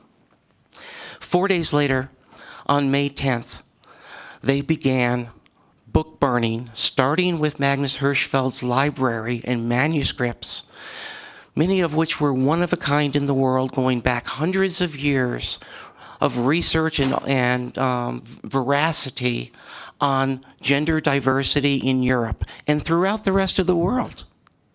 That book burning throughout all of Germany has gone down in history as being something that the rest of the world was not that keen on. When we stand back and stand by those kinds of actions, that kind of furor leads to genocide. When you vote on this bill, how do you want history to record your decision? I leave you with that question. Thank you. Spencer Trivet for the record. I would like to echo what Dr. Thiel said. I would also like to encourage you to, if you do have time, I know you guys are very busy, take a look at the American Endocrine Society guidelines, which do very clearly outline the way that we approach gender-affirming care. They also have guidelines for pediatric patients. In those guidelines, you will see very clearly outlined that surgery is not recommended in anyone under the age of 18. You'll also see that use of hormone treatment is not recommended in anyone under the age of 16, with some very, very limited exceptions. And these are the guidelines that medical practitioners are adhering to. I'd like to leave it at that. Thank you. Thank you for the presentation today. I will now close the hearing on Senate Bill 302.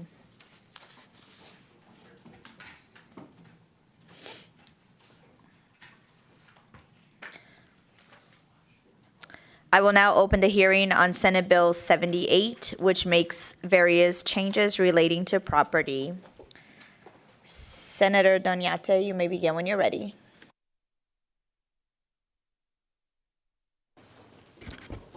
Good afternoon, Chair Marzola. Fabian Doñate for the record, proudly representing Senate District 10 in the heart of Las Vegas. I am here to present Senate Bill 78, and we'll try to make it as quick as I can. This is a good bill. It's a bipartisan bill. It revises provisions relating to property. Really quickly, the rationale as to why we're here. I'm joined by Mr. Norman, who represents Legal Aid in Southern Nevada. I had trouble, like many other residents in this state, applying for housing. My encounter was when I was moving up to Carson City. There were a bunch of fees that were tacked on to my application that was very confusing.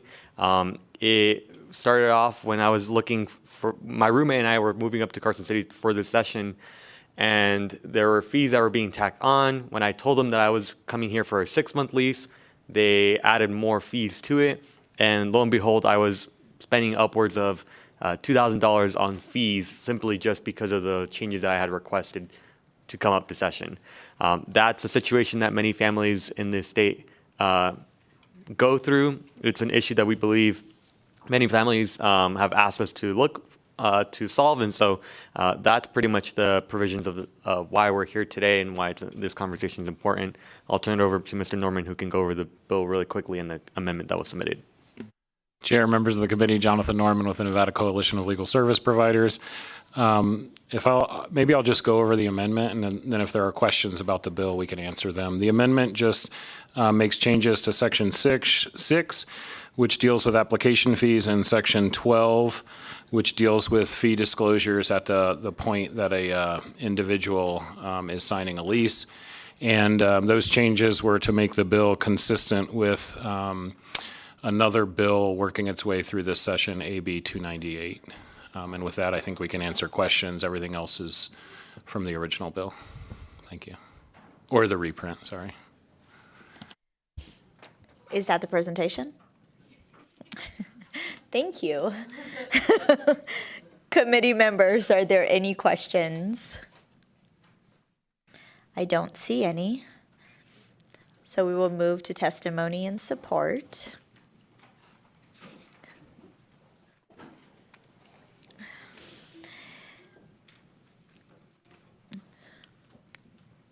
We will start here in Carson City. Please remember to state and spell your name for the record. You may begin when you're ready. Good evening, Chair and members of the committee. For the record, my name is Christine Saunders, and I'm the Policy Director with the Progressive Leadership Alliance of Nevada and a founding member of the Nevada Housing Justice Alliance, here in support of Senate Bill 78. Our coalition formed after the 2019 session to bring tenant voices directly to the legislature. Tenants in Nevada have struggled to keep up with rising rent costs and dealing with lackluster tenant protections for far too long. SB 78, along with a number of other pieces of great legislation from this session, will go a long way to ensure that Nevadans can find and maintain its affordable housing without being stretched thin. Our communities cannot thrive when Nevadans are struggling to maintain safe, secure, and affordable housing. Housing stability is the foundation for children's educational success, positive health outcomes, economic opportunity, and equitable, vibrant communities. We urge your support. Thank you. Good afternoon, Chair and members of the committee. Lilith Barron, Lilithbaran with the ACLU of Nevada. I know you've had a very long day. I'm going to echo the sentiments of my partners and say ditto. Thank you. We are in support. Paul Catha, representing the Culinary Workers Union Local 226. Fundamentally, the Culinary Union believes that landlords should make money off of rent, not off of unpredictable fines and fees, and that tenants deserve transparency. Thank you. Good afternoon, Chair, members of the committee. For the record, my name is Annette Magnus, Executive Director of Battleborn Progress, and for time, I'm just going to say ditto. Thank you. Thank you. Is there anyone else in Carson City wishing to testify in support? Is there anyone in Las Vegas wishing to testify in support to Senate Bill 78? I don't see anybody walking up. Broadcast, is there anyone on the line? Oh, Callers, no. if you'd like to testify in Hold support. on, pause, please. There is somebody apparently here in Carson City. So, and then we will go back to Las Vegas. Please remember to state and spell your name for the record. Sorry about that. My name's Cody Hoskins, Political Director for SEIU Local 1107. SEIU supports SB 78, and we urge your support. We believe it'll be great for our members and members of our community to have these type of protections for tenants. Thank you. Thank you for your testimony. You may begin in Las Vegas when you're ready. Please remember to state and spell your name for the record. For the record, my name is Manuel Ayala, Manuelayala.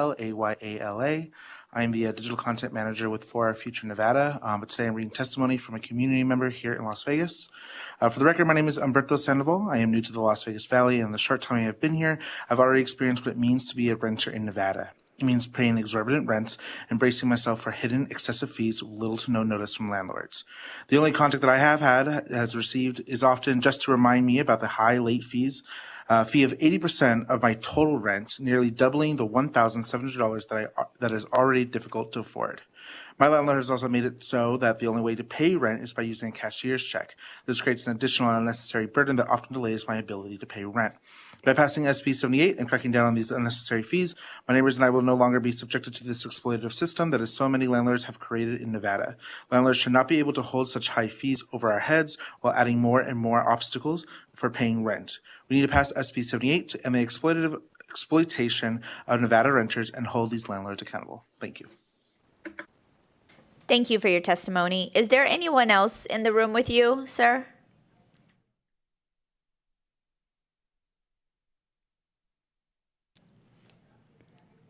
Are you wishing to testify in support? Not in support, but in opposition when you get there. Okay, thank you. Is there anyone else in Las Vegas wishing to testify in support? Broadcast, is there anyone on the line? Callers, if you'd like to testify in support to Senate Bill 78, please press star 9 now to take your place in the queue.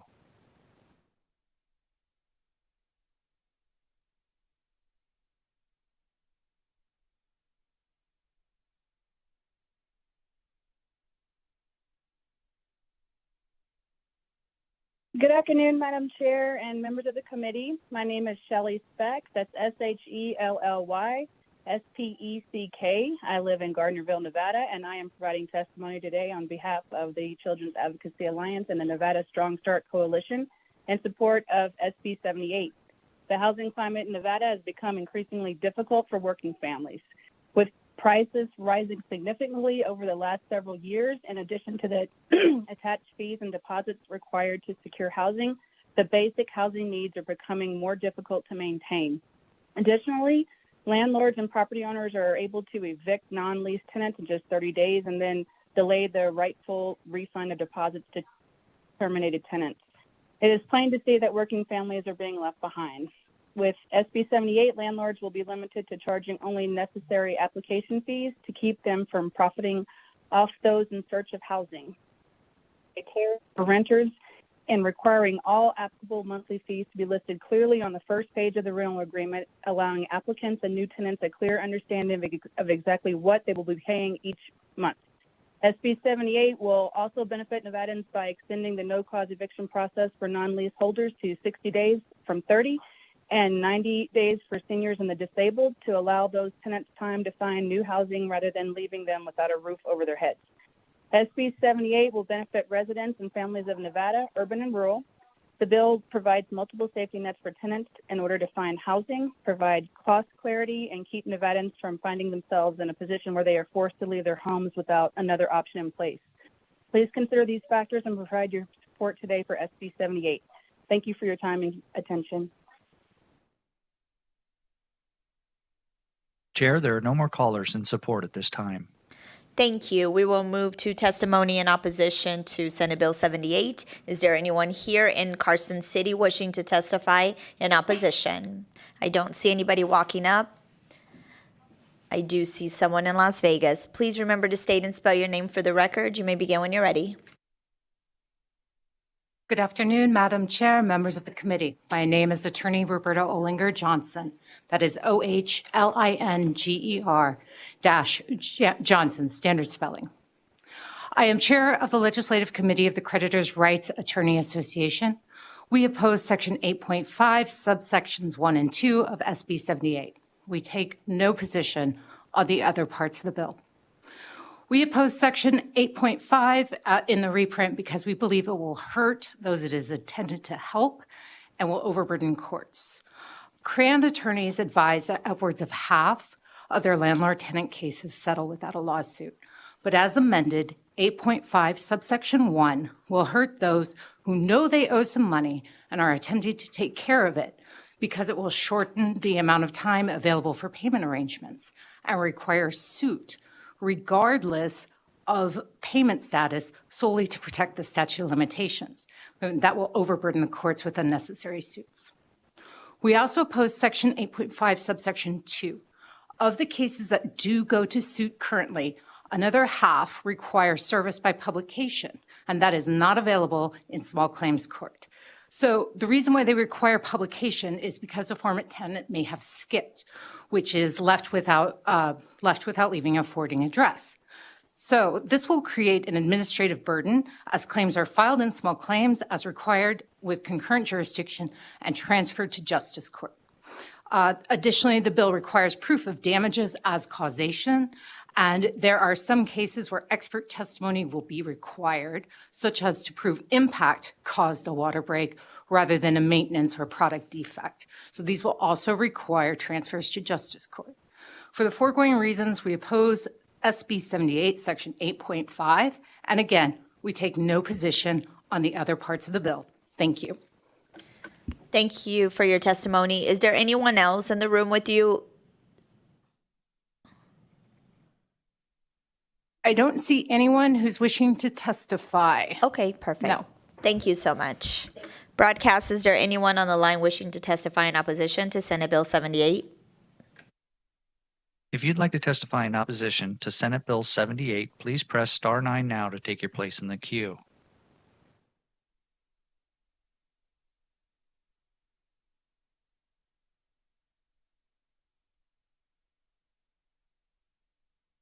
Caller with the last 3 digits 829, please press star 6 to unmute yourself.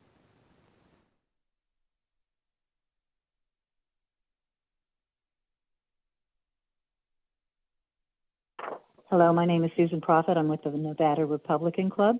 And first of all, I would like to say that I've heard a lot of misinformation today, starting with whoever presented this. This is not a bipartisan bill. Every one of you is a Democrat. We don't have a Libertarian, a Republican, or an Independent on the list. Now, I urge you to oppose Senate Bill 78. Although the bill seeks to address some serious issues within the housing market, retail to rentals, it does create some unintended consequences with severe restrictions imposed on landlords.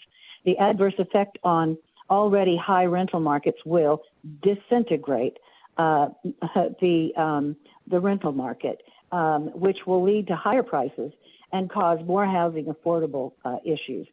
Should SB 78 pass as written, small individual owners, such as myself, will probably decide just to sell because all of the additional risk and cost incurred are not within our capability, whereas large corporate owned apartments would be able to afford and assume the risk that it creates. This would disrupt the supply chain of housing and therefore lead to higher prices, and our state continues to grow, and then demand, we need to increase, not decrease. All right. This bill is unfair. It affects families who may be using it for additional income and to supplement their investment portfolio. And although we agree that renters need help and we need to pass something to protect them from excessive fees, we also need to ensure that we don't severely leave the owners unprotected and at risk of bad actors who would use this to avoid fulfilling their contractual obligations. If your goal is to help low-income families, I suggest that you unlock economic opportunities so families can get ahead by doing a few things. Ma'am, like, your 2 minutes we is could up. remove- Can you please wrap up your testimony? Yes, I'd just like to suggest that we reform some of the burdensome housing and land use and zoning regulations, eliminate cronyism and tax subsidies for billionaires and major corporations, and remove barriers that stand in the way of pursuing Ma'am, economic please wrap up your opportunities, testimony. like parental choice.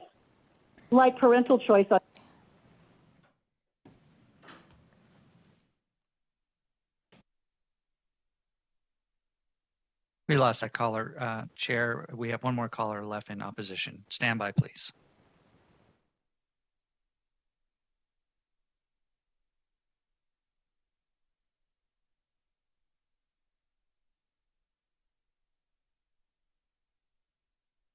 Good afternoon. My name is Matt Schriever, Schriever. As a small business owner, I oppose Section 8.5 of SB 278. By reducing the statute of limitations to 2 years, the bill reduces the time in which a landlord can find a tenant that's skipped out on rent. This would have the negative consequence of overburdening the court system with a flood of extra lawsuits within that 2 years, rather than giving the parties the time to try to resolve this without expensive lawsuits. The 2-year statute of limitations will also make the monetary amount of monthly repayment options higher because no landlord is going to agree to a payoff term longer than 2 years when it knows it will be prevented from filing a lawsuit after 2 years if the tenant stops paying. In the time after a tenant skips out on a rental, the landlord's focus should be spent on mitigating their damages by rehabilitating the property damage to the unit and finding a new tenant, and less concerned about spending money to find, serve, and file a lawsuit.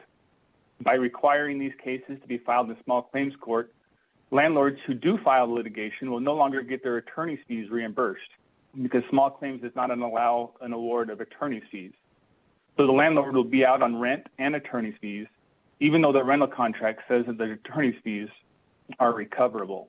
Lots of tenants do not provide forwarding addresses when they move, and small claims court does not have a procedure for allowing service by publication. In these instances, the landlord will be left without any remedy to recover its losses. Section 8.5 of this bill only benefits tenants that failed to pay rent. It punishes landlords and paying tenants. Thank you. Thank you for your testimony. Broadcast, is there anyone else on the line? Chair, there are no more callers in opposition at this time. Thank you. We will move to neutral testimony. Is there anyone here in Carson City wishing to testify in neutral to Senate Bill 78? I don't see anyone. Is there anyone in Las Vegas wishing to testify in neutral? I don't see anyone walking up. Broadcast, is there anyone on the line wishing to testify in neutral to Senate Bill 78?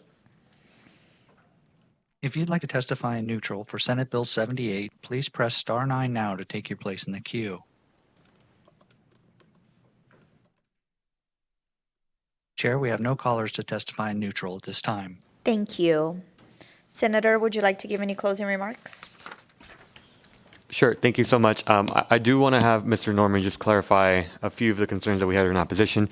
I tried to make the presentation as fast as I could, but I think it's important as to the context what happened on the Senate side. So we did work with Senator Hammond. He did vote for this bill on the Senate side. He sits on Senate Commerce and Labor, and him and I were talking about, at the end of the day, people deserve to know what the contracts that they're going into and how much they have to pay for them, which is part of the amendments that you see today. If you look at the the concept of what we're proposing, we worked with the Realtors Association and the Apartment Association, and they are neutral on this bill because we wanted to make sure that what we put forward was something that made the tenant and landlord relationship a little bit better. And I'll go ahead and let Mr. Norman also touch point on other issues as well. Chair, members of the committee, Jonathan Norman. I just wanted to point out on the opposition testimony was about the section 8.5 and about the impact on the courts. You know, we worked with the courts, with Las Vegas Justice Court, ran this language by them. There are no flags, there are no fiscal notes on this bill for the courts being burdened. I would also point out that the statute of limitation is lowered to 2 years, so there's 2 years to work out a payment plan, right, for landlords and tenants. And then in small claims court, I spoke with our attorneys at Legal Aid, and they said you can file a motion to serve by publication. So it's not that that is foreclosed, there's just an extra step. Thank you. Fabian Doñate for the record. We appreciate everyone's willingness to hear the bill, and we thank the chair for her time today. No, and we appreciate you being here and waiting for so long and being here late today. So thank you so much. And I will now close the hearing on Senate Bill 78. I will now open up for public comment. Please address your remarks to issues that fall within the jurisdiction of this committee. Public comment is limited to 2 minutes. Please remember to state and spell your name for the record. Is there anyone here in Carson City wishing to give public comment? I don't see anyone. Is there anyone in Las Vegas wishing to give public comment? Broadcast, is there anyone on the line? If you'd like to provide public comment, please press *9 now to take your place in the queue.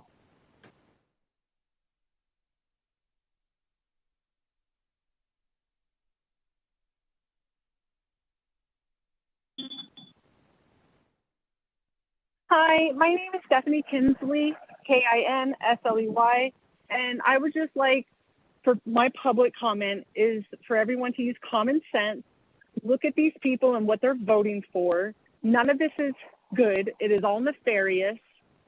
Please save our children.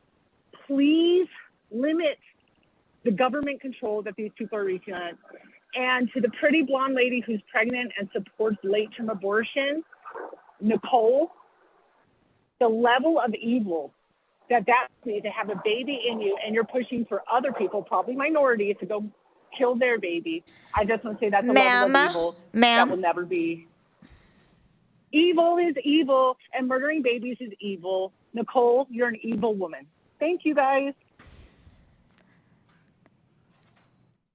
Broadcast, is there anyone else for public comment? One moment, Chair.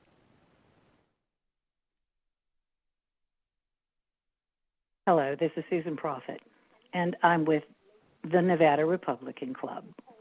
I would really like to ask you to please bring AB 405, the governor's ID, to the floor for a vote.